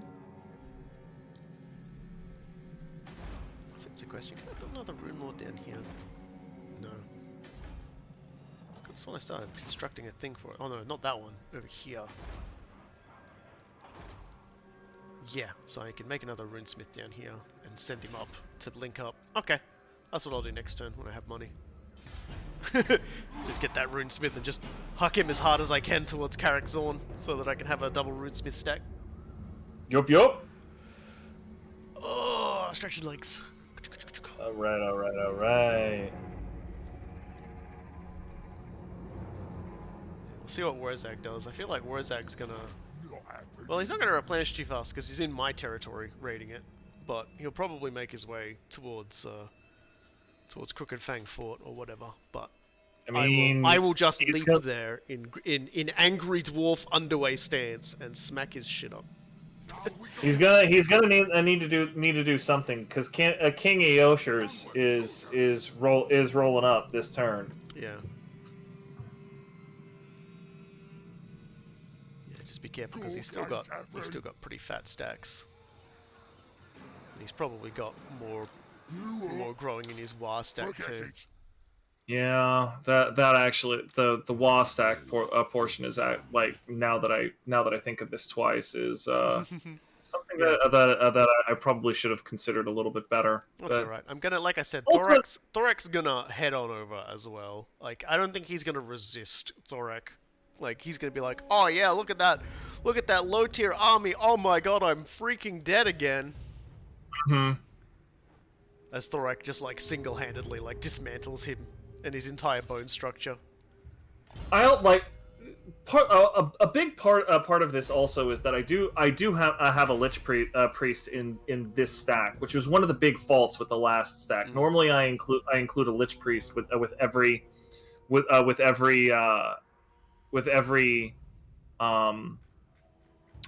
everything there. Anyway, so we got King Rakash back. Let's go ahead and get some new dudes. Okay, cool. Yep, Nekihara Horsemen, Necropolis Knights, Spears, Tomb Guard, Ushbadi Greatbow. Boom. Already looking really good. Now, let's get some heroes in here. Tomb Prince, Master of Ceremonies, strong. Yep, we're getting strong. Okay, recruit hero, Lich Priest, proficient caster, wrathful, treacherous, fleet-footed, aggressive, eternal, channeler, knowledgeable, I guess we're doing the proficient caster because he is the death discipline, and I really like that purple sun power. Yeah. But Spirit So- Leech. You can't really go wrong with Spirit Leech. Yep, you really can't go thing wrong with Spirit slaps. Leech. And Imbuer. Okay, cool. Doing that. Alright. Let's get some increased mobility. Let's get some basics here. And Skeletal Steed, Conqueror, Blade Master, hard to hit. Cool. And God, just so do much. So many Spirit things to kill. Leech. Doom and Darkness. Oh wait, undo that. Spirit Leech, because I do need to have you have some Grimgor some going for replenished Altdorf troops. is so weird to me. Like, but he went Yeah, for that Icepack is- Bane, my other Thorek game, my single-player Thorek game. Well, I don't know. Like, I guess Grimgor just aims high or aims strange, but we just don't see him. He's off on his own little campaign somewhere else. He's Alexander the Greating his way across the old world. He has absolutely no time for his home front. Yeah, he's definitely doing his own thing. As a result, we're like reclaiming the holds. Like, And anytime the other interesting thing is that anytime he's not on Wa, like he's actually kind of a pussycat. yeah. But he definitely went from 0 to Wa very quickly again. Yeah, no joke. I didn't even know that was possible. Well, he probably had so many armies fight so many battles in like a single turn that he just built the meter up really fast. Like, he's got a lot of armies. We're bleeding him out. Like, by every little place we take is bleeding him out of like total income, so he can't field 1 million armies, or at least he can field a lot of like lower tier armies. And that's kind of why I'm sort of coming at him from so many directions. It's because Give me more screaming skull catapult, I- please and thank you. Mostly because I've got no choice. I got to come from him from all angles so that I can sort of corral him in, so that he can't sort of sweep around me. Because the worst thing for me in playing this game is being the tip of the spear. Like for if you're fighting against, Seriously? he's attacking. Yeah, he's attacking, and despite the fact that he has like no healthy units, he's still technically gonna kill me. And he's going. Fuck that! That is so stupid. All right, fine. Like we've got to try to fight this one too. Like I don't have a whole lot of faith because apparently Warzag makes goblins insane, but Well, he doesn't. I think it's just like the sheer amount of shit he has, I guess. Like, at the very least, the Mournfang cavalry is not going to be as big of a deal. I think it's just the sheer overwhelming weight of numbers he's got.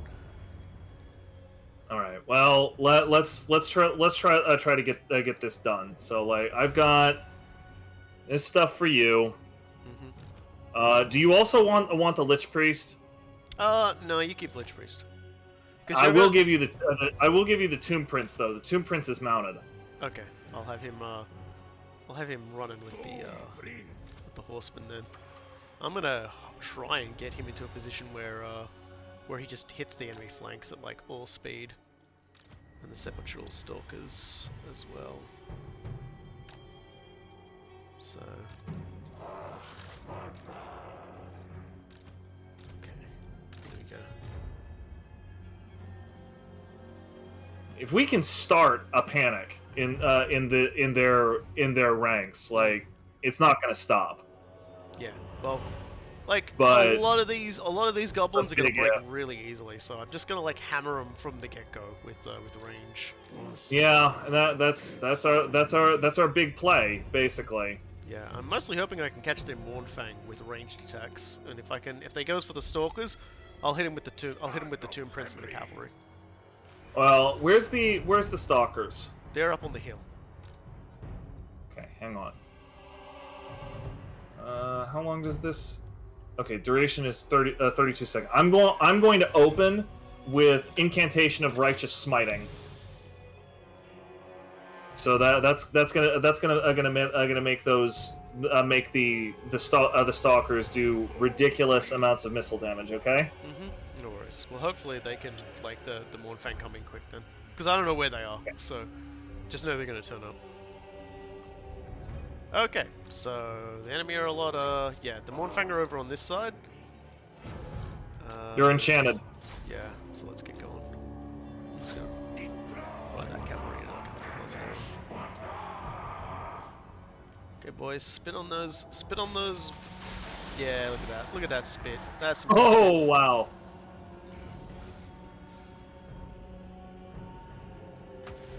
You guys all need to just like fire on the Mournfang cavalry and like fuck the police.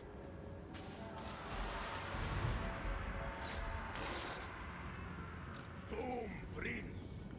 You guys just need to run those wolf boys down so they can't get away. Pew pew those idiots. Y'all need to hit Arcane Conduit. I need more Winds of Magic over here. You guys need to ride away. Ride away. I'm holding position here. Yeah, well, the Sepulchral Stalkers just got tied down in combat while I wasn't looking, but that's okay. I'm going to charge from the rear. Mournfangs are getting shot to death. I honestly don't think the Mournfangs are going to last. Okay, the Mournfangs are starting to break. They are running. So I'm going to quickly move. Yeah, Mournfangs are dead, baby. Good, fuck them. I'm going to shoot at those guys. Okay, those goblins are turbo fucked now. Let's get these boys out again. Turn the Sepulchral Stalkers around. Have them just shoot at those goblins. Nice. Wurzag is right in the center.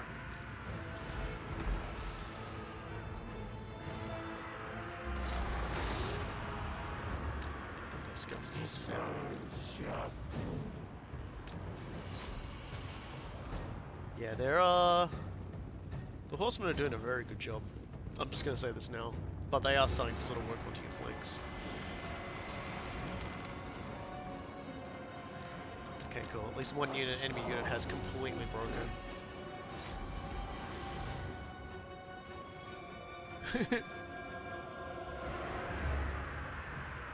Cool. That's what I like to see. Alright, you guys turn on those wolf riders. Fill them full of fucking arrows. They can't handle it. Sepulchral stalkers need to get the hell out of there. You boys need to charge. Just hit those goblins at incredibly high speeds, rout them, keep on fucking flowing into the next one. Wurzag's in the center. I'm putting the Tomb King on him. Nope, he's backing off. Fuck. Apparently I got the Tomb Prince somewhere in the middle of this nonsense over here. I have no idea how I did that, because I'm pretty sure I never told him to go in that direction, but... Alright then, you guys... Oh well. I mean, he's not really suffering that much, so it's not that big of a deal, but he is completely surrounded, so... I'm just gonna fucking make the Tomb... Wurzag's in the center again. Oh, not much I can do about that, I'm afraid. No, like he's one of my primary targets here. Sepulchral Stalkers apparently decided to run into combat too. Always good. I might send them down to just like shoot at Wurzag. No, they got wiped out. They got wiped out. That's very unfortunate. And the Tomb Prince is just stuck. Stuck and he can't get out, which is very unfortunate. I do not like it when units get targeted like that.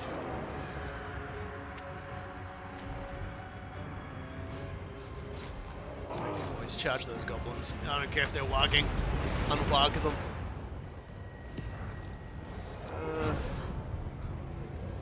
You guys should just look into shooting your arrows at the goblins. Ungob those gobs. Go for that. Yeah, oh man, he is so surrounded, it's disgusting. Okay, you're your own group now, the Tomb Prince. I don't know how he got in there. I was repeatedly telling these guys to move out here as part of the group, and somehow he's ended up in the middle of like an entire conflict. I don't understand it. Like, amazing. I literally do not understand it. Like, I must have misclicked somewhere along the line, because this is ridiculous and embarrassing otherwise. Fortunately, it's a lot different. Like Tomb Princes are about as replaceable as anything else here, honestly. You can summon a Nushbadi as well now, I think. Yep, I'm in the middle of doing so. Yeah. They're here and they're attacking goblin archers. I'm gonna bring these riders back and have them. Yep. So Tomb Prince is out. I'm gonna have them help out over here. These guys are falling apart so far from leadership. They're probably going to explode before they get back, but whatever.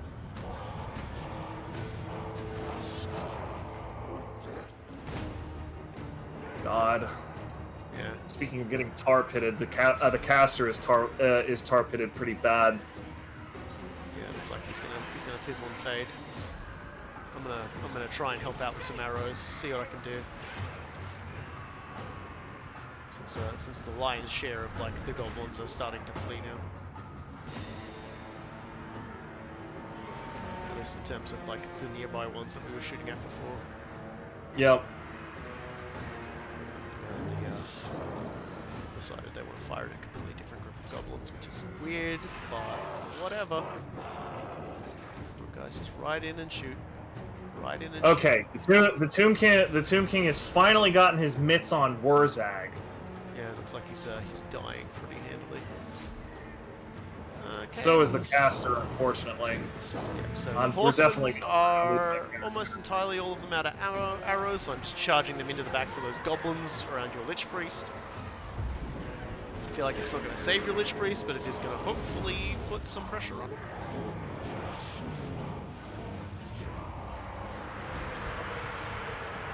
Okay, yeah, that was my Lich Priest that just went out. Yeah, that's unfortunate. He got a couple of good spells off before he went down though. Yeah, and they've just ward again. Yeah, like Wurzag's ward does increase damage resistance, so it's a very unfortunate thing to have to deal with in the battlefield. Well, Wurzag is now broken, and he's probably going down. That's probably not going to route the whole thing though. Like not with the momentum they've got. So yeah, there goes Wurzag. Yeah, but I think that does break up his bar a bit.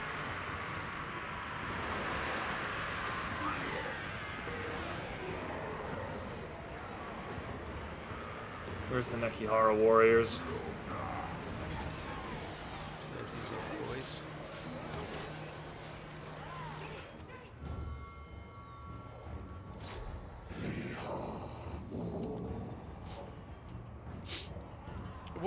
Wurzag's Wa buffs everybody, but he buffs Savage Orcs generally speaking. The thing is that the research tree for like here's one of like the worst things about the orcs and goblins is that for whatever reason the research tree mostly just buffs goblins.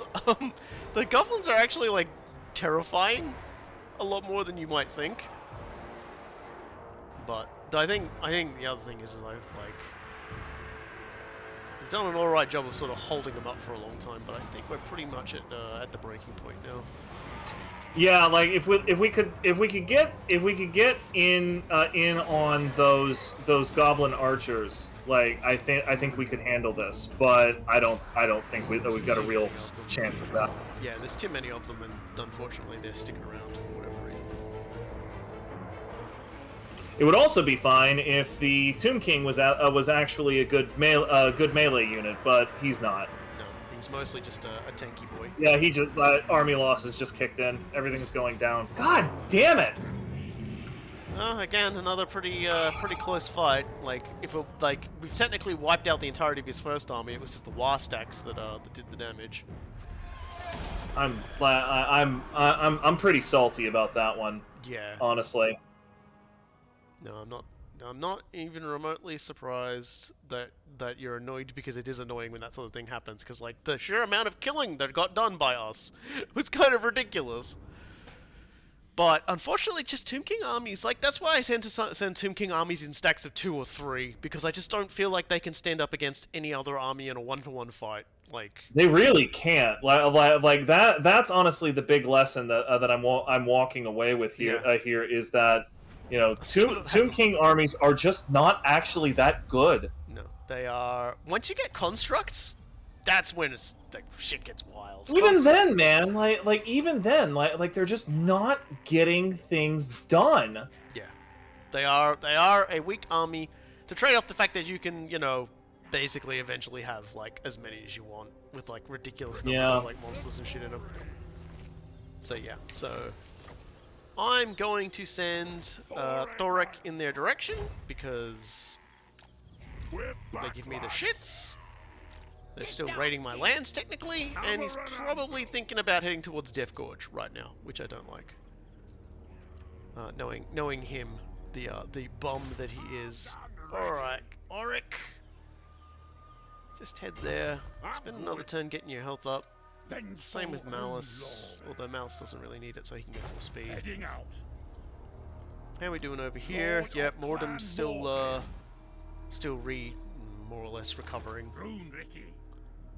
And I'm guessing it's going to be quite a while before we can send out. They shouldn't have even built him down here. I should have built him up there. I don't know what I was thinking. Master of runecraft. Yeah, so let's just go over here, Mo. Runesmith hero. Grimnir or Valleya? Let's go Grimnir. You summoned me. Yes, I did.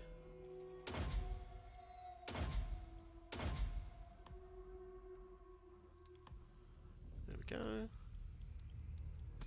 Can I give you something nice? Yes, I can. Give you many nice things. But not much else. Alright, so your job more than half-hand is to go reinforce and sharpen those weapons. And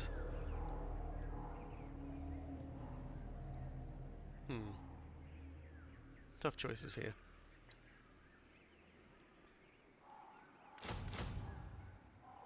I'm thinking I'm gonna get those guys, and then I just need 2 more units. So I'm thinking 2 Troll Slayer units, which I obviously can't recruit. properly. All right, there we go. So that'll be good. That'll be a whole army that I can fool around with, which is nice. So settlement upgrades. Craddy daddy.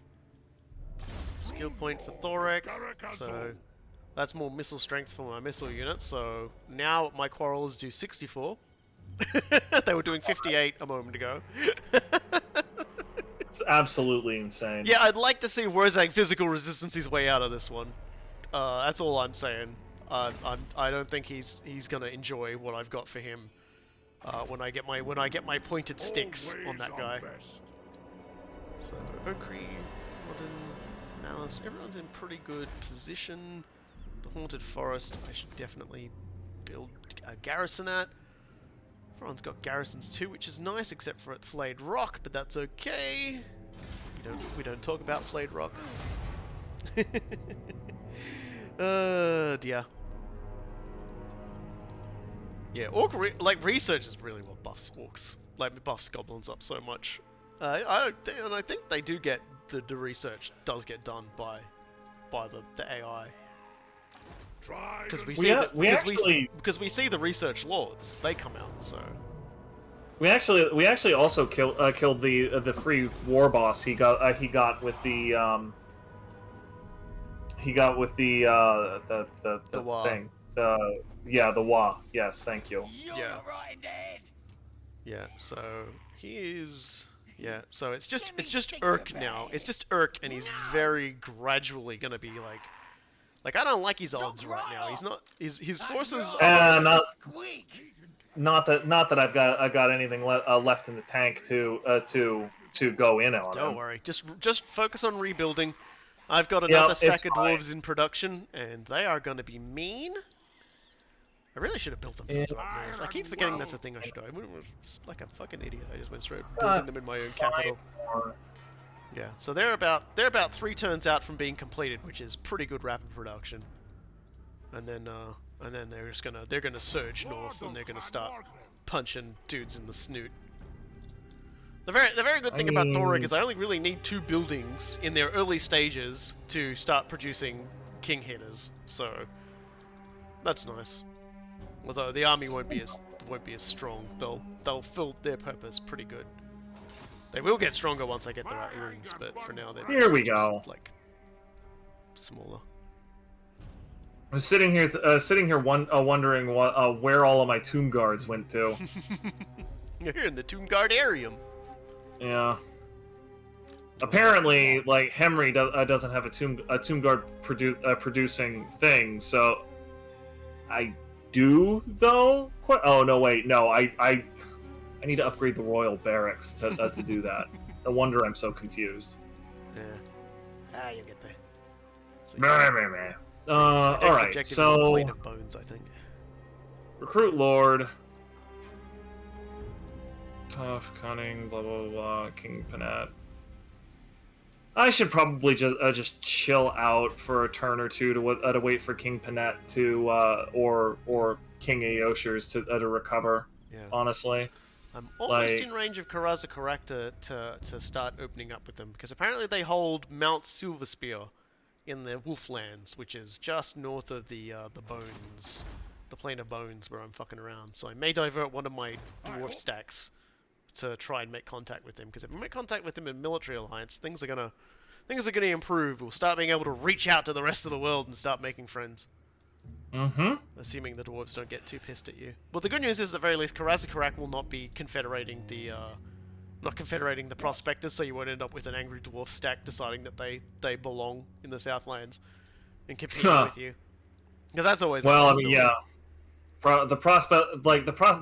There is one runesmith out there now with like 5 hit points left.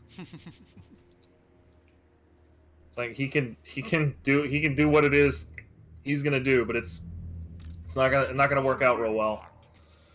Okay.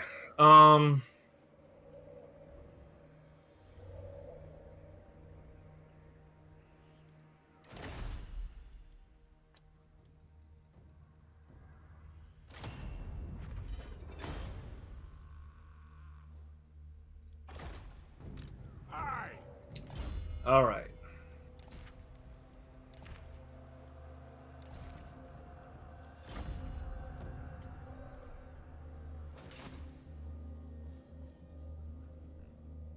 Very rapidly running out of runes to make. Just like, runes! Slamming them in place. Runes!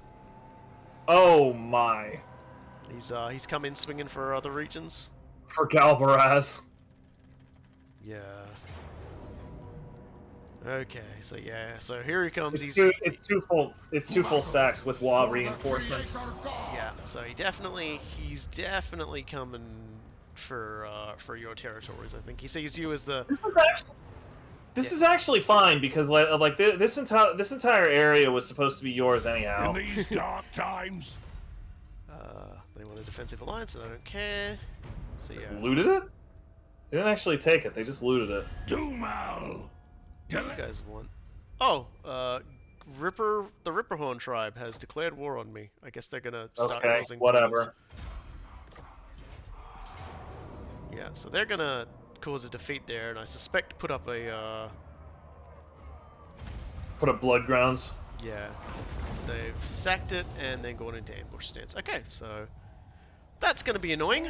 I really didn't want to have to deal with that because that's just gonna be annoying. So we're gonna.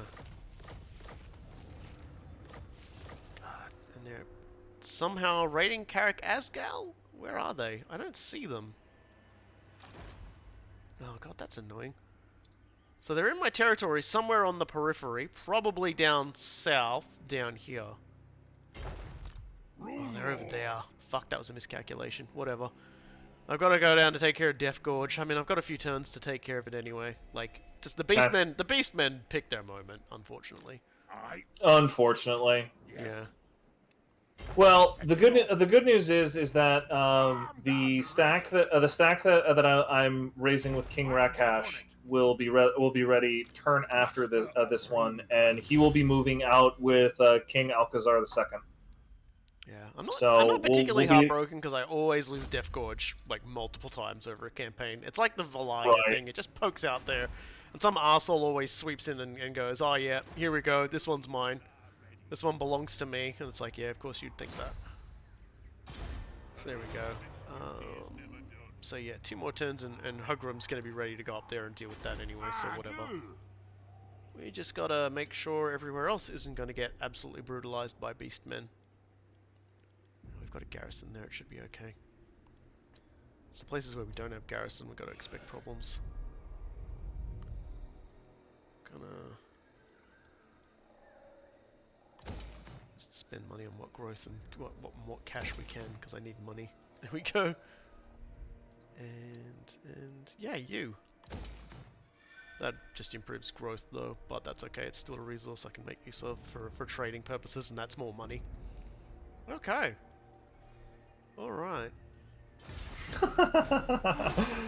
Yeah, a vault of Nagash. I could build the vault of Nagash. Lord recruit rank +3 faction wide. Magic resistance 10% all armies. Hero recruit rank +3 all provinces. Winds of magic reserve power reserve +30. Vampiric corruption +20. Yeah.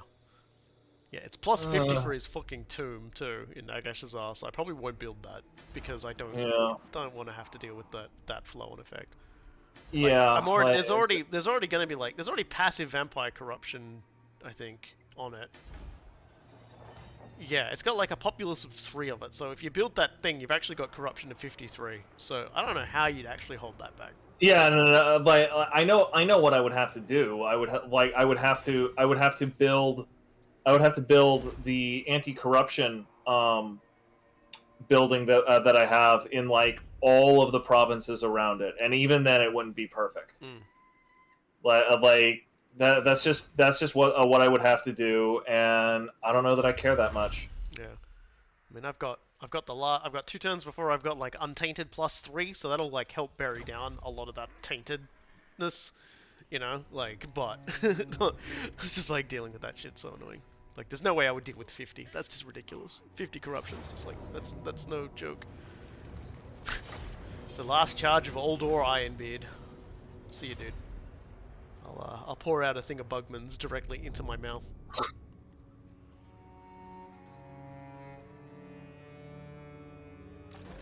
Yeah, fucking Urk. If he knows what's good for him, he'll run.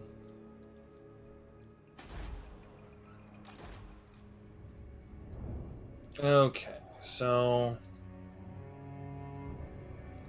Yeah, so I'm definitely sort of gonna have to think hard about how I'm gonna do this, because I feel like he's like the orcs are just gonna push into your lands rather than fight me for the most part. I think. I mean, they're definitely gonna they're definitely finish taking back the Southern Badlands, and at current, like, I can probably resist them at Agro Midgall. Mm. Well, actually, I could resist them at either one of those places, but Yeah. probably not both. I need. What's the best way to say this? I need to get in contact with Karaza Karak. They will tell us exactly what we need in terms of the size of the orcs, because they'll show us the barriers in the war they've been fighting. And then we'll be able to pick up those orcs and give them a good shake. Because then I can plan how I'm gonna like. Because like I said, I don't like being the tip of the spear. I don't like plunging into the heart of the enemy. To me that's a problem, because you get surrounded and they slip past you and they start doing that sort of thing. So I like to prefer to be the tongs that come in and grab them from the side and squeeze them. I like to be the vice. I just like to squeeze an orc's head and just yell all my grudges at it as their head just like starts to compress. I was gonna say, this is the dwarfiest rant I've ever heard out of you. I like to just crush their brains oozing out of their skulls as I yell in their ears about all the things they did wrong. Like like that dude from Kids in the Hall. There we go. That is exactly what I was hoping they would do. Welp. They tried to flip past me, and they found out the absolute error of their ways. So that's another stack of them down. Oh, I didn't pay attention to who was in that stack. You know, yeah, that was Grimgor was in there. I noticed. Grimgor was in that stack. I didn't even notice that. Grimgor is dead. Grimgor is dead. I have extra armor penetration. That's wild. Okay. I'm going to. Do you mind if I take Morgheim at all? Not at all. Okay, I might go take Morgheim just to keep it off the Go table. take it. Go screw it up. I can't see those beastmen, so they're obviously in hiding. So that's basically Hugrum Sour Scowl is gonna deal with that. So I'm gonna. You take that place, and I'll abandon floating village and give it to you. Yeah, we'll see how. Like, I don't give a fuck. I'm just gonna move this guy forward and then get that one last unit I needed. So Doom Dwarf, we'll give him. What do we even give him at this point? I guess a speed boost. I guess. Like, he's got pretty much all the things and all the points he needs. So Okri, can you reach Darkhold, Okri? No, you can't. Setting off. Armed So and you ready. can't reach I'll Mount get on Grey it. Hag, but that's alright, because you're going to go there and you're going to beat it up anyway. I do. Mordrum Sour Scowl, get ready to get involved in the fighting as well. He's getting up everybody and getting them ready for a good old-fashioned killing. Blimlin, I'll continue to boost his general speed so he can run around casting better, I guess. Time. Yep, so... Don't suppose... Thorek, can I? Okay, there, I need a recruit. Well, and there's not really anything to recruit in that stance anyway. Alright then. Lord of the Get in for Runes. Oath Stones. Earth Gold, I should say. Is there anything really cool I can build just yet? No. Although I will eventually be able to build some cool things if I get a little bit more Oath Gold. I'll be able to build, like, Dragon Slayer's Axe. Which is, if your hit points are greater than 50%... Like, sorry, if your hit points are less than 50%, you start getting, like, base damaging increase and, like, armor piercing increasing. You hurt me, I hurt you ×2. Well, I mean, my favorite thing for Ungrim is he's got Death Blow. Then he can turn it into like this ridiculous form of Death Blow. Like that's basically Death Blow is what that ability is. But he can get this like this one where it turns into like if he's got less than 25% of his health, he gets like a massive physical resistance boost, and just does like plus like he just basically does a ridiculous amount of damage. So he basically goes, well, this is my last breath. Here is yours, and just starts axe murdering his way through everyone. I like it. Yeah, I did. Somewhat hilariously, didn't actually spend money on anything. So, oops. I guess next turn I'm going to be like building up a few things. I would like to know where those beastmen are planning on going though, because it annoys me that they destroyed Death Gorge for no good reason whatsoever, and they just went into like camp. Yeah, they basically just disappeared after that. Yeah, so they're going to Agral Migdal. It looks like, at least some of them are. At very least now we knew where Grimgor was. I didn't even notice it was him, to be honest. That's kind of sad when your entire thing is like, say my name, and he just gets run over, and like Thorek's just like, sorry, who was that? Who was that? Sorry, what? I should really trade up on the Obsidian Talisman if we're being honest. Is there a good talisman? Can I forge a good talisman yet? Not yet. I need to get a little more, and I could give him... Oh, none of those are really that great. Actually, that's a thing. Did I build the Ranger's pouch? Oh, shit. I think Dune Dwarf can get the Ranger's pouch now. Blood. Yeah, so I'll give him the Ranger's pouch. And that'll further increase his DPS. Let me just... His dudes per second? Yeah. So let me just, where is it? Ranger's pouch. This is probably one of the best, best and only things you can give to an engineer. Just... By Grumby. Next turn I'll equip it on him, and that'll double his... well, it won't double his damage, but it'll heftily increase his damage. Because he'll be reloading faster, so his DPS just goes up. A big deal. Yeah, they are rolling straight over that area. Wagging straight into you. Arise, yeah. my legions, rise. That's fine. What? Oh crap! So they're at Crooked Fang Fort now too. Am I gonna have to turn like this? This is annoying. I'm gonna have to turn around and deal with that now. It is exactly the annoyance that I thought it was going to be. Is it's like, yep, they're start coming from all these different directions and being irritants. So, well, I've got 3 stacks of Tomb Kings coming up from the south. It includes Settra. Scores to settle. Okay, well you handle those guys. I'll take more time, but don't bother getting rid of the other place yet. Like, we'll sort that out once we get the other shit. Claim it for It's like I noticed that they're raiding in the vicinity of Floating Village, so I'm thinking that that's probably their next target. Oh hey, I just got the Master Rune of Groth One Eye. Attacks cause discouraged effect, reduce leadership. Attribute causes terror when fighting against greenskins. Attribute causes fear when fighting against greenskins. Okay, so I'll give that to somebody as a banner. I'm listening. Because I'm Sure. Pretty sure it's a banner. It's just like Thorek's at level.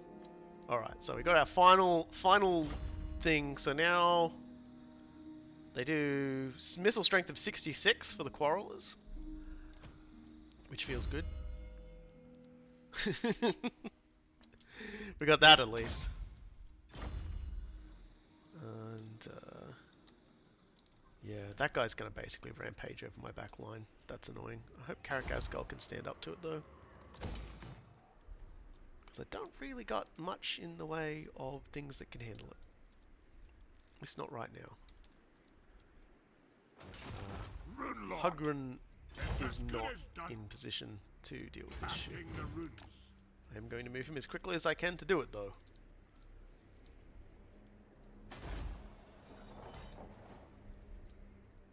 And then we've got... My anger burns bright. Well, for everything they take, we're taking something back, so it's not like it's a big of a deal. Right, I'm they're rapidly approaching their back end as well, in the same way that they've suddenly like swept around on me. mm-hmm. Lord of Clan Morgrim.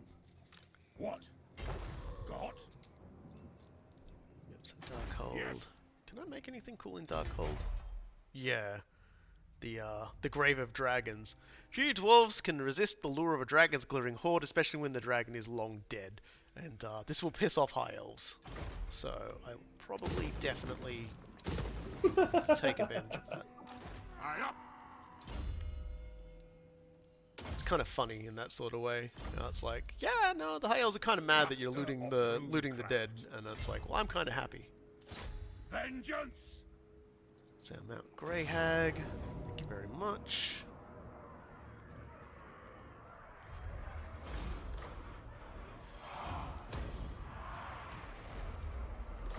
Alright. Faction encountered Karaz Karak. There's the ticket. Non-aggression pact. They accepted. Military alliance. Sure. Alright. Bada boom.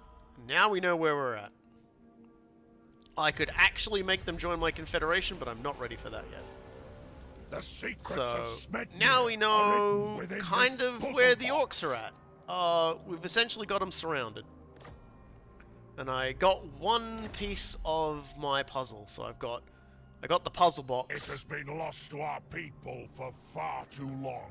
So Black Crag is the next piece for that particular one, and that would Okay. that would be what I needed to generate 10 oath gold per turn, plus 10 armor for lords and heroes, and boost my trade resources by 100%. I apparently have encountered Reichland. I'm kind of interested to see what the diplomacy with them will be. Because on one hand, I'm, me. On the other hand, I've been fighting orcs for a while, which will probably amuse the hell out of Carl. Well, I just did a non-aggression pact with Carl, so he seems pretty happy with that. He is rank 1 on the table, so obviously Grimgor, like the fact that Grimgor suddenly popped up in a new stack really does tell us all we need to know about how his attempts to take that region went, right? Yeah. So let's do those ones. Get the construction costs down. Also, like increase the costs, like increase our gains from other areas. Yeah, so.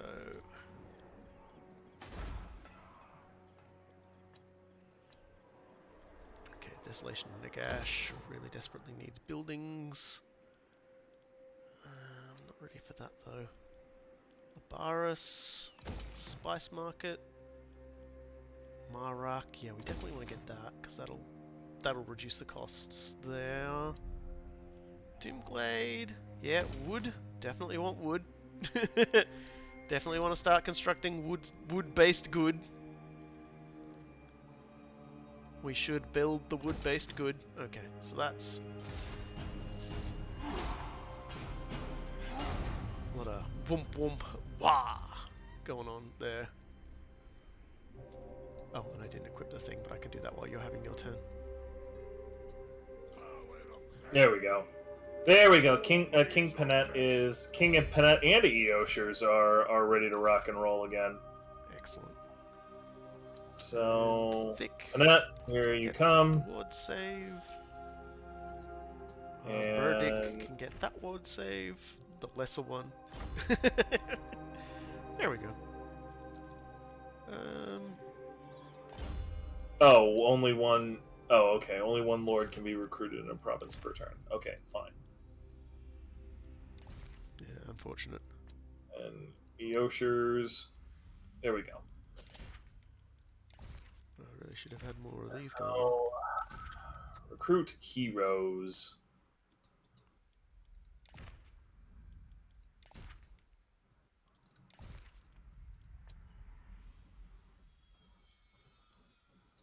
Hero.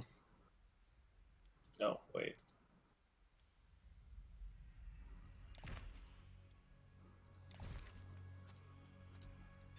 Okay. Yeah. Good That's a good God. question. How you holding up, Coolguye? Because we are getting pretty late for you. Yeah, no. We are like I wanted to basically accomplish my my strategic goals here, which was basically to rebuild from all of the garbage that I got myself into, right? You know, so I wanted to accomplish that. I'm very close to doing that, and then Yeah. once we're done there, like we'll be good. Yeah, because we both start to burn out mentally and vocally at this point of the Right, you know, like it's pretty obvious that you know, like we're both tanking. sucking at that fucking win. We're both Yeah, tanking. so, like, I mean, yeah. this always happens. Is like to me in my campaigns is like I start to sort of forge out, and then a beastman tribe turns up, and then the orcs start pushing down. It's like if I didn't have you as a co-op player, one stack would be dealing with like 5 stacks of like wagging orcs. So in that regard, I'm doing a lot better than I do by myself. But now that we've made contact with the dwarves, this gets a lot better, because now we've got a better idea of what the dwarven territories look like. First and most important thing to know is Karaza Karak is not in dwarven hands. It is in the hands of Grimgor. Oh. Black Crag That's is also interesting. in the hands of Grimgor. So basically what we've got is most of the middle of the Badlands is definitely orc territory. But once we get beyond there, it is not. So we've just got to start with, like, once my dudes are done over here with the Plane of Bones and with the Wolflands, we can push in and we can help. And I will start being able to hit Black Iron Mines, Karak Azul, Karak 8 Peaks and the like, Spite Peak. I've got 3 stacks of dwarves just zooming towards a good grudging. So Thorek will be able to sort of handle things on the home front with the assistance of Hugrum. And if it all goes well in making money, I may just, you know, throw more insanity at my problems. Like I may like build another stack and another stack, and just have dwarves marching out of the holds, just like out of the lost holds, just going, we're taking back the found holds now. We've got our lost holds, now we're gonna get the ones we know about. Some fucking movie quote that is escaping me at almost 3 a.m. about I'm taking it all back. Yeah. Like fucking Fallout 2 quoted it. You're at the bottom of some wishing well. What do you want me to do here? Lord not move? Oh yeah, like this Lord has not in fact moved. Yeah, but rather unfortunately, so I've got a plan now. Now I'm in contact with Carl. I'm gonna beat up some more orcs, and he's probably gonna get real happy with me.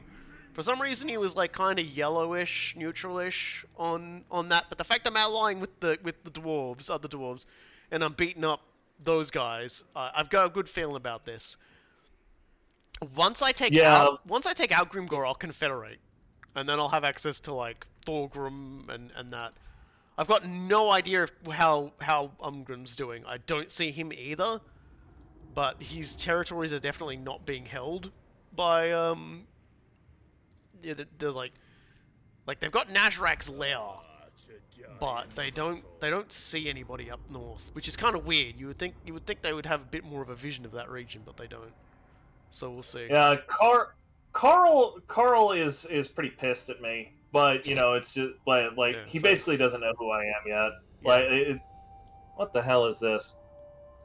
So yeah, no, they're attacking me. This time it's a Pyrrhic victory, and I only lose one card of Nekihara warriors. Fine, whatever, fuck it, go away.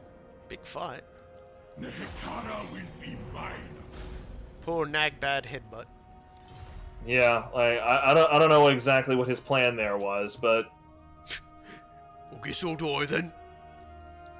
So that's good though. That blunts them a little bit and reduces their big stack to like 1, which is pretty good. right there were two stacks poking around my area. There should only be 1 left now. Yeah. Oh, more grudges settled. That's always fun. Can we reach that one this turn? So the question is, did you want to keep going? Iron-willed. Let's go ahead and knock it off after you're done with your turn, because like I'm pretty clear on what I need to do now, and I got my lords back and everything, so I know what I'm doing, and you know it's 3 a.m. here. Yeah. Could use some rest. Oops. Malice is walking. Oh, well, it doesn't really matter.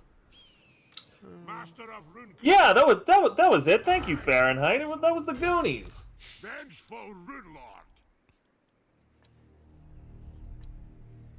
Okay, so, yep, Maris, Mordum, Hugram. There we go. Heading out. Just keep going at full speed, Hugram. We need you to get over to Death Gorge and rebuild it. Well, Crooked Fang Fort now belongs to What's up? now belongs to the malicious Urkin Groby again. That's fine, because I'll be right over there to beat up Drock Wolfherder, who apparently got his teeth kicked in somewhere and is now trying to start shit like I wouldn't find out. Oh, what he was thinking. Probably, I guess I'll die now. Taking Crooked Fang Fort. That's my fort, man. That's my fort. You know, I should go and find out what all the original names of some of these forts are and just rename them back to what they're supposed to be. Because shouldn't be putting up with this this fort theft going on here. This grudge based theft of my stuff.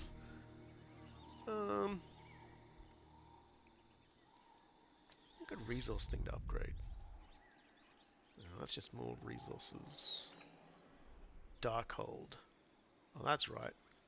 I definitely knocked over a bunch of stuff so I could build Graves of the Dragons.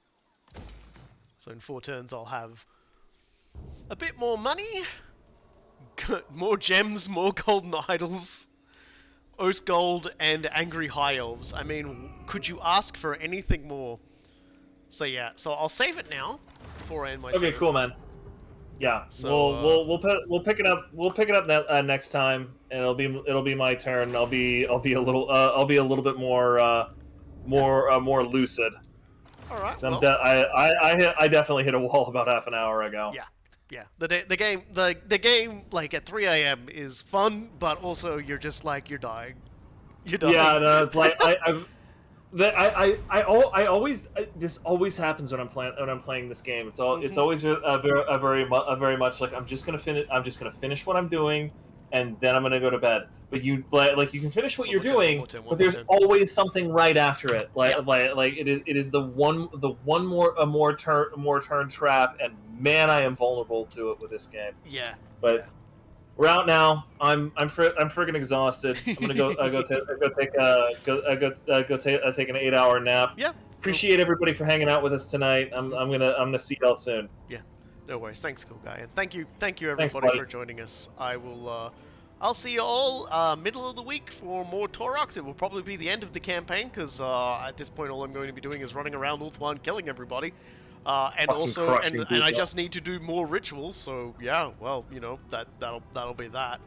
And then well, I guess after that we'll see. Because August, I don't work for a month, for an entire month. I've just got the entirety of August off, so there may be more streams. We'll see.